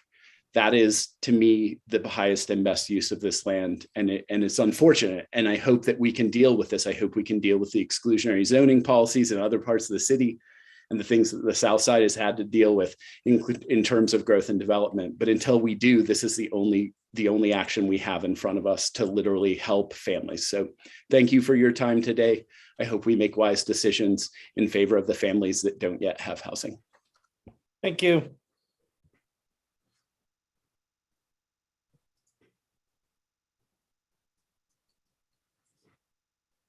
Yesenia Alvarez, please state your name and address and be sworn in for the record. And unmute yourself, please. Thank you, Yesenia Alvarez. My address is 86 Paseo City Baca number 26, Santa Fe, New Mexico, 87507. Thank you. Do you swear under the penalty of perjury that the testimony you're about to give is the truth, the whole truth, and nothing but the truth? I do. Thank you. Good evening, everyone. My name is Yesenia Alvarez. I am part of the HomeWise team. I am a homebuyer coach. Most importantly, I am a parent, and I'm a parent to two girls, one attending Capitol High and the second attending El Camino Real Academy. So I firsthand know what it looks like to be on South Meadows every morning and every evening. And I cannot emphasize how important it is to be mindful of time, basically. I believe that the solution to this traffic isn't keeping people out of homes or creating new homes. I just think we need to find better solutions to getting to and from work every day and getting our kids on the right transportation. So I don't think we should be deciding whether or not we are going to build homes. My part as a HomeWise employee is to coach families in the right direction to be able to approve them for a home. What that looks like is I take a look at income, credit, debt, and savings, and we create a plan together to get them to where they need to be. Once they're in place, I give them an approval, and then we start looking for a home. Most of our families right now are working full-time, and we're getting approval amounts of anywhere between $150,000 to $300,000. And these people are sitting with their pre-approvals and nowhere to go. We have some families that are willing to relocate. Bernalillo, Tesuque sometimes, Pecos, but there's nothing in Santa Fe. And we have these meetings weekly trying to figure out what we can do for them. And I am all for HomeWise building. And I do sit in this traffic, and it's not taking a huge time to get through it. I think it's very realistic and very doable. And I thank you all for your time, and that is all. Thank you. The next person is Julie Lucero. Please unmute yourself, state your name and address and be sworn in for the record. Hi, good evening. My name is Julie Lucero and my address is 4405 Santo Domingo, Santa Fe, New Mexico, 87507. Thank you. Do you swear under the penalty of perjury that the testimony you're about to give is the truth, the whole truth, and nothing but the truth? I do. Thank you. I am in full support of this project supported by HomeWise. I moved to Santa Fe 3 years ago and experienced a high cost of housing personally. I recently retired as the Santa Fe Public Schools District Special Ed Director, where I was responsible for hiring over 100 employees to serve our most vulnerable population. Hiring teachers and support staff was a definite struggle, but hiring this needed staff was definitely a challenge here in Santa Fe due to the high cost of housing. Over 90% of my staff and individuals lived in nearby communities, leaving Santa Fe Public Schools responsible for travel time and per diem to bring these much-needed staff members to fill positions, ultimately taking funds from our students. Please vote in favor of this project so that the people who work in our community also live here. Thank you so much for your time. Thank you.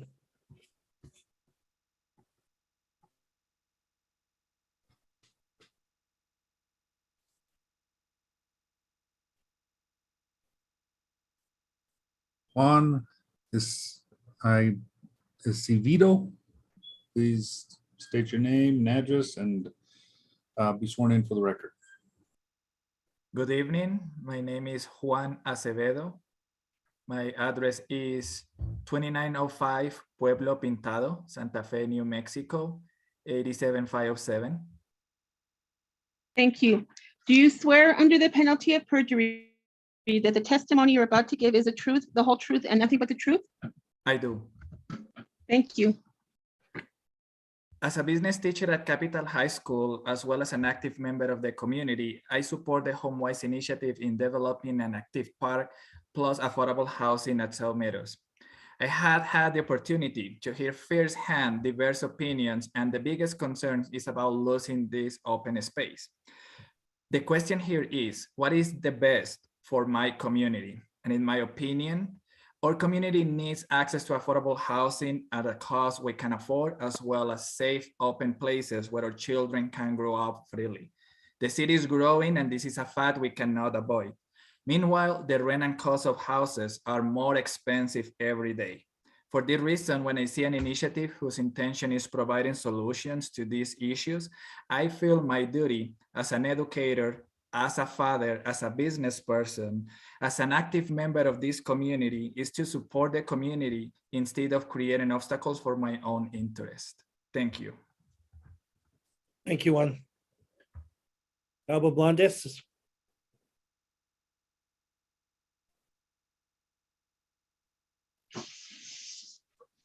Did I not?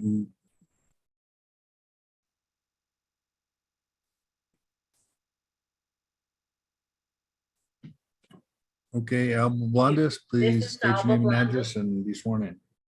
Yes, this is Alba Blondes. I live at 7042 Valentine Loop, Tierra Contenta, 87507. Thank you. Do you swear under the penalty of perjury that the testimony you're about to give is the truth, the whole truth, and nothing but the truth? I do. Thank you. As I've watched and over the period of time since the initial ENN announcement, the events that have come about, it occurs to me, my conclusion, that this is never about affordable housing, because I don't think anyone who lives in this area of the city is against affordable housing. That is obviously a giant need. But also, this is about retaining open space for children to use. And I hope, commissioners, that you listened carefully and watched the presentation that was given by Marlo, because she made a really good point about the value of education in the outdoors. I'm a retired teacher. I taught K through 12 and adults. So I have some background in understanding that concept. I also want to say we have several projects in progress here in Tierra Contenta. We're looking at 1,200 to 1,400 new homes, 40% of which 450 to 480 are going to be affordable. The other issue that I'm noticing is that we're talking about a 6-acre park, but the other park acreages are much larger, such as Swan Park, somewhere between 55 and 90. I've seen two different figures. But the children need a place to play, and Swan Park is not in walking distance of this community of dense population. So for that reason, I can understand totally the battle, and that's what it is, of the common people to retain this space for their use. And it isn't selfish, it isn't self-serving, because the whole presentation was about how it could be the community that benefits from this. So I know there are many empty lots in this community that could be utilized for a wonderful building plan that Jennifer Jenkins has created and that Mike Lofton wants to build. There are other places. Just give the community what the community is asking for. And large numbers of the community are following this entire back and forth, and they're just asking, let's develop what we already have, the parkland, and use it for the community's benefit. So I stand along with Marlo and many others who have spoken in favor of keeping the open space, while I totally believe that there is space available for HomeWise and for the Housing Trust and for any other developer to build affordable housing in this community. Thank you. Thank you. Joanna Garcia. Joanna Garcia, please state your name and address and be sworn in for the record. My name is Joanna Garcia. I live at 1190 Morning Drive, Santa Fe, New Mexico, 87507. I've lived in the Tiempos Lindos. Ma'am, let me swear you in, please. Do you swear under the penalty of perjury that the testimony you're about to give is the truth, the whole truth, and nothing but the truth? I do. Thank you. Thank you. Sorry about that. Commissioners, Secretary, Chair, thank you very much. I listened to everything. I kind of made it a point to be at the tail end of all of this because I know for a fact that the county has had plenty of clandestine meetings for not, just this open space piece of property to be sold, but also for using open space funding to settle lawsuits that were done secretly. So for the county to have done this under the table and not notified the people is a shame. It's a downright shame because I had worked with Paul Olson and he knew how important this piece of property was to the community. I've lived in the community for over 20 years now, and I was part of getting this piece of property from the county, bonding it, working with Colpac. And when I found out that this property was already up for sale, I reached out to Paul Olson and I asked him what he could do to stop the presses to, when I found out the ink wasn't on the sale yet or the application for HomeWise to purchase it from the county. And he said that there was nothing really that he could do, but looking at all of the records and looking at the timeline that it was all happening, the county manager and the state auditor hadn't signed off on it yet. So in essence, they could have stopped. They could have stopped it right then and there. Okay, so I'll get to the point. HomeWise is wanting to, proposition this, impose conditions on the city. And the city doesn't have to take this proposition because the open space is already part of the general plan. And like the director of parks, Melissa McDonald, said, is once Tierra Contenta Phase 3 is implemented, they'll be able to maintain the park.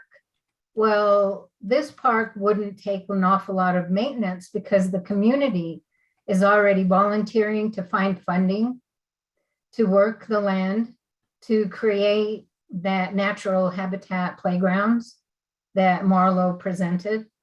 All of this is already in place.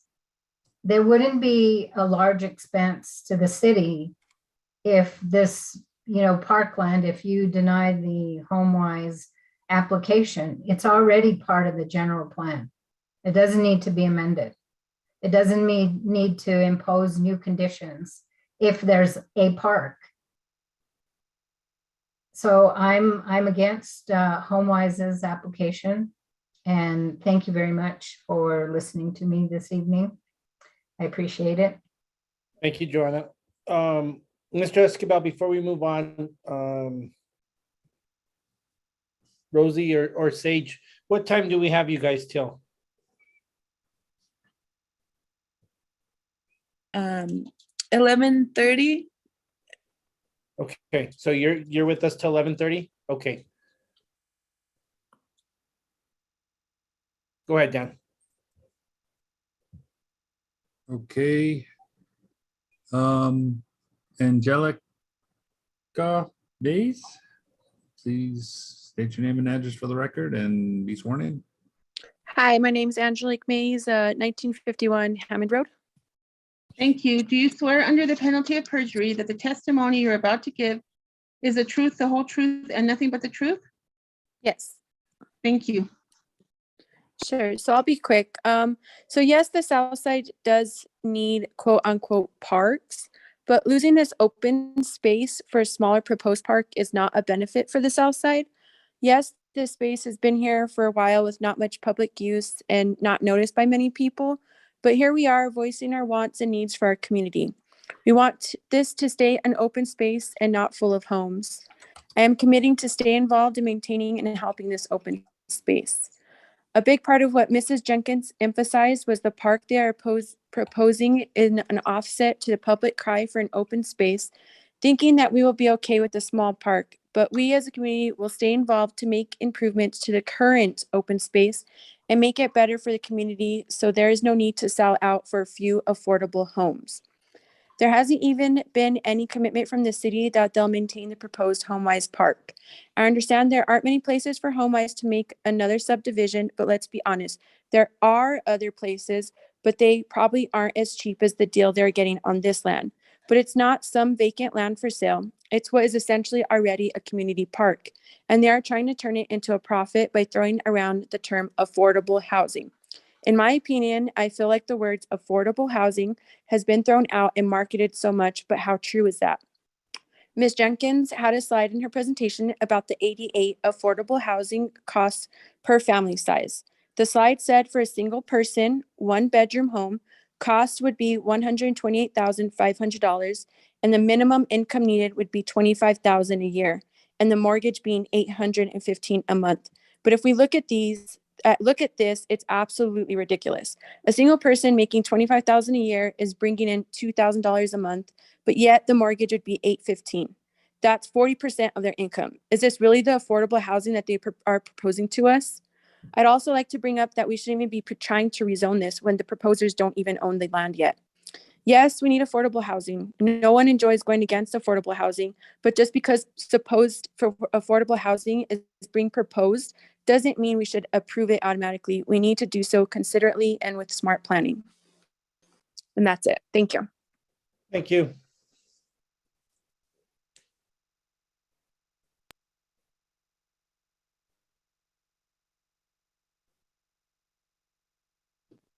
Marissa Royal, please state your name and address and be sworn in for the record. Hi, Marissa Rule, 830 Paseo de Don Carlos. Thank you. Do you swear under the penalty of perjury that the testimony you're about to give is the truth, the whole truth, and nothing but the truth? Yes. Thank you. Good evening. The reason I'm so passionate about this project is for 3 reasons. So born and raised in Santa Fe, I've spent most of my life living on the South Side. HomeWise guided me through my first time homeowner journey. And 3, affordable housing and lending are huge issues and we need better long-term solutions for locals. HomeWise guided me through my first time homeowner journey in a home off of Paseo del Sol West. Their affordable lending options and ownership education create healthy local buyers in Santa Fe. I was a single 23-year-old when I bought my first home. It was $165,000 and I was scared to death. However, HomeWise guided me through the process and saved me money by providing affordable lending options. As a community, we need to continue to create opportunities for anyone looking to own a home in Santa Fe at an affordable price. HomeWise gives locals the chance to stay, work in Santa Fe, create a foundation for their family, and truly impact the community. I am now a board member of HomeWise and beyond passionate about doing whatever I can to allow locals the same opportunity offered to me. Everyone on this call knows someone who wants to own a home in Santa Fe, but this dream looks pretty grim in the current market condition. Whether it's your sibling, cousin, niece, nephew, neighbor, or colleague, locals that want to stay and make Santa Fe a better place should have the option to stay. Thank you. Thank you.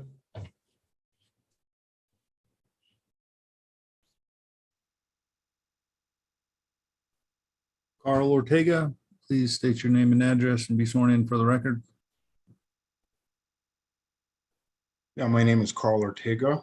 My address is 3269 Primo Colores, Santa Fe, New Mexico, 87507. Thank you. Do you swear under the penalty of perjury that the testimony you're about to give is the truth, the whole truth, and nothing but the truth? I do. Thank you. Okay, my name is Carl Ortega. I've been in Santa Fe all my life, born and raised. I come from two families that have been in Santa Fe for over 300 years. And in fact, my mom's sister is Mary Esther Gonzalez, who the senior center on Alto Street was named after. That's just a personal thing I wanted to throw in, okay? But anyway, I'm totally against this project. I have a lot of reasons to be against it. I'm not against affordable housing. My first house that I bought back in 1997 was through the Santa Fe Community Housing Trust, and I'm very thankful for that, okay? And I'm not against HomeWise, but I'm against this project here, okay? One of the things I'd like to, there's a few things that I like to agree with, okay? I agree with Commissioner Faulkner, okay, on the traffic in this area. Traffic is crazy in this area, okay? I live probably about 300 feet from the fence line that leads into the proposed project of South Meadows. And the traffic is crazy, the noise is crazy, the cars that are speeding through here, it's out of control as it is right now, okay? I also agree I really agree with Commissioner Satigna. How can the commission approve this application based on a hypothetical plan? It's not even a plan that's in place, okay? And in fact, their application is pretty much incomplete, okay? Again, back to Commissioner Pava, he's worked so many years, 30 to 40 years, and he's never worked in an agreement on a project with any amendments that should have been approved and basically included in something. So back to Commissioner Satigna's his comments, how can we approve something for HomeWise when HomeWise doesn't even own the property? They don't even own the property. So that shows the part of the application that's incomplete, okay?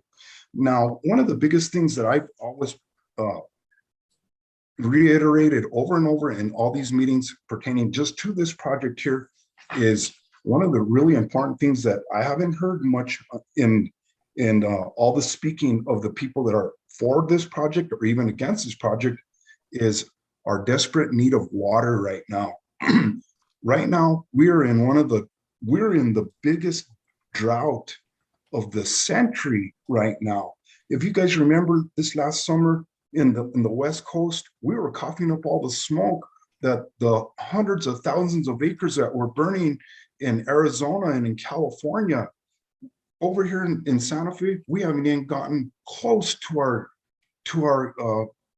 our level of precipitation that we really need. and we're in dire need of water. And these projects are just going to take more and more of our water. You know, you guys are all aware of the big apartment project up at El Camino Real Academy. Those big apartments that were approved and that are just about completed, that's a 465 unit project in that area, okay? And now they're proposing another 161 houses in this new project over here on South Meadows. Well, you know, I live by myself, okay? And on a conservative end of water usage, just in my house, okay, I use like 1,500 gallons a month, okay? But on a conservative estimation, okay, of 1,000 gallons for each of these dwellings, the ones for the apartment complex at 465, there's 465 units of the ones that are almost completely built. That's not even the ones right across the street from there that they're just starting from the ground right now. But I'm not even going to get into that new project. The ones that are almost complete at 465 units, if they only used a conservative estimation of 1,000 gallons a month, okay, 1,000 gallons a month times 465, that would be 465,000 gallons of water per month just for that apartment complex. And now this proposal by Ms. Jenkins and Mr. Lofton, that's another 161 houses at a conservative estimation of 1,000 gallons for each of those houses. Every month, that would be an additional 161,000 gallons a month. So if we add up that 465,000 gallons per month for the apartment and 161,000 gallons for the houses, that comes out to a total of 626,000 gallons of water every month just for these two projects. That's 626,000 gallons of water per month. If we calculated that just in a 10-month period time, in 10 months between those apartments and their proposal, in 10 months, we would be needing 6,260,000 gallons of water. Where are we going to get this water? And all the projects, the new apartment project also by the same developer that they just built over by Presbyterian Hospital, where are they going to get all this water? Just like I said, I'm not against affordable housing, okay? HomeWise has plenty of room to build projects. If you go over here right off of South Meadows and 599, and you follow 599 north all the way to the Tunnel Ridge Bridge, there's plenty of room for them to try to build other projects. And some of that is city-owned property. They can try to work a deal with them and move a project up into those areas. There's plenty of room also from the penitentiary over on 14, from the penitentiary all the way down to Lone Butte. There's plenty of area out there for them to try to build. But for them to try to take this little 22-acre plot that has been designated from the general plan as it has been defined as an open space natural park. We need that. Not only do the children, because the children use it. I've seen many children, and I walk the field out there at least 2 times a day, 7 days a week. I use it. I use it for exercise for myself. My parents are 82 years old. They come from their home. We all walk on that area. So that's very much needed, not only for the children, but also for adults. If they were to build houses out in that area, the poor wildlife that's out there, you got prairie dogs, you have coyotes, you have hawks, you have all the natural life out there. That's all going to be pushed completely out. And that's not really nice, because they were here before all of us, and they're running into less and less area for them to have their little natural habitat. So I want to thank you, Chairman Gutierrez. I want to thank you, Vice Chair Hogan. I want to thank all you commissioners for the time, this extra time right now. It's even 10:45 p.m. You guys have your regular jobs, and here you guys are dedicating this time just for this hearing. I want to thank you from the bottom of my heart for giving us the time to speak. And please take my consideration of voting against this project. I want to thank you again. Thank you very much. I'm very much opposed to it. Thank you for your time. Thank you. Thank you.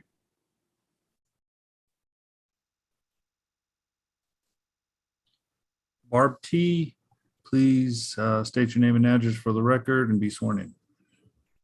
My name is Barbara Torres. I live on 127 Morning Drive, Santa Fe, New Mexico. Thank you. Do you swear under the penalty of perjury that the testimony you're about to give is the truth, the whole truth, and nothing but the truth? Yes, I do. Thank you. I just want to, I guess I want to echo everything everybody has been saying about keeping the open space as open space. But I think that the commissioners, thank you for giving us all this time. But I think that South Meadows open space was purchased for the purpose of providing open space for the community in District 3.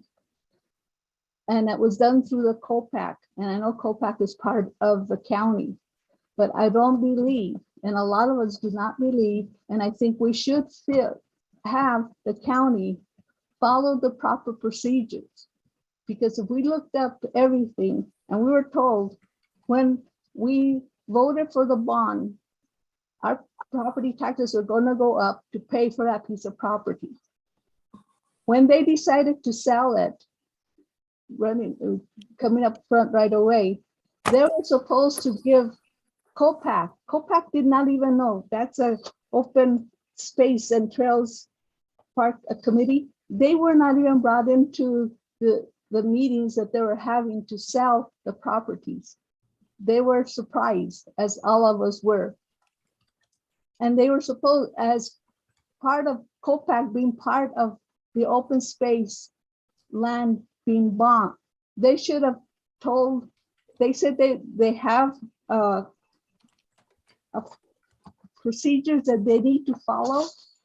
And one of the pages they're saying that if the properties acquired go through executive public review and process, and if they would decide to sell it, they're supposed to have 2 public meetings should take place at least 6 months apart, so the public has the opportunity to voice their opinion about the sale. That was not done. When I called, every time I called to the county, they keep telling me I have to reach out to the city because it was the city's property, not their property. I reached out to the city told me they couldn't do anything because they had not received an application of any sort from HomeWise. The property belonged to the county. I don't think the county did proper procedures in getting this done to where we're at. If they would have followed procedures, none of us would be here trying to work this out. And it was, let's say, echo. I'll just echo everything that Marlo and Rachel Thomas put out and anybody else that has been emphasizing that. But I think you guys should look into the history of what actually went down. Thank you.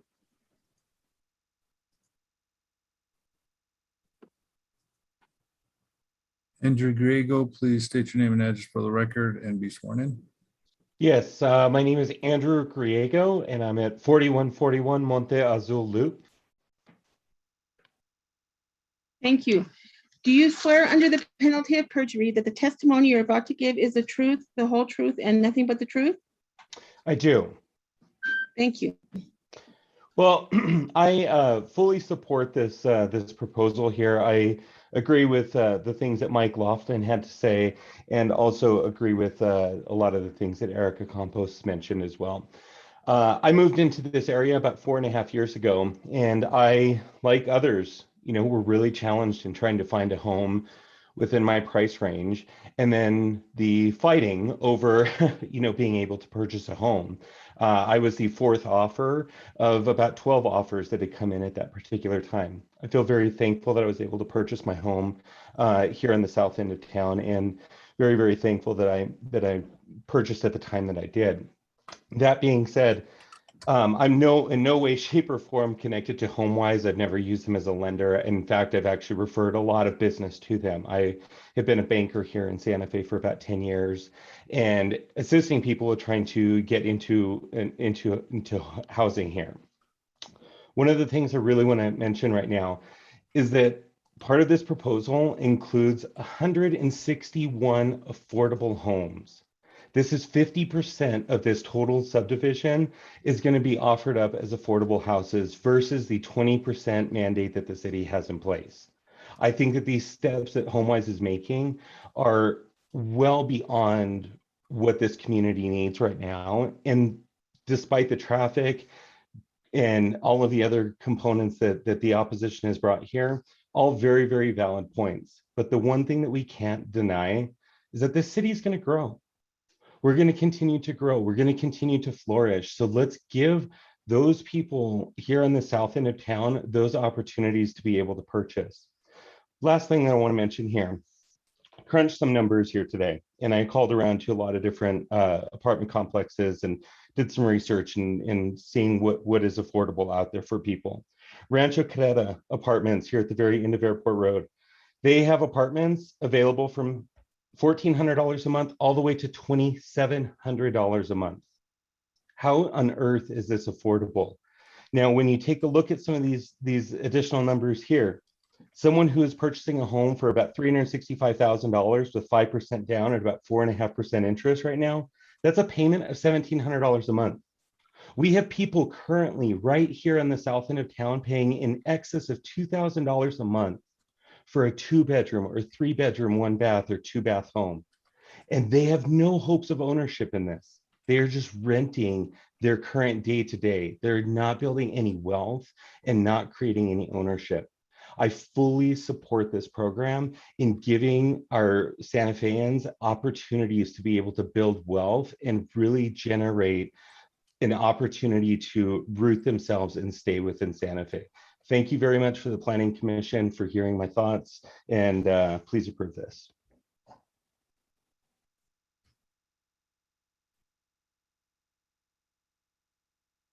Veronica Toledo, please state your name and address for the record and be sworn in. Hi, my name is Veronica Toledo, and I'm speaking on behalf of Leslie Nava, who had to leave to take a midterm. And so she asked that I read her statement. Her address is 6274 Airport Road, Santa Fe, New Mexico, 87507. Thank you. I'm going to go ahead and swear you in. Do you swear under the penalty of perjury that the testimony you're about to give is the truth, the whole truth, and nothing but the truth? I do.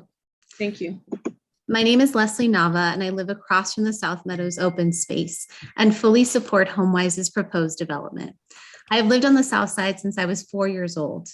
I am a tutor for Santa Fe Public Schools in the AVID program. I am also majoring in creative writing at Santa Fe Community College and hope to become a published writer. The most exciting part of an active local park for me is being able to spend time with my nieces and nephew. The parks nearby are a couple miles away, and it would be delightful to have a park within walking distance. HomeWise has proposed to make 50% of the housing at this site affordable. More affordable housing is important on the South Side because there are many families who can't afford to live here. More families should have the opportunity to own a home because it means a stable place for their family. Please vote in favor of HomeWise's plan. Thank you. Thank you.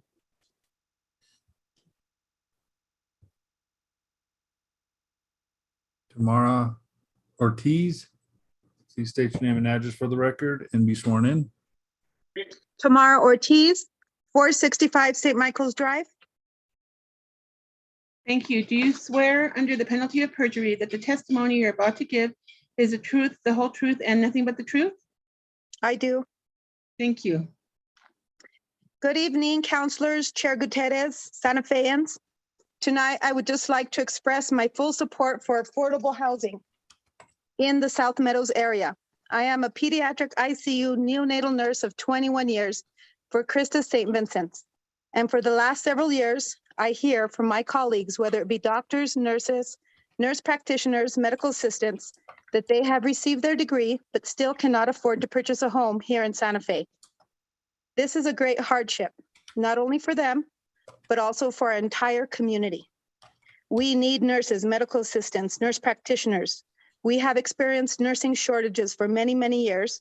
However, now with the COVID crisis, it has become more evident. We are in a serious workforce shortage. We need more providers that have specialties here in Santa Fe instead of having to go out of town. It is astonishing to hear that 37% of our workforce does not live here, but I am not surprised, as most of them are my friends that commute from Rio Rancho and Albuquerque to our hospital. Quite honestly, I have noticed that they only commute for several years and then they get tired of the commute. And before you know it, they transfer to work at another hospital. They are leaving out of Santa Fe and working in nearby areas, but we need to consider the importance of keeping them working here in our community for our economic, social, health, and public service growth. We need to provide new affordable homes with an integrated park, which, by the way, would be 5 acres, which, to give perspective, would be the size of 4 football fields. HomeWise is taking into consideration open space. HomeWise is taking into consideration affordable housing. HomeWise is taking into consideration our pediatric children that have to be outside playing. We need our community to flourish. And this is not only in regards to nurses, this is also for policemen, firefighters, and teachers. Basically, any kind of blue collar career that is important for our community to sustain and preserve life. Having open space is nice, but affordable homes is a necessity. Why don't we consider filling our backyards with nurses, teachers, doctors, firemen, and policemen? Bless you all. Keep safe. Thank you. You're very welcome.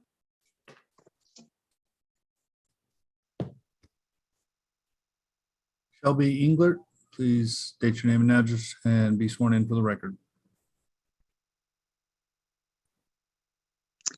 Hi, sorry, can you hear me? Yes. Okay, sorry. My name is Shelby Englert. I'm at 1193 Morning Drive, Santa Fe, New Mexico, 87507. Thank you. Do you swear under the penalty of perjury that the testimony you're about to give is the truth, the whole truth, and nothing but the truth? I do. Thank you. I'll start just by thanking everyone for being here so late. I will do my best to not be redundant. I want to say I grew up here in this neighborhood. I was able to buy my home with the help of HomeWise. I do really appreciate mostly what they are doing. But the whole affordable housing buzzword that they're using, this issue is far beyond the 80 homes that they have to offer. They themselves are talking about how important parks are. And I mean, it's unfortunate like how, few people in this area knew about this open space. I have been noticing increased, families and people out there. So I know that it will be better utilized in the long run with just a little bit of updating. Really, I think the maintenance that the city can offer, or county, whoever decides that, they're responsible for it, the maintenance is going to be far easier to handle by, just a little bit of updating. This park that they're proposing, lawns, like what, it's ridiculous. I'm wondering if the rates that HomeWise is proposing, is this guaranteed? Are the lower rates going to stay low, like, sell them once and then the next time they get to sell them? I don't know exactly how this works, but I know that this is a bigger problem than 80 more homes. It's really not going to fix anything. There is a lot of space outside, or just near here, but there is not enough space inside. I mean, you saw the graphs, how condensed everything is here. And it's heartbreaking. Once this ecosystem is destroyed, it's done. And there's still the affordable housing crisis. there's really, I don't know, it's unfortunate. And I do want to remind everyone that, yeah, this used to be closer to 50 acres, and the 22 acres that were left over, it was the compromise with the other, with the other development. So we've been here before, and this was promised to us, and it can be beneficial for so many other families on this side of town. Even the people who are saying, "Oh, I live here and we need parks," I feel like they just don't understand what this could mean to other people. We didn't want the chain link fence that can be updated. It does not need to be destroyed. I don't know. I could definitely go on, but again, I thank you so much for your time. Thank you. If we're getting later and closer to people with not raised hands, if there's anybody that hasn't spoke that wants to speak, please raise your hand so I can take account and we can see where we're at. If you've already spoken, you're not get allowed to speak again. So put your hand down if it's raised and you've already spoken. Go ahead, Dan. Linda Spackman, please state your name and address for the record and be sworn in. Actually, my name is Ted Harrison, and I'm using my wife's computer. So sorry about that. I am ready to be sworn in. My name is Ted Harrison. My address is 314 South Guadalupe Street. Thank you. Do you swear under the penalty of perjury that the testimony you're about to give is the truth, the whole truth, and nothing but the truth? I do. Thank you. Chairman Gutierrez and members of the commission, thank you for your patience and stamina. I think you all deserve a place in heaven for your service. For the past 35 years, I have served as the Southwest Regional Director for the Trust for Public Land and the President of Commonweal Conservancy. During my career, I've been involved in the protection of hundreds of thousands of acres of open space and the creation of urban parks throughout the country. In my work with the Trust for Public Land, I worked with scores of public agencies to acquire significant open space and natural lands to ensure their permanent protection. Sadly, in this case, Santa Fe County has determined that it cannot fulfill its commitment to the South Meadows community, and it has voted instead to sell this property so that it can bring new resources to its restoration efforts on the nearby Santa Fe River corridor. By the county's decision to dispose of this property, the question before the commission is not a matter of saving the South Meadows property as open space. It's really a question of how this land can best serve as broad a collection of public needs as possible. In contrast to plans that would typically be presented by the commission to the commission by for-profit out-of-state developers, HomeWise is proposing to develop a mix of affordable housing for a city that desperately needs to support its lower and middle income families. It also creates an opportunity to make real the long-held dream of a substantial neighborhood park that will serve the passive and active recreation goals of many residents. I believe HomeWise offers the best opportunity for community development that serves lower and middle income households while simultaneously enhancing the recreational resources of Santa Fe. I commend this project to you for your approval. Thank you so much. Thank you.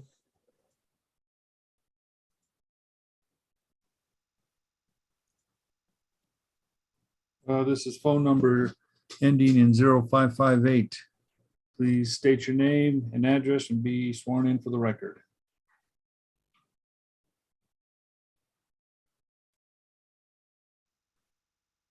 Star 9, there you go. Hello? Yes. Am I up? Yes, have you already spoken? Once shortly. Okay, we're gonna go on to those that haven't spoken. We're pushing a time limit, so thank you.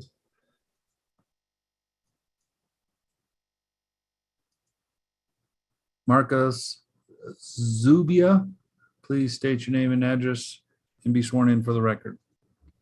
Marco Zubia, 3100 Primo Colores, Santa Fe, New Mexico, 87507. Do you swear under the penalty of perjury that the testimony you're about to give is the truth, the whole truth, and nothing but the truth? Yes. Thank you. So I'll make mine pretty quick because a lot of it has been, it's already been talked about. But one of the biggest concerns for me, I do live in the Colotas del Sol subdivision. So my backyard faces South Meadows. I've lived here for about 14 years now. And the traffic and safety of the South Meadows is a huge concern. You know, there is no doubt that we do need affordable housing. And I think that, you know, as a realtor, it's very difficult for me to find somebody a home that is in that affordable housing price range. However, adding homes to an already congested area and more traffic just makes it even more unsafe. I have an 8-year-old that cannot even play in our backyard without us worrying about a car plowing through the fence or the wall. And as I was sitting here tonight, there was about 2 instances over the last couple of hours that people are drag racing down the South Meadows Road. And that happens quite frequently. Additionally, the amount of traffic, you know, in the early morning during school times and around the 5 o'clock hour is significant. And again, the safety to even get onto South Meadows from where I live, sometimes you have to wait 10 to 15 minutes. So I think that larger conversations and more investigative work needs to go into really analyzing the amount of traffic, the speed of the traffic, and again, the safety surrounding the additional units that are coming not only from the apartments, but what the homes will create. So, and finally, the resources for people on the south side of town. I'm born and raised on the south side of town, and we still don't even have access to grocery stores. And there is transportation barriers with that. And I think that those are larger conversations that also need to be added to this conversation of adding more homes in this area. Thank you.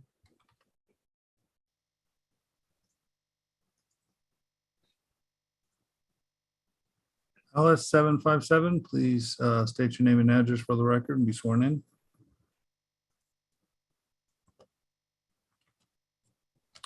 Hello, my name is Alice Valdez. I live at 3205 Primo Colores, Santa Fe, New Mexico 87507. Thank you. Do you swear under the penalty of perjury that the testimony you're about to give the truth, the whole truth, and nothing but the truth? I do.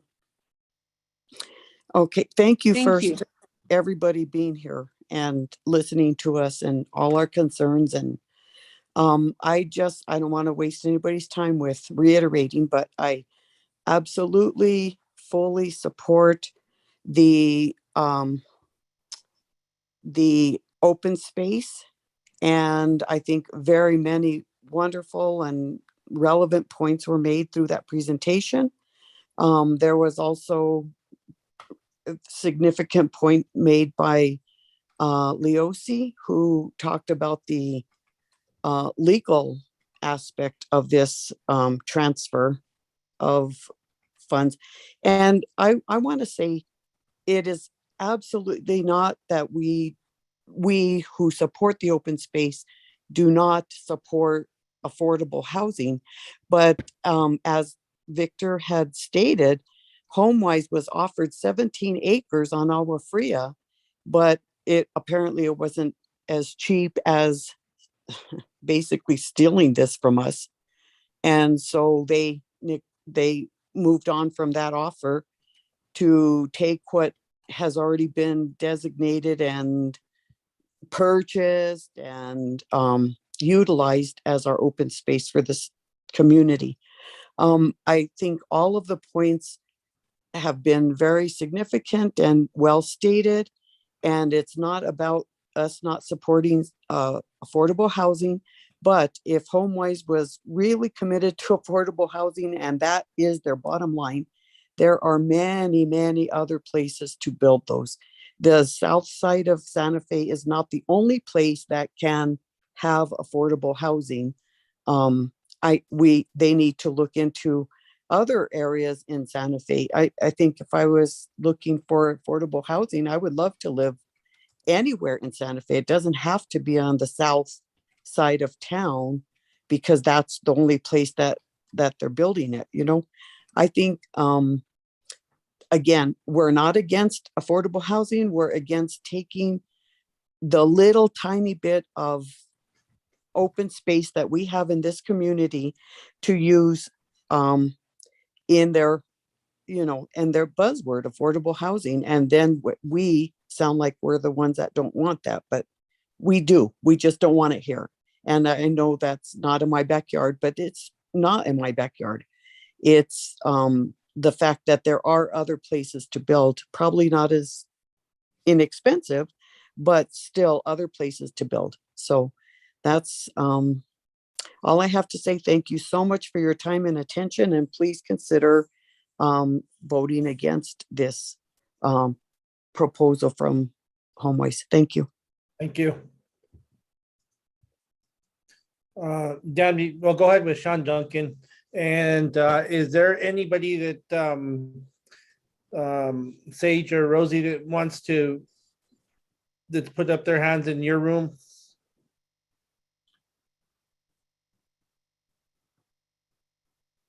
Do they have a separate room, Dan, or do they just show up on our screen? You know, I don't know.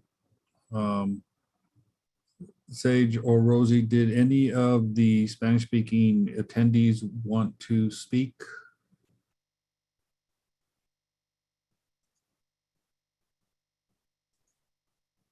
Go ahead and put Sean on, and then we'll go from there. Okay, Sean, go ahead and say your name and address and be sworn in for the record. My name is Sean Duncan. My address is 4384 D Nublado 87507. Thank you. Do you swear under the penalty of perjury that the testimony you're about to give is the truth, the whole truth, and nothing but the truth? I do. Okay, Thank and Sean, you. this is the first time you've spoken? Correct. Okay, Yes. go ahead. Good evening, Chair Gutierrez and members of the commission. I'm here to state that I fully support HomeWise's proposal for Los Prados on South Meadows.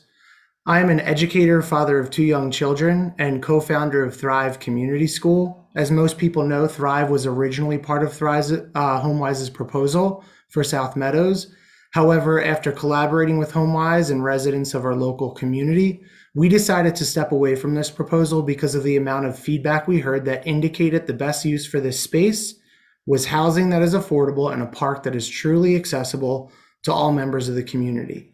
Personally, having lived in this immediate neighborhood for 3 of the last 4 years, including as a renter in Fairway Village, I can attest that the majority of residents in this area have assumed that this is privately owned land, as would anyone who approached a gate to a vacant lot that said, "Smile, you're on camera."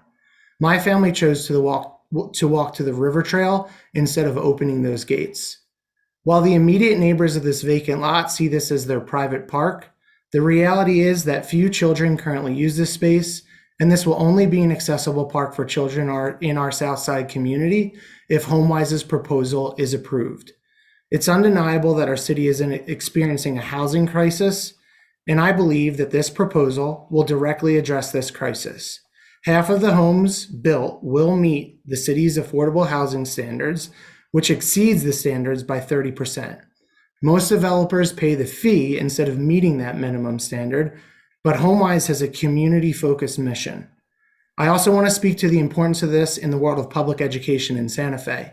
Average home prices have increased by over $250,000 since the time my wife and I, who is also an educator, struggled to purchase a home. Without more housing that is affordable, our city's public schools will continue to suffer as the teacher staffing crisis continues to worsen.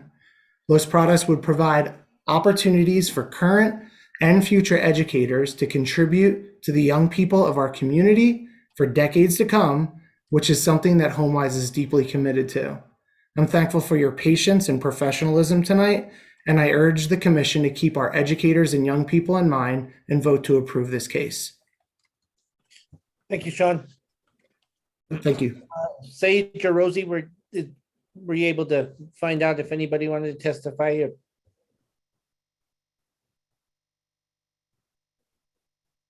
Or if they come up on our screen, because I'm not sure how it comes up.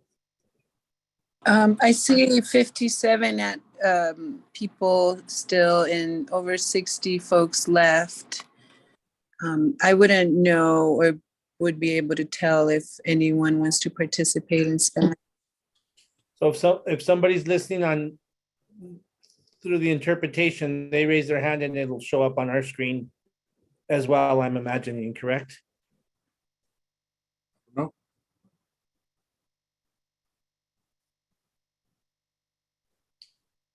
Okay, if Jeanette Smith, I think she's spoken. Let me ask her. Yeah, I spoke before. Okay, we're not taking Jeanette Smith.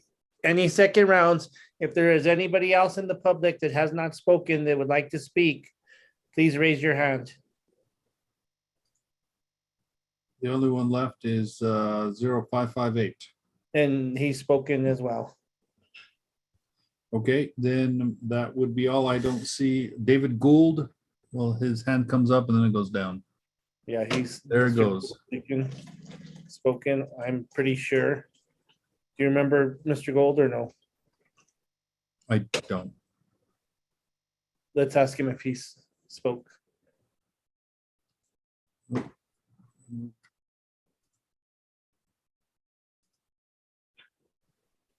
I see a hand up in attendees. Okay. Hello? David, have you spoke? I have not. I'd Okay. certainly like to, though. You can. Thank you. Please My sworn name in. is- Oh, okay. Sorry, I didn't understand how the raise hand, lower his hand thing worked. Do you swear under the penalty of perjury that the testimony you're about to give is the truth, the whole truth, and nothing but the truth? Yes, I do. Thank you. Please state your name and address for the record. David Gold, 396 Calle Colina, Santa Fe, 7501. Go ahead. My name is Dave Gold. I was an original CULPAC member and I voted on this property when it was acquired. The County Open Space was a volunteer committee, much like yourselves. And I'm very appreciative you're willing to listen to me at 11:30 at night. I voted for this project 20 years ago because it was rated very high. The needs that drove this project were there 20 years ago, and they've only gotten worse over that time. I don't live anywhere near the project, but I'm involved in this effort because the county made a commitment to the people that live there. And the commitment was to have a 22-acre public recreation area. The city took over that commitment when it annexed the property. And I feel it's important to honor commitments like this when you make commitments as a board or as a government agency. A couple of points I'd like to make. One, I'm concerned about the introduction of the conceptual plan at this hearing. Normally, the applicant should have been required to meet the submittal deadline. And now a whole new thing is being considered that no one in the community had a chance to review or was even aware of. I feel that it's unfair to the people that spent a lot of time looking at this, and that the project should be delayed or the conceptual plan should not be considered as part of your deliberation. Earlier, the swamp plan was mentioned, and it was stated, well, if we use 5 acres of the 22 acres for a park, then we've satisfied the swamp plan. I totally disagree with that. The swamp plan and the general plans that show this are very clear. It's a park. To go, if you decide to vote against that, you are going against the general plan. If the general plans and the swamp plan wanted to have housing as part of this, it would show that on the map. The map does not show housing. The map shows a park. Affordable housing is important, but this is the wrong place to put it. This could be an amazing, beautiful gem of a park and the people in this area really deserve it. It's in the middle of a sea of development. It would have value to all city residents. It's also sufficiently large to add active users if that's what people want. But the neighbors should be accurately surveyed about what they want. And I want to say something else too. In the ENN meetings, over 120 people attended, and every attendee was opposed to this project. So I think if if a survey of what people want is going to be done, it should be done accurately.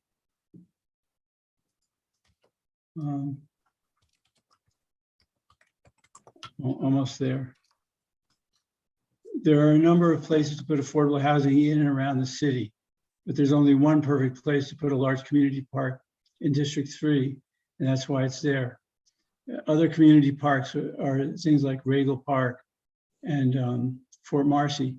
And if a developer came and said, oh, let's take the field at Fort Marcy and turn it into an affordable housing project, I think all of you would laugh at them. I think it's, anyway, I disagree with the idea of using this for affordable housing. The people of District 3 deserve to thrive. They deserve the recreational space instead of more high-density development. A number of speakers have emphasized the need for affordable housing. No doubt the city needs a good, solid, affordable housing policy. There's a lot that could be done that would be meaningful, but chopping up the only major recreational space in District 3 is a terrible idea. The 2,500 people that live near this open space should not be punished for the lack of good policy on the part of the city. And also for the fact that the county and the city just totally blew it on this. But the neighborhood should not be punished for that. There's no replacement for this space. I urge you to honor the commitment made to residents 20 years ago. Please deny this project. Thank you very much. Thank you, David. Sage, do you have somebody that needs to take translation? Or Rosie? We've been simultaneously interpreting on the Spanish channel. And if anyone would like to speak in Spanish, we can interpret simultaneously into English. Okay, because I was under the impression you have somebody waiting to address us from Spanish to English in the commission, but that's not the case. There are 2 hands raised on attendees. Okay, Dan, go to, did you take off Jeanette Smith? I did take Janet Smith down. Let me see what it looked. Maybe she has someone there that wants to testify. Let's find out, or if it's her. I saw members of organizations left. More than half attendees left. Okay, thank you. Hold on. There is somebody speaking, but she has to be sworn in. With Smith, then?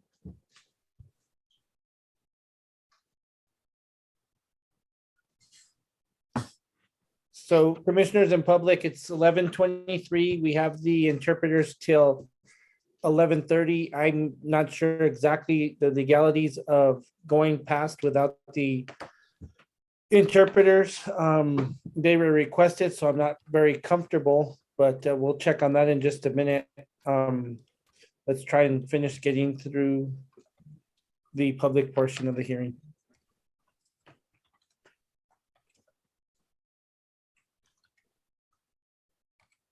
Okay.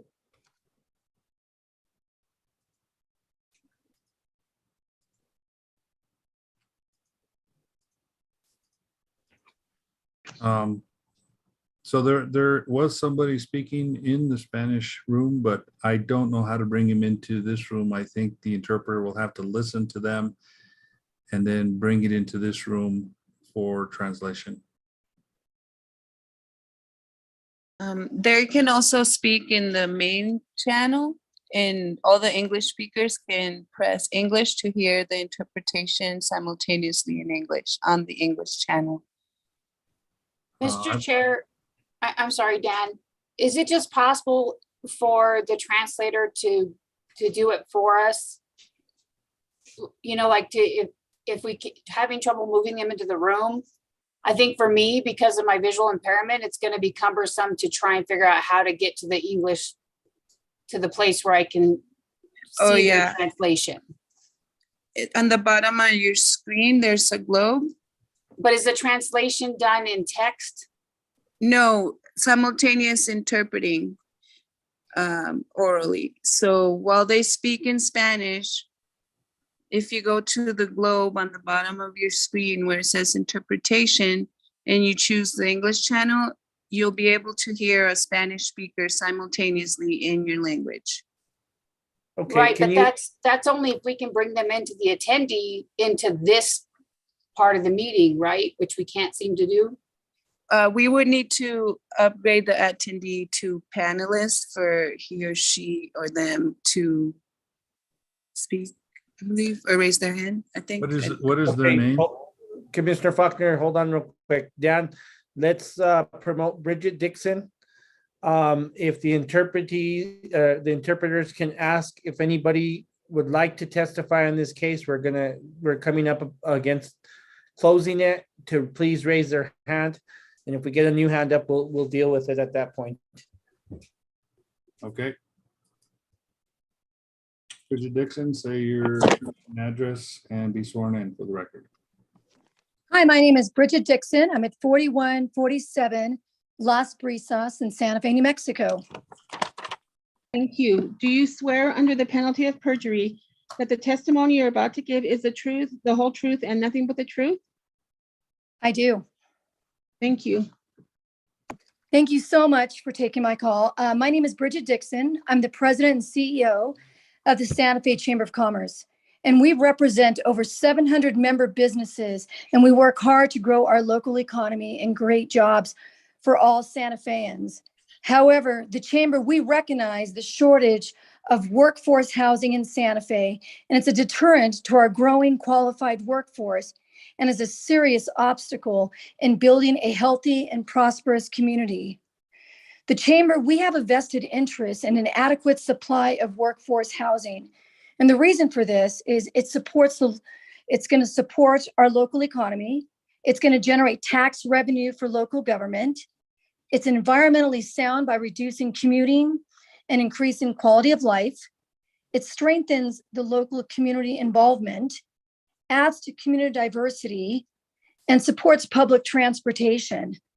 Additionally, the Santa Fe Chamber of Commerce is in the process of putting together a business career and resource fair. And we've already identified over 1,000 jobs are available here in our own community.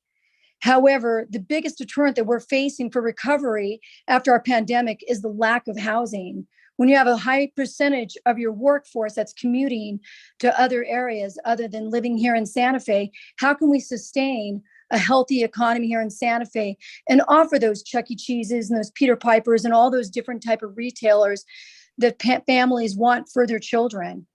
Therefore, I'd like to say that the Santa Fe Chamber of Commerce, along with our business community, 700 members that we represent, are in complete support of the HomeWise and the South Meadows project. Thank you so much for your time. Thank you. Dan, is there anybody else in the public that would like to speak that has not spoke? Dan, check with Smith and let's see if she has someone with her or if she wants to speak again. If you'll promote her, please. Janet Smith. I want to talk. I'm sorry, we're not gonna let you speak again, ma'am. We're running up against the interpreter's time at 11:30. Okay. So My thank you. grandson wants to talk. Eric Smith. That's fine. Put him on and we'll let him talk. Eric. Give me just a moment. He'll come out of the bedroom. Anybody else while we're waiting for Eric that Tell him has you're talking. would like to speak? Come here. I don't want to talk. Get over here. He's arguing with me, but he will get over here because I have something to say. And you didn't want me to repeat it, so get over here. Okay. Tell him who you are. Hold this down. I'm Eric Smith. You need to be sworn in, Mr. Smith. Go ahead. Do you swear under the penalty of perjury that the testimony you're about to give is the truth, the whole truth, and nothing but the truth? Yes. Thank you. Please state your address as well. 3085 Hemmers Road. Thank you. Okay, can I talk now because he signed in? No, Eric's gonna have to talk. Tell us what you Eric, think. get Eric. over here. Tell them the residents of this area are not opposed to the development.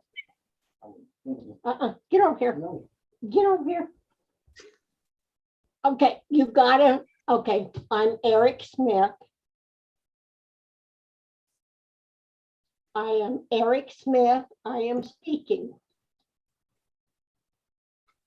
Don't do that to me. Eric Smith is speaking now. Eric Smith is speaking. Eric Smith is speaking. Eric, last chance if you want to speak up. Eric Smith is speaking.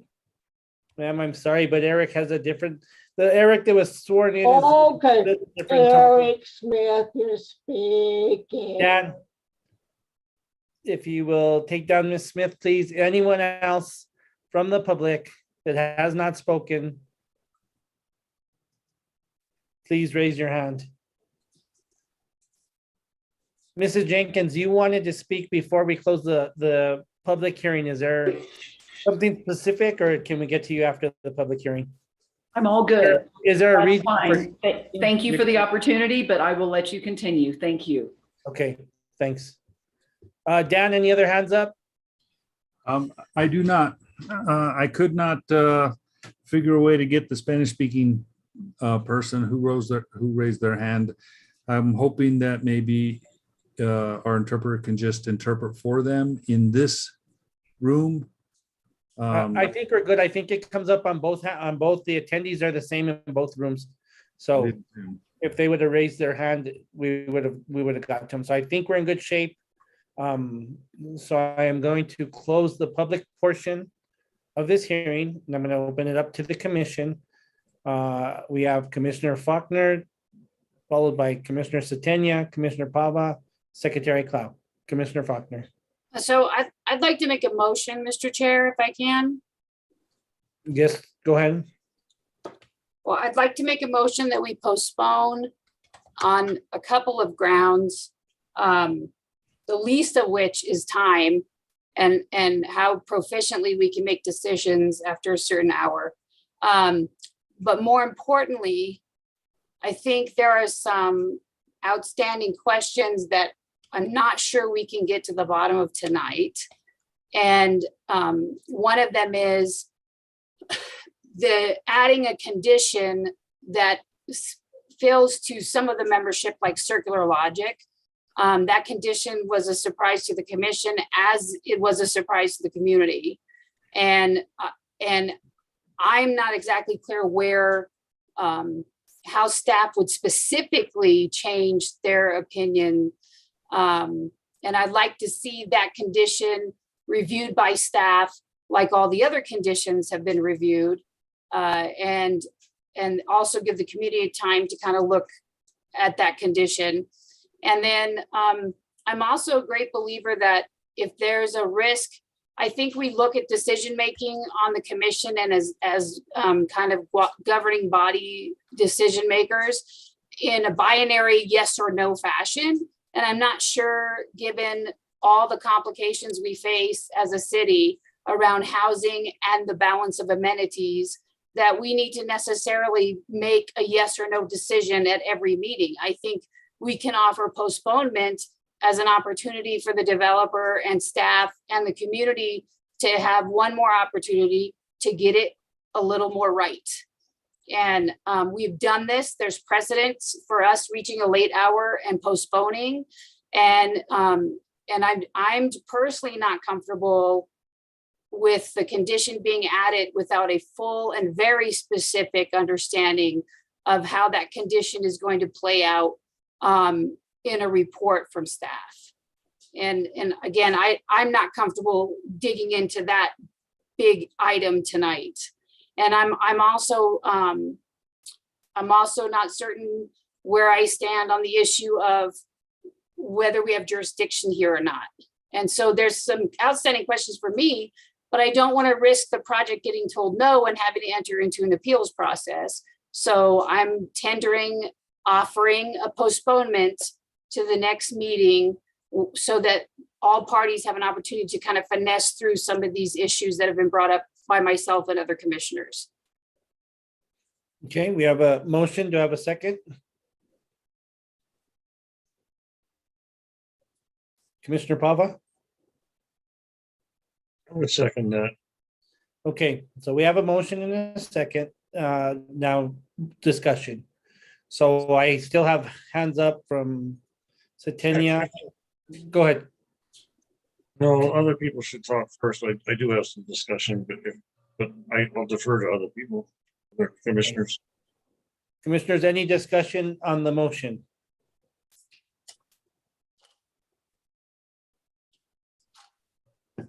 Commissioner Satania, you have two hands up. Yeah, I just wanted to add that I agree with postponement, and just to state my reason is that we're dealing with an incomplete report. We're being asked to make a recommendation to the governing body just on the basis of that, like a statement, just based on a statement that if these conditions were included, that there would be a recommendation to approve, and yet the facts and findings and conclusions of law have not been updated. The report has not been updated to make that case, to understand the merits in which this meets the criteria. We're just going on a statement, and I just can't feel comfortable on voting on something like this at this time. So that's all I have. Thank you, Commissioner Satania. Any other commissioners on the motion? Commissioner Pava? I would like to talk. Oh, I'm sorry. Go ahead. Okay. Secretary. Yeah, I'm fine with postponing because it's late, and I know there's going to be a lot of discussion, and I think it would be cleaner, but I don't think, I think we just need to make it, to simplify it. We have done this before where commissions or conditions have been agreed to by the applicant during the hearing, and we've accepted them, and then we proceeded and have added conditions. So essentially we're doing that, but it wasn't, I don't ever in a situation where staff was recommending denial. So I think it would be good to clean up the report. It would be good for the city council if we cleaned up the report. And as I understand it, all of the denials were based on the same point, and that was that based on the fact that there was no park, guaranteed park, that it therefore didn't comply with swamp, which therefore didn't comply with the master plan. So if we clean that up, if the report gets cleaned up, that's good. I also don't think, I didn't find any findings, so I don't think there were any findings in the document. I would request that if staff makes the recommendation to approve the project, that we get findings drafted so that we have a clean record. So I think it once represented will be fairly simple. I don't see it as being that complicated. And a park, it isn't a new issue at all. It was in the report, and HomeWise was always, what in the report says that they will do a park. The problem is that staff had is that it wasn't a guaranteed park. They didn't have a development plan that had a park in it. So that was the concern. It was that it was a concept. And I don't think we should be using the word concept when we're talking about a condition, but it was just a concept. Now we have a condition, a clear agreement that there is going to be a park as a part of the condition, and also a condition that there will be 50% of the homes will be affordable, which I think also needs to be a condition that we need to accept. It was offered, and I think the city needs to accept that condition. So I don't think it's a new issue at all. It's always been there. It just, I think the problem that staff had is it wasn't, it was a concept and it wasn't a condition. It wasn't a guarantee. That's all I have. Thank you, Secretary Clow. A little difference on this condition to everything else I think we've seen, just to keep in mind, is that this is on a rezone, and instruction prior to this has always been we can't place conditions on rezone. And I don't think when you're thinking about cleaning it up that a new report will be issued. So when we get back to it, if it's voted in favor instead of denial, we will have to probably find ways to fit criteria and things of that nature. Just food for thought. I'm going to stop talking. Patricia, go ahead. Thank you, Mr. Chair. You actually just made the point that I was going to make, which is that we would probably not redo the report. We could possibly do an amendment or an addition that would explain the condition as we have discussed it, and perhaps redo those criteria with that condition in mind. The reason that we did not do findings of facts was because we knew that we had this new condition, and we didn't want to waste staff time writing findings of facts for something that probably was not going to be the final conclusion. So just so you know, that's why those are not there. Thank you. Other discussion on the motion? Commissioner Pava, did you have something to say, or you're okay? I do, as the seconder of the proposed motion to defer this.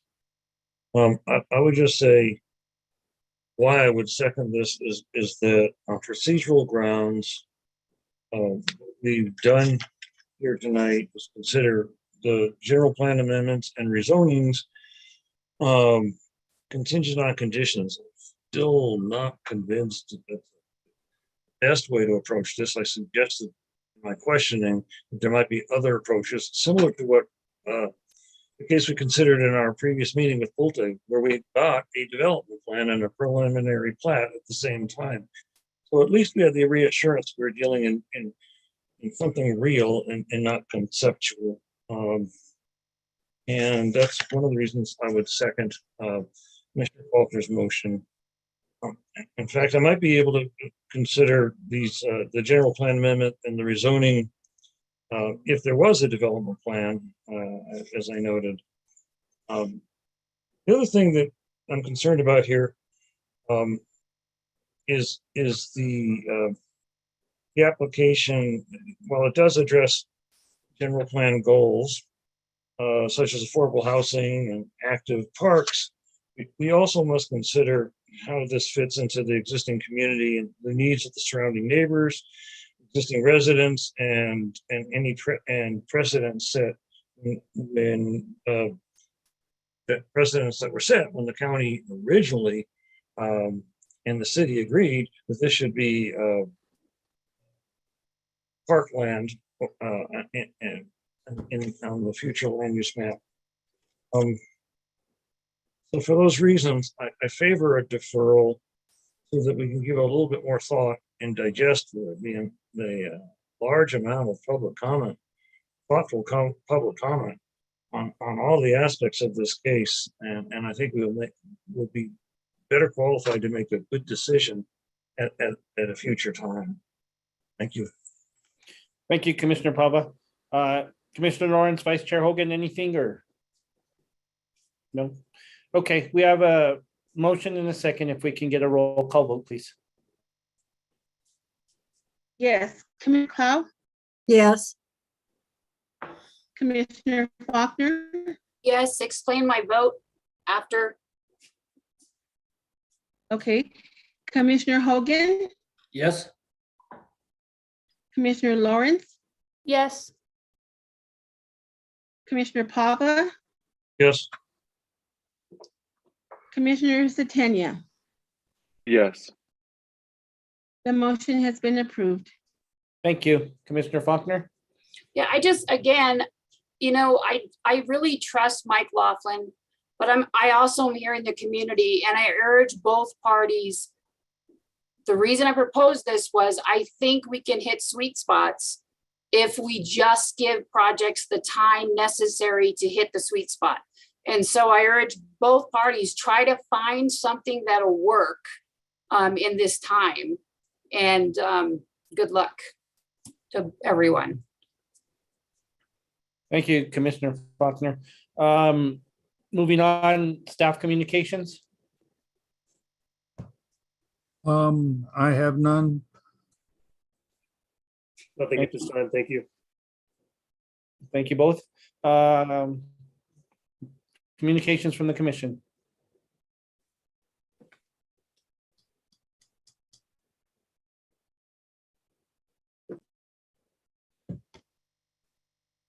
None.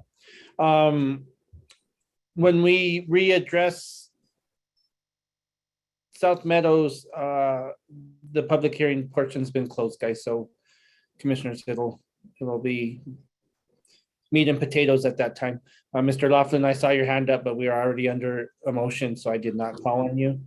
I didn't realize they were. No communication from the commission. We're adjourned. We beat it under the wire by 14 minutes. Everybody stay safe and healthy. Thank you. Have a good day.